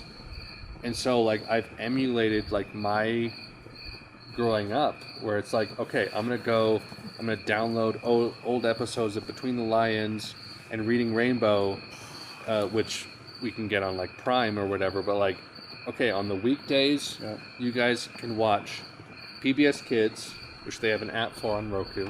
You can like go and watch like episodes of whatever's available. Dinosaur Train. And then or like something. one day a week you guys can watch your fun stuff. Yeah. Because everything else I've seen like a negative response in them. Yeah. And like in the post-internet era of being able to stream anything, go on YouTube, watch whatever you want, go on Netflix, Prime, watch whatever you want, it's like that does something to a kid's brain. And I've seen it in my kids. Yeah, because when we're kids, it's like whatever Power Rangers or whatever was on. You watch that, Because and I would have watched 12 there. episodes in a row, but there was one episode, and then like was Oprah's it? on after. So I'm shut out of it here. off. Yeah. 11:30, it's like, okay, I'm done, lunchtime. Yeah, but True. they can just keep going and going and going, Yeah. and it's horrible. And now my kids are like into Minecraft, which I don't get. Because to me, like when we were kids, like I went through a video game phase, maybe like 10 to 13, and then I was done. I didn't care. Okay. Which I get lots of guys that game a lot, and I just don't. I don't know. But for us, it was like, right, oh, this has cooler graphics than the next thing. And so like Minecraft, which has like the worst graphics, like on purpose, Right. like I It's don't all get it. pixelated. Yeah. I don't get it, but they met these kids at church, and they play Minecraft, and please can I get Minecraft? And so it's, oh sure, some dumb little video game, and I'll watch it. And it's benign enough, but then now they're like, can I get a headset and talk to them? It's like, okay, only them. And then, but then they're horrible. Like, they can't sleep, they can't whatever, they get, I don't know, it's the screen time, yeah. Yep. The And screen for me, I'm time like, kinda don't you want to go messes up play the with brains. bugs? Like, that's what I did. And they're like, that's boring. Right. I know. That's, We're all there with you. that's how I feel about like the post-internet era, and it's something that has like eluded culture, where like everyone wants to talk about like, oh, we're in the technology era, but it's like, sure, but we're also in like the post-internet era. Yeah. It's like growing up in the 90s is very different than growing up in the 2000s or 2010s. Mm-hmm. Very different in a lot of ways. Like you have entertainment at the tap. It's at your fingertips. You can go on YouTube, you can go on anything, it's there. And anything you could think of. Yep. Because when you're a kid, well, for us, you're like, you might have an idea and like, oh, that'd be really cool. I wish there was show about that or someone that talked about that, and you just dealt with that there wasn't. Yeah. I don't know. But you're right. But so then I get all like tyranty, and I'm like, no one's watching TV for nothing. Right. We haven't really been able to sustain that because then I'll come home and my wife's like, well, you know, they were crying, and so I put it on for 5 minutes and turned it into 50. Yeah. I'm like, are you with me or against me, woman? Yeah. But when I'm alone with the kids, like the temptation is like crazy to just be like, shut up, watch a show. Right. It's easy. Okay. Which, like, No judgment. We're right there with you. I've gotten to the point where, like, their reaction to watching anything that they want to, even with, like, things that I'm willing to let them watch, where I'm like, you can't watch this, you can watch this. Like, this is vapid, and then it just makes you manic and crazy to watch, versus, like, oh, this is something that's actually, like, interesting and, you know, worth watching because it has some depth to it. Like, that's not enough. We were back. Yeah. And so I'm like, you know, I'm gonna model your screen behavior after, like, I have to go out of my way to retrofit your screen watching behavior to what I had as a kid. So, like, during the weekdays, you guys can watch the PBS Kids app, or you go on Plex, which lets you, like, stream video files that you download to your computer to your TV. Oh, that's cool. And That's like I'll have downloaded, like, old episodes of, like, Between the Lions and old Blue's Clues episodes and whatnot. Yeah. And they can watch, like, from my computer the video files to the TV, and so they'll watch, like, Blue's Clues, old Reading Rainbow, Between the Lions, all that stuff that's, like, very edutainment stuff.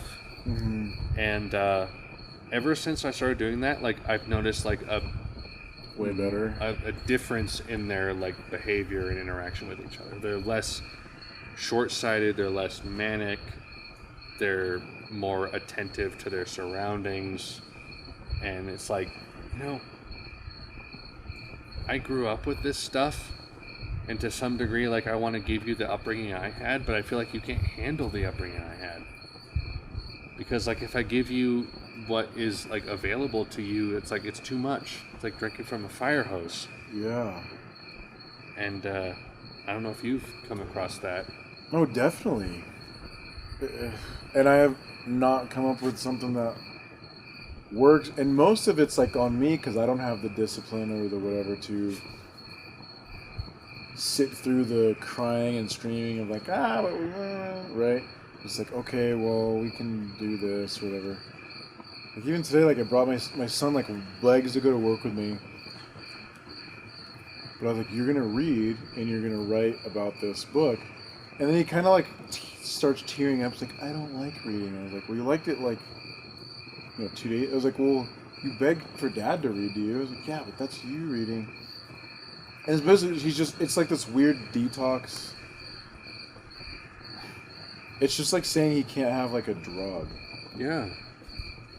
And I'm like, how did we get here? I thought we decided this wasn't going to be our kids. And it's like, it's a different response from what we had as kids, right? Because, like, if our parents were like, okay, you need to be restricted from screens an hour a day on your Nintendo 64, we were like, oh, Yeah, man. like, oh, man. And then whatever. Instead of, like, yeah! You're like crying. Like, you're like, crying because you can't watch You're TV. falling apart at the seams. Like, I've just completely unraveled the fabric Then of you're your like, reality. so is it like you said, is it the, like, show after show after show, so it becomes this addiction? Yes. Or is there something in the content that I'm missing that's creating this addiction? Which I'm running into that with my my boy, who is 4, just turned 4.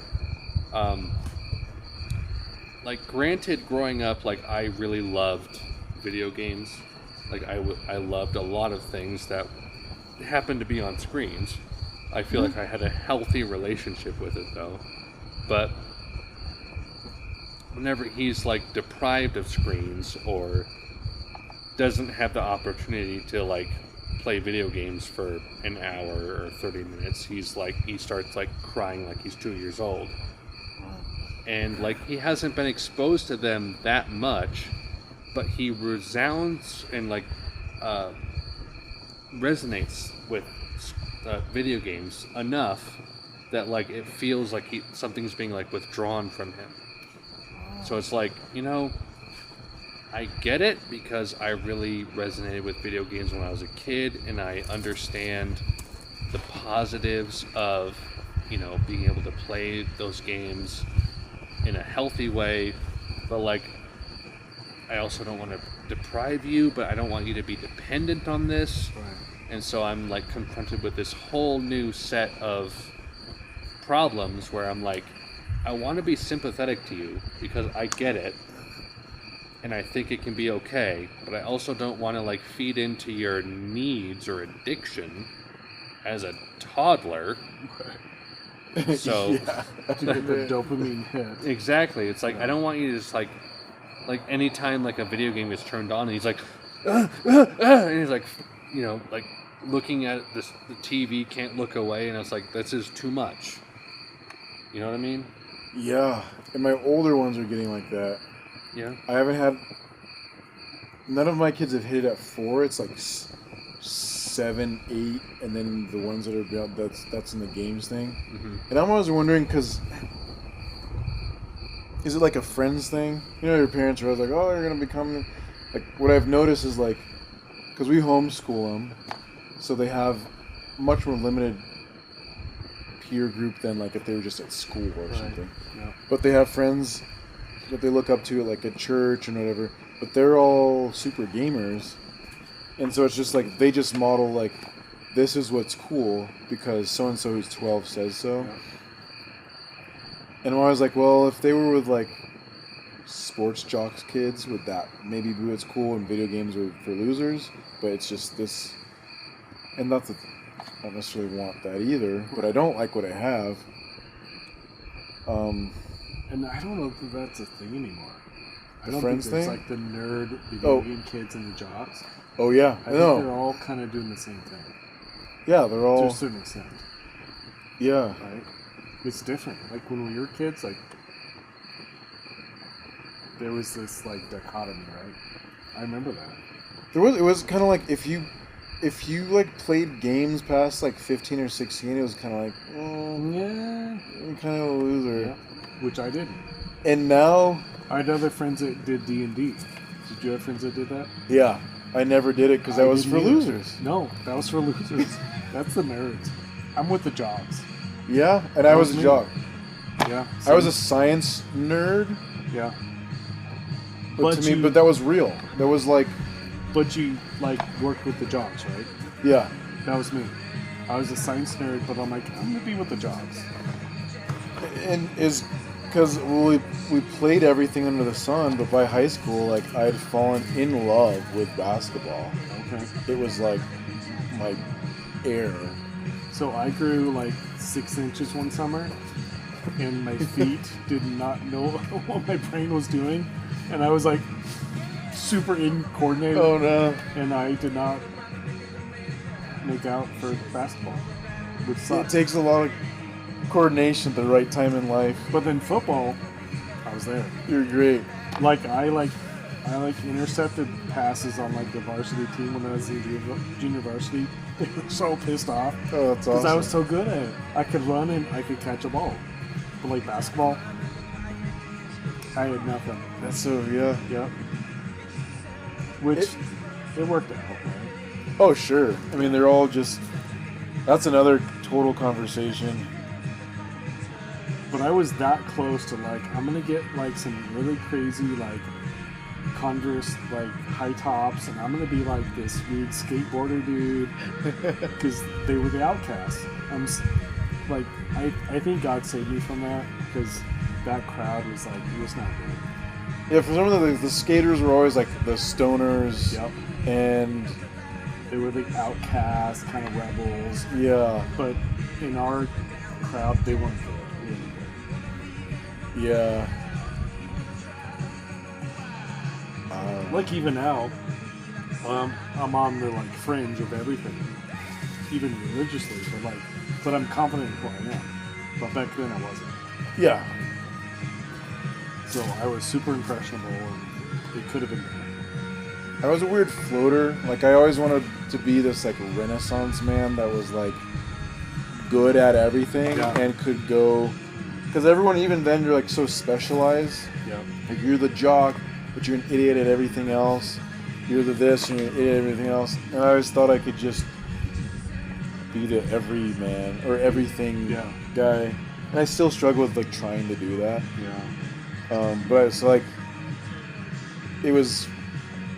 cool and bad because I didn't have a crew, because everyone had like a crew, right? Oh yeah. And they hang out at the quads and they hang out at this, and I kind of prided myself in being able to float Really? and be accepted. But sometimes it was lonely because sometimes when everyone kind of crews up, for lack of a better word, it's like I don't really have my people. Yeah. I could go be with them, but they'd also be fine if I wasn't there, because I'm not like an integral part of the skaters or the basketballers or the this or the that. Do you think that's still a thing now, or do you think it's different for kids? That's the same now? I have no idea. Like the jocks and the stoners and the... It seems like it feels like it's all like homogenized in some sense, but that's me like looking from the outside in now, as an old guy. Because like there's like Alex, he was homeschooled, so he wasn't part of the jocks and the stoners and the whatevers. But even if you're in school, I don't even know that that's a thing anymore. To be part of like a group. What kind of schooling does your kids have? We do homeschool. The school of the home. School of the home. Although we have like, so our church runs like the homeschool library, and they do classes, so they go there and like they take chess and they take like English or whatever. And there's like 5 other kids in that class or something. But they do that. We do like... You did a little bit of that, His kids could kick our ass at chess. probably. Well, maybe they just... But Jesse's like loves chess. Nice. But As in loves means like kick your ass. they do robotics, Lego robotics at the incubator. It's kind of this like That's cool. hodgepodge of like, well, we're gonna homeschool, and my wife, they just like grew up on a farm and just like hung out, and I was like, well, I'm gonna homeschool because I don't want all that crap, and I'm arrogant enough to think I could do better. Yeah. But they're not gonna like sit at home and hang out with mom. Oh Like, no. we're gonna do what I think it's probably gonna take to compete out there. Yeah. So we're trying to. So I was like, which curriculum do you use? And it's kind of like, well, some of this and some of that. Yeah. I feel like a lot of the homeschool stuff, they lean so hard into like, let's learn Latin Yeah. and logic, which aren't bad. Yeah. But like that's where they like leave it. Right. Like they seem reactionary. Like they're so like, as long as we just learn Western civilization or something, and we go back to reading the Romantics or something, it's like, Do you know Dr. Rollins? who? Dr. Rollins. Rollins? He's in town. Has his own Maybe little know the clinic. name. So he got in a bunch of trouble during COVID because he was prescribing stuff he shouldn't be prescribing. But he's an MD. So he homeschooled all of his kids. And he has another clinic up in Mesa, Colorado, like Death Valley. And so I asked him years ago, I'm like, what do you do for homeschool? Because he homeschooled. He's like, well, we took our kids to like California and we like toured the whatever ship, I can't remember the ship. It was like this big battleship that's now like in San Diego, it's like grounded. Some Navy, yeah. He's like, we did that, and then I had all the kids write a paper on it. And then the next thing we did was like learn about like a bicycle, the physics. How does a bicycle work? Why do you stay up on a bicycle? What are the elements? Like talk about the metals, the rubber, the plastics.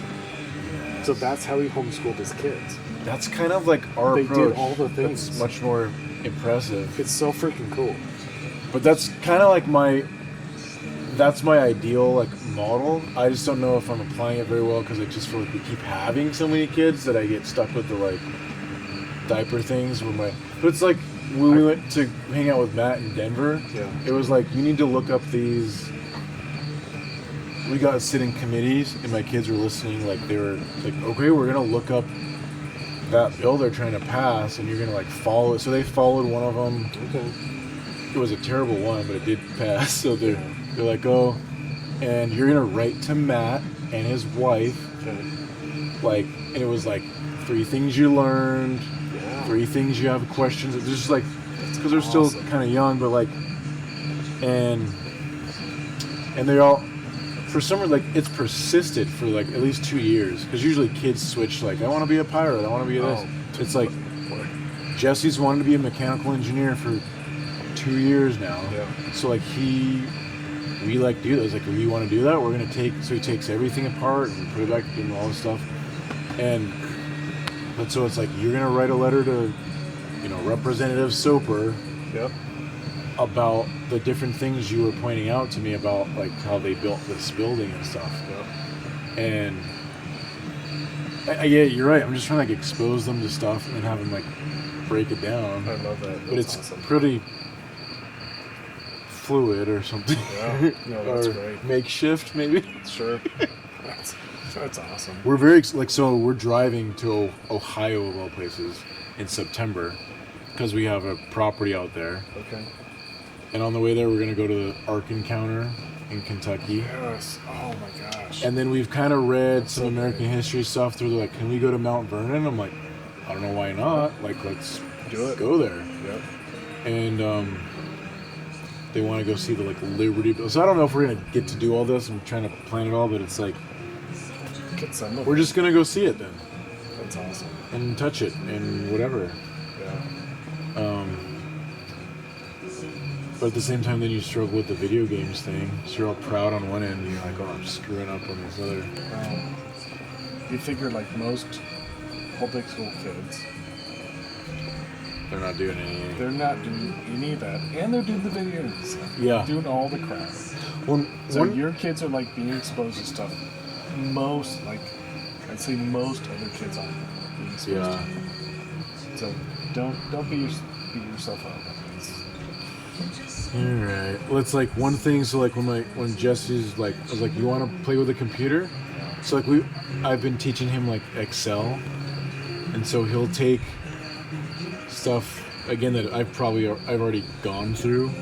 But it's like this guy's little work order. It's like the date, Yep. what he did, how much we're charging for it, blah blah blah. And he's making like he just data entries it. Sure.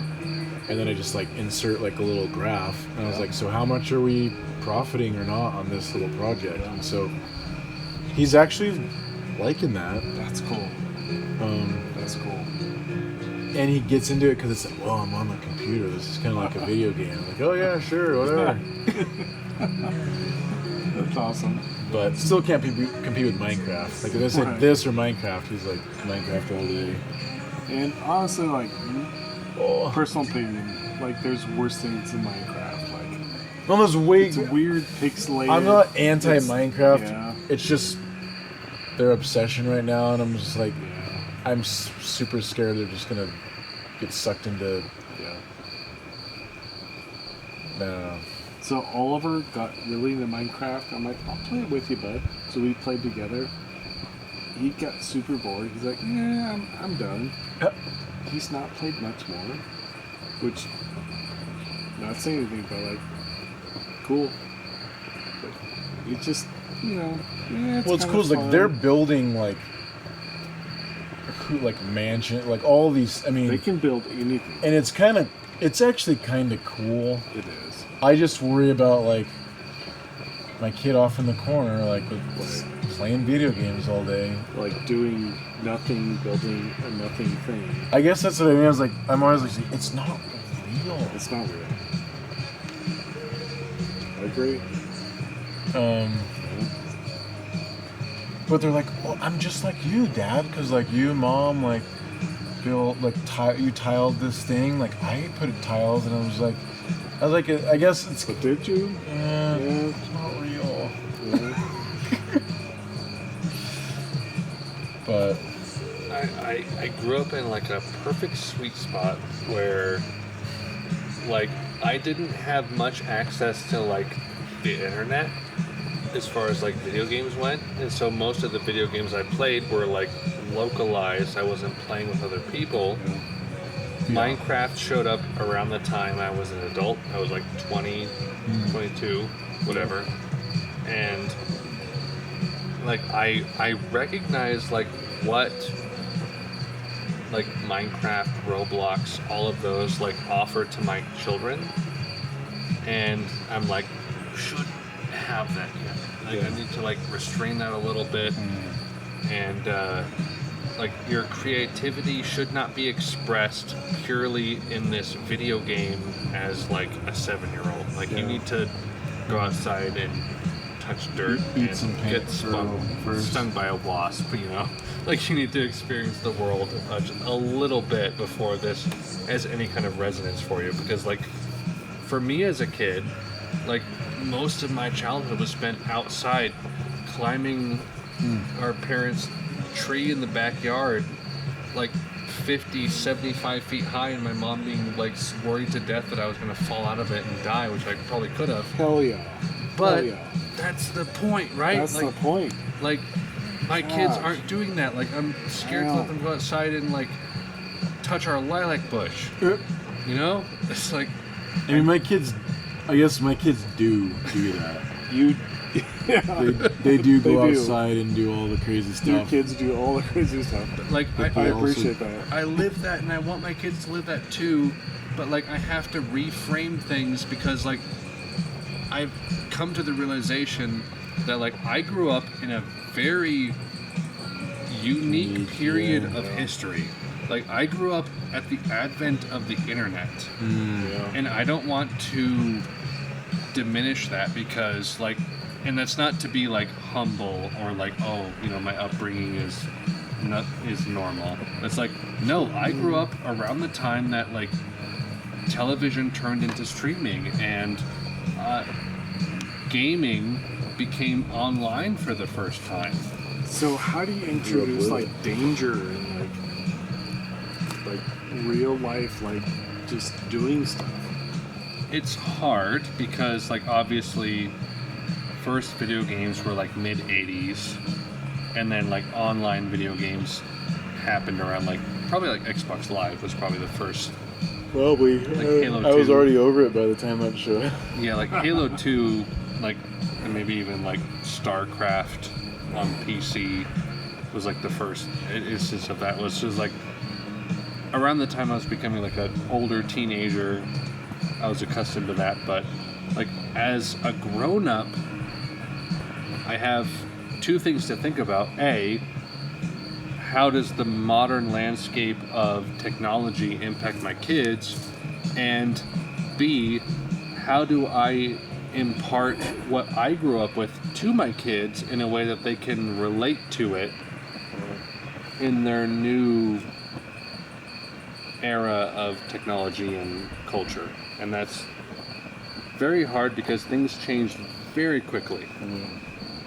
So like I really resonate with, And not like handicap them by just having them be unfamiliar with something that everyone else is. yes, That's ubiquitous. like I think that video games are a beautiful form of entertainment. There's a lot of video games that I really resonate with, not because they're silly and fun, but because I think they have interesting things to offer to the player, good stories. I grew up with a lot of like point and click adventure games on the PC, like Myst, and like Haley grew up with the Nancy Drew series, which had a lot of point and click games in it. So like we really resonate with that, but we don't want our kids to grow up with this like mindless Roblox sense of games that almost is, like it's like a pornographic nature to it. Of like regularly they think they're out climbing a tree the way I think I'm making love to a woman who's on a screen. Right. Or you know. Yes, And I don't mean to be all the moralistic part, but just like the simulated part. So you said you had like 10 to 13 was like your range for like video games? If I'm thinking back, I think so, yeah. Like what was your, Sega Genesis was like the system. what was your most like meaningful experience with a video game? Like, you can be completely honest, I don't care. No, I'm trying to think of something that's actually like deep or something. It's like I think the most fondly of like Sonic the Hedgehog. Sure.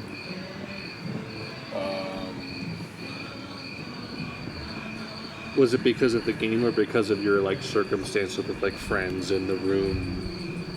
You know Probably what I mean? yeah, like all of it, because you're like, oh man, I died. Let me like this weird bonding over like the difficulty. And of course you're like 10, and you're like, now when I play that game, I'm like, oh, this is the easiest thing ever. But yeah, it was like the friends that were into it that introduced me to it. It was like a bonding thing with them. But yeah, I didn't play any of the shooter games, mostly because I didn't have a system that like it would. Genesis didn't lend itself to that for a while, I guess, or anything. Yeah, like that. So I got like a Sega Genesis for like my kids because it was like this weird like nostalgic bondy thing with them. Once they got beyond where I did, I was like, I'm disinterested. No connection at that point, right? Yeah, because I just got to a spot like I don't take pleasure from simulated stuff, and that's not a. I don't know what that is. It sounds pretentious. It's not there. No, yeah, I understand. It's once I discovered like skills that translated to like the real world, like that is so cool. And video games are just like kid stuff they're left behind. My transition was like I went from a point where like we were playing like, you know, Halo LAN parties at youth groups. Yep.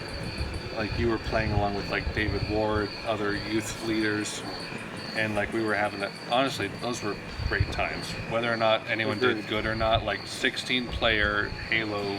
Yeah, a bunch of guys just like interacting, and that's so good. That Sounds amazing. That was something special. Yeah.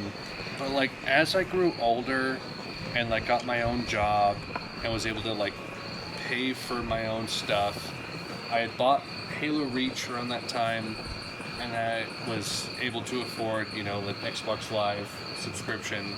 And I was like, you know, I'm not like getting much out of this anymore. It's not like fulfilling. Maybe that's the same thing I was struggling to describe. Yeah, but it's like I really love the medium of video games because like that still was very like pertinent to me, and I realized like, you know, I love video games that have a good single player story to communicate.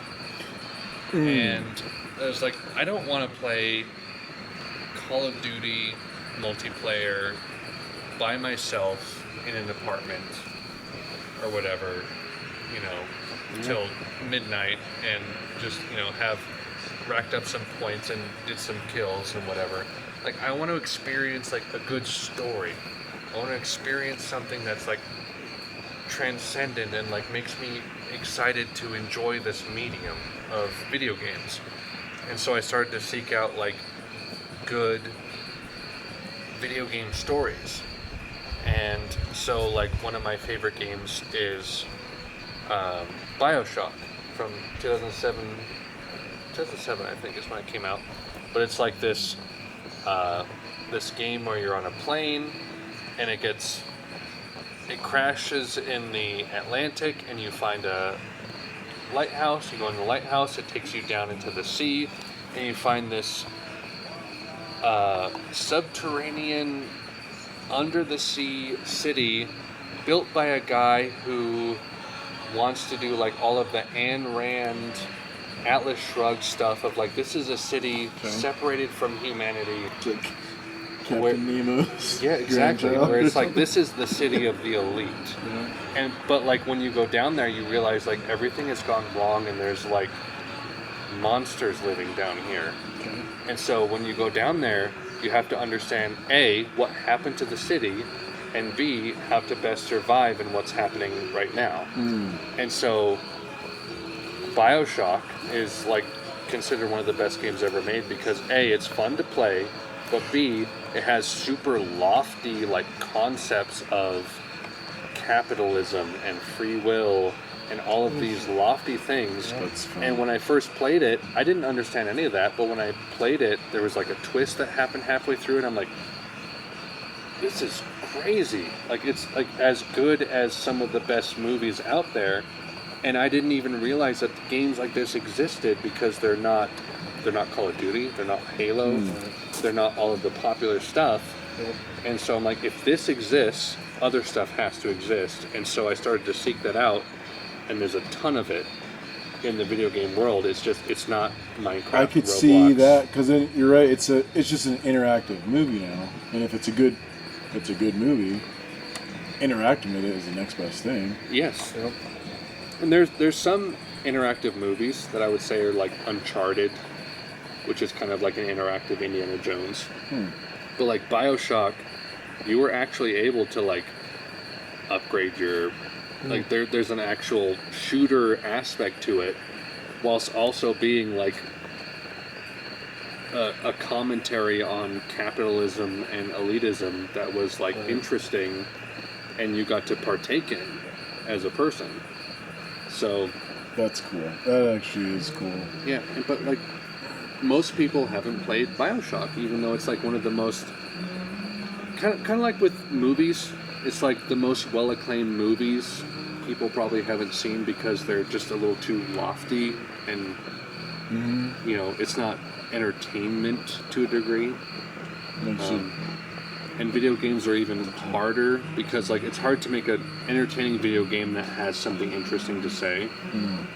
And those are rare, but like I'm on the lookout for those because I played one of them that really impacted me, and so I want to play more of them. And so like I've come across a good few. They're usually very indie, low budget, not AAA, you know, Assassin's Creed level stuff, but like they're really good, and Makes a lot of sense. you have to go out. Video games, you really have to go out of your way to find something Yeah. deep. Movies, music, books, it's a little bit easier, but video games, like a deep video game, that's hard to find. Huh. Really hard to find. Maybe that's why I fell out of love. So I don't blame you. I don't blame anyone for being like, I'm done with video games, because like I don't blame you. It's viewed as something that's like escapism. I think maybe that's I've adopted that attitude towards it, where I almost look down on it, like as an escapism thing. Yeah. But I'm trying to be more open to it because it hit me only a couple of years ago that the vast majority of my peers spend a lot of time playing video games.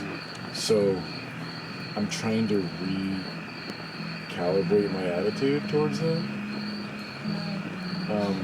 How do you feel about like the Zelda games? I've never really played them. Okay. Because we had Sega and PlayStation. Okay. Zelda's Nintendo. You weren't a Nintendo household, that's it. Yeah, I really wanted a Nintendo because my friends had one.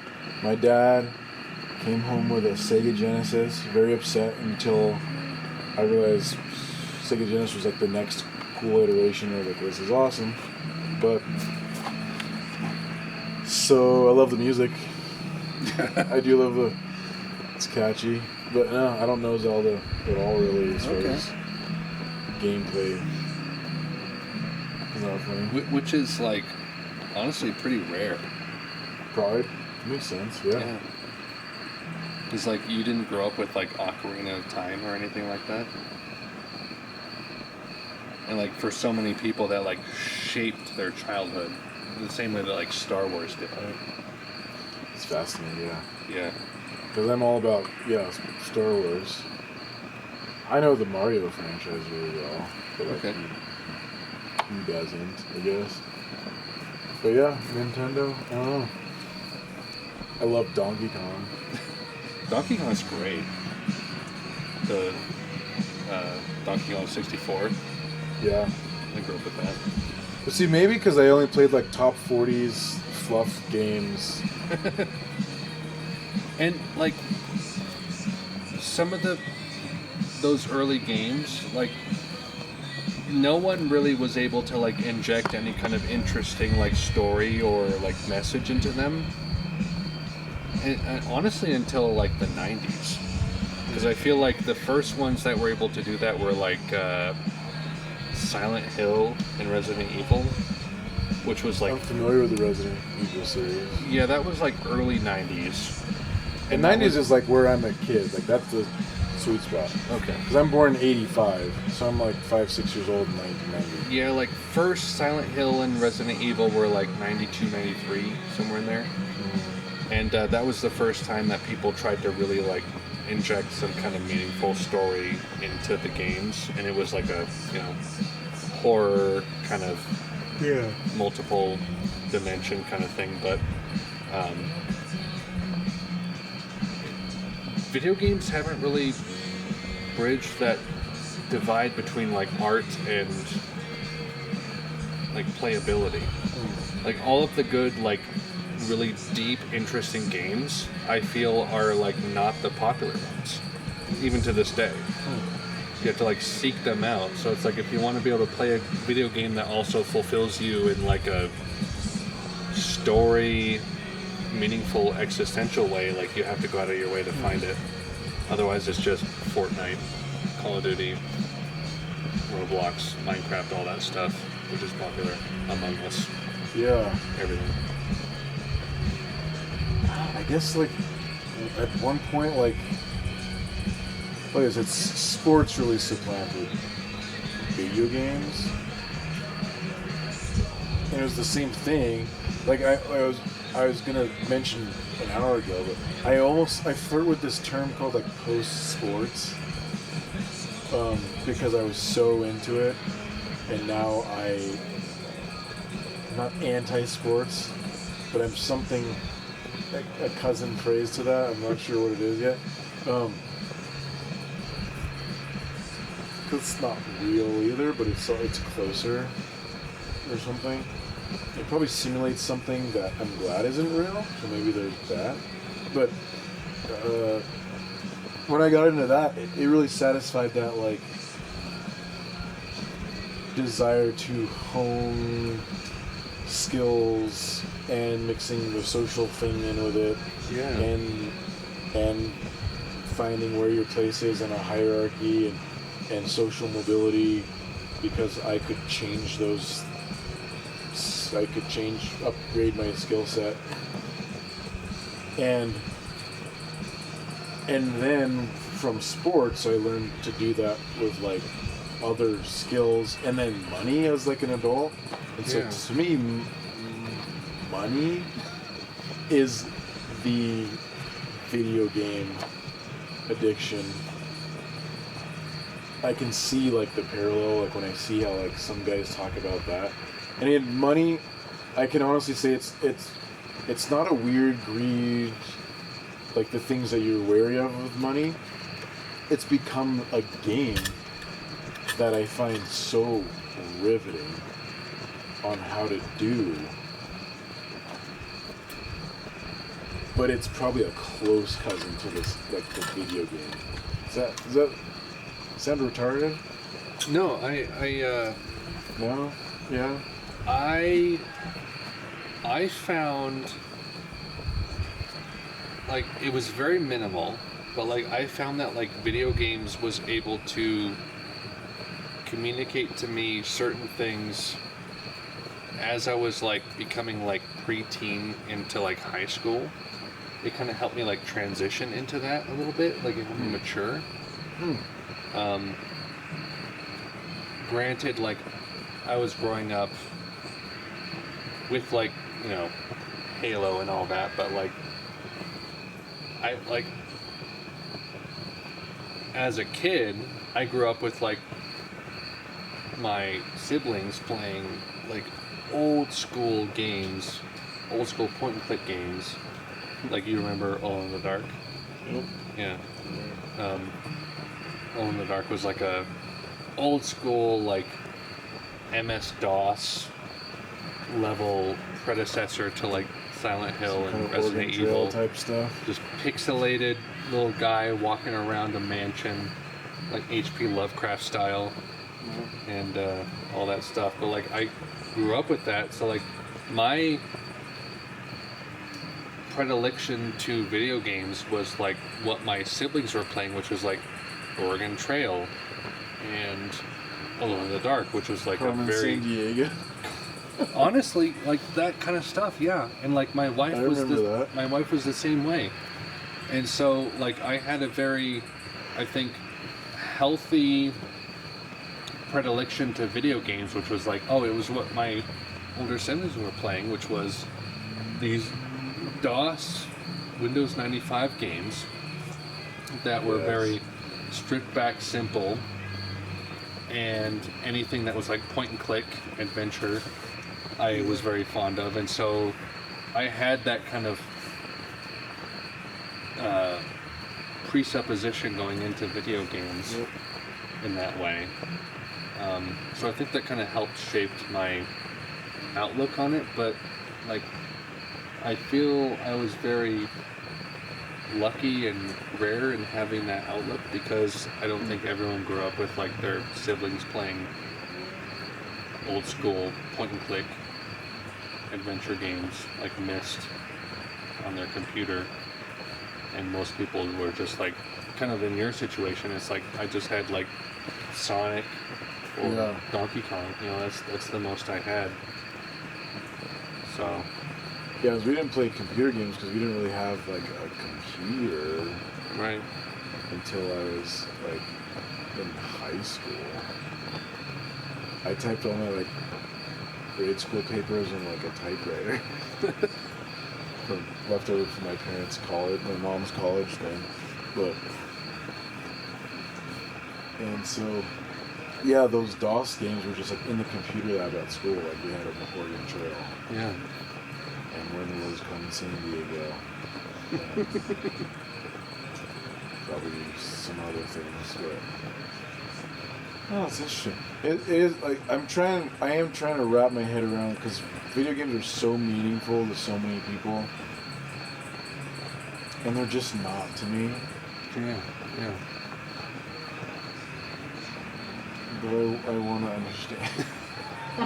Like I don't want to be that guy, but like I would recommend like certain games to you, Mm-hmm. but knowing that like you don't have like, you didn't grow up with them, it's like it's hard for me to be like, hey, you should try games, you should try Yeah. video games, Yeah. try this one, it's about Atlas Shrugged, you know. It's like I don't know, it seems like too beyond me to be like, it's one thing for me to be like, you should try this show that's on Hulu, stream it, you know, like you'll like it, instead of like go out of your way to play this one game that came out here. And because games I feel are so like short-sighted and like specific that like if someone hasn't grown up with them, it's like I want to like be able to like introduce you in a way that like Yeah. you're able to enjoy like the interactive side of it, but also like enjoy the story side. So Maybe someday. I'm not as busy with everything else. You know what I mean? but hey, we started with the favorite movies, so that's a starting point, right? Yes. To get back to that from 2 hours ago. The movies, well, like, and as you're mentioning that, like, the reason I gravitate towards, and those are pretty mainstream sci-fi, right? If you Sure. even say they're technically sci-fi, but people are like, oh, that's so pop culture, it doesn't count. But I love any kind of fringe, any kind of sci-fi, like, all the old It, whatever movies. I thought those were, like, the greatest as kids.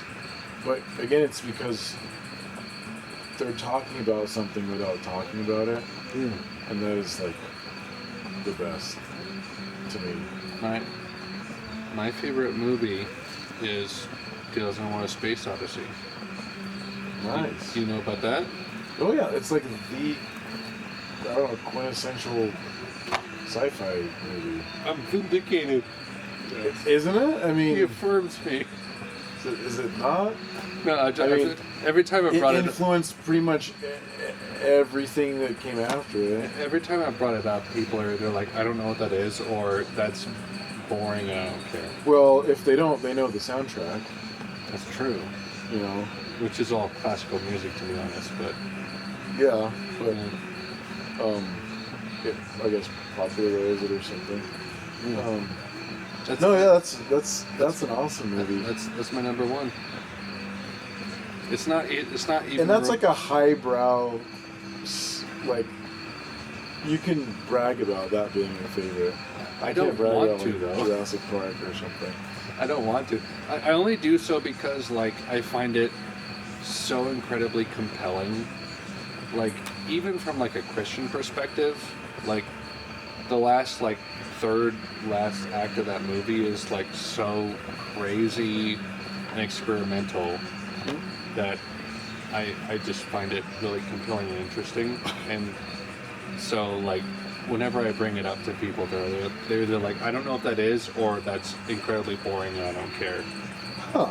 I mean, it's slow by modern standards, I guess, But like to get going. my second favorite movie is The Sting.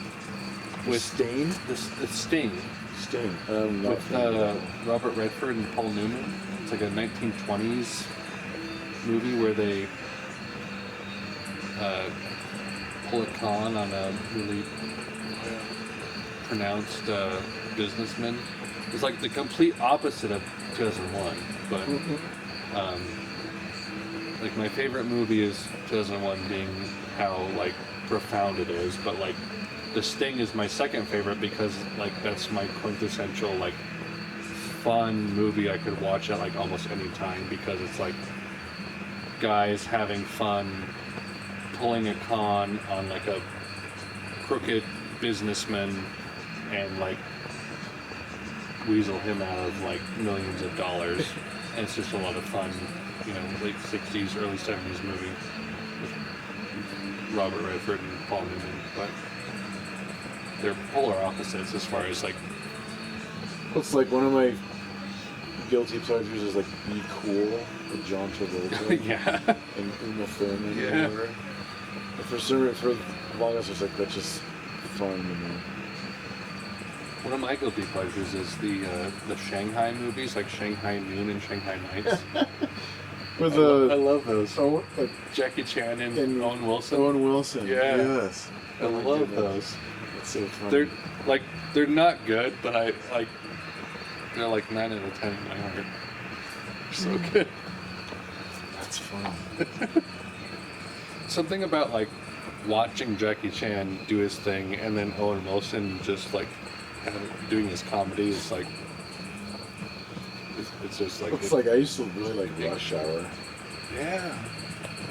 Chris Chris Rock, Tucker. Chris Tucker, that's Right. right. Chris Tucker and Jackie Chan, yeah. It 3 of those. Yeah, have I seen the third one?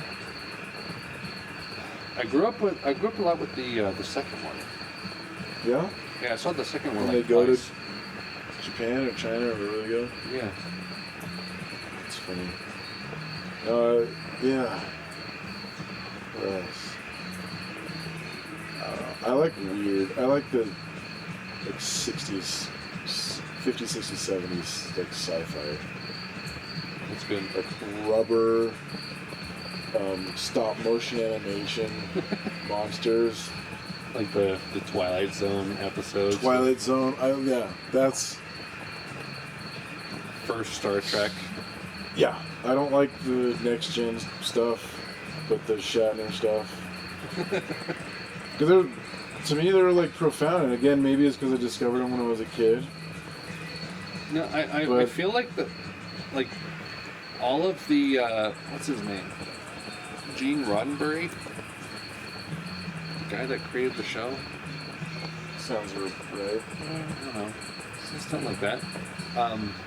He kind of oversaw that first series and then some of Next Gen. Mm. And I feel like he was able to impart this kind of feeling of like, let's explore other worlds and see what they have to offer. And That's cool. yeah. But they had some like serious messages. I remember like recently I saw an original one. They find this planet or dimension or something. It's just like ours, but Christ had never come. You seen that one? That sounds familiar.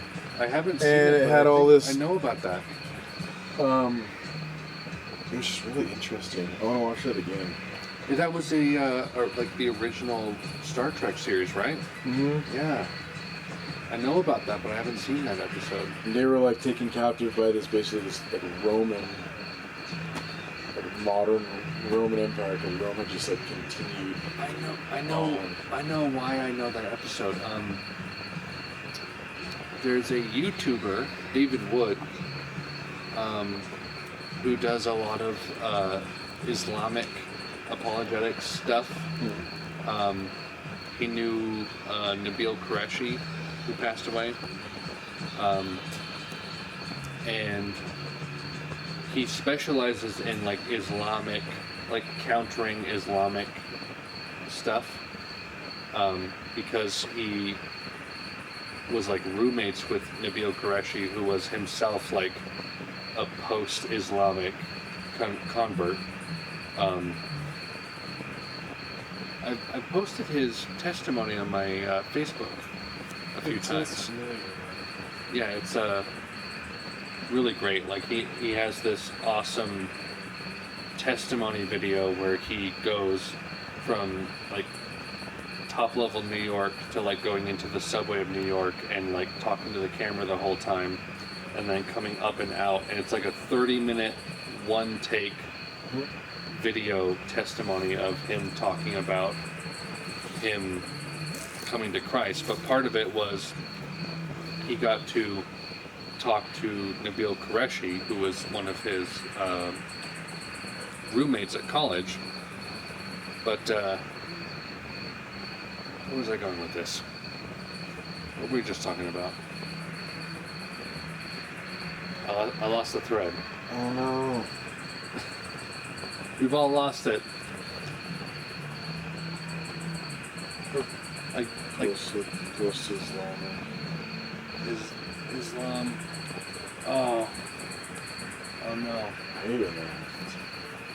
That's a sign we should be done. Dang it. What time is it? Dude, it's like midnight.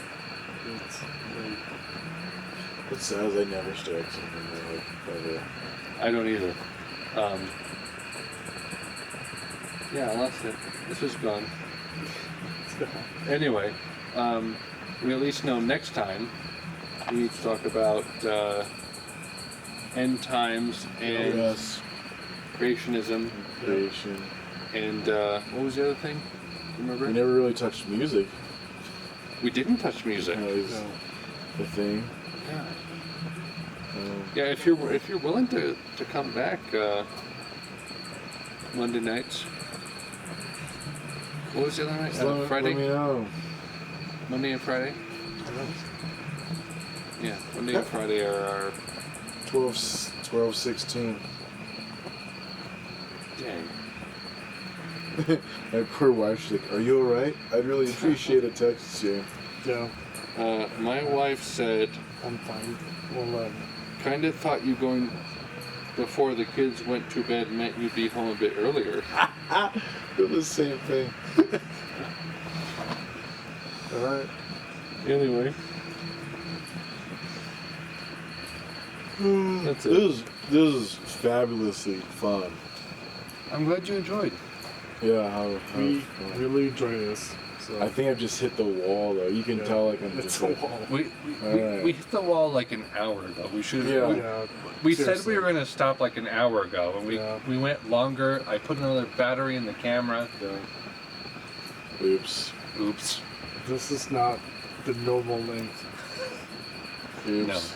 Oops. I Not at screwed all. it up. Not at all. But it was fun. We're done.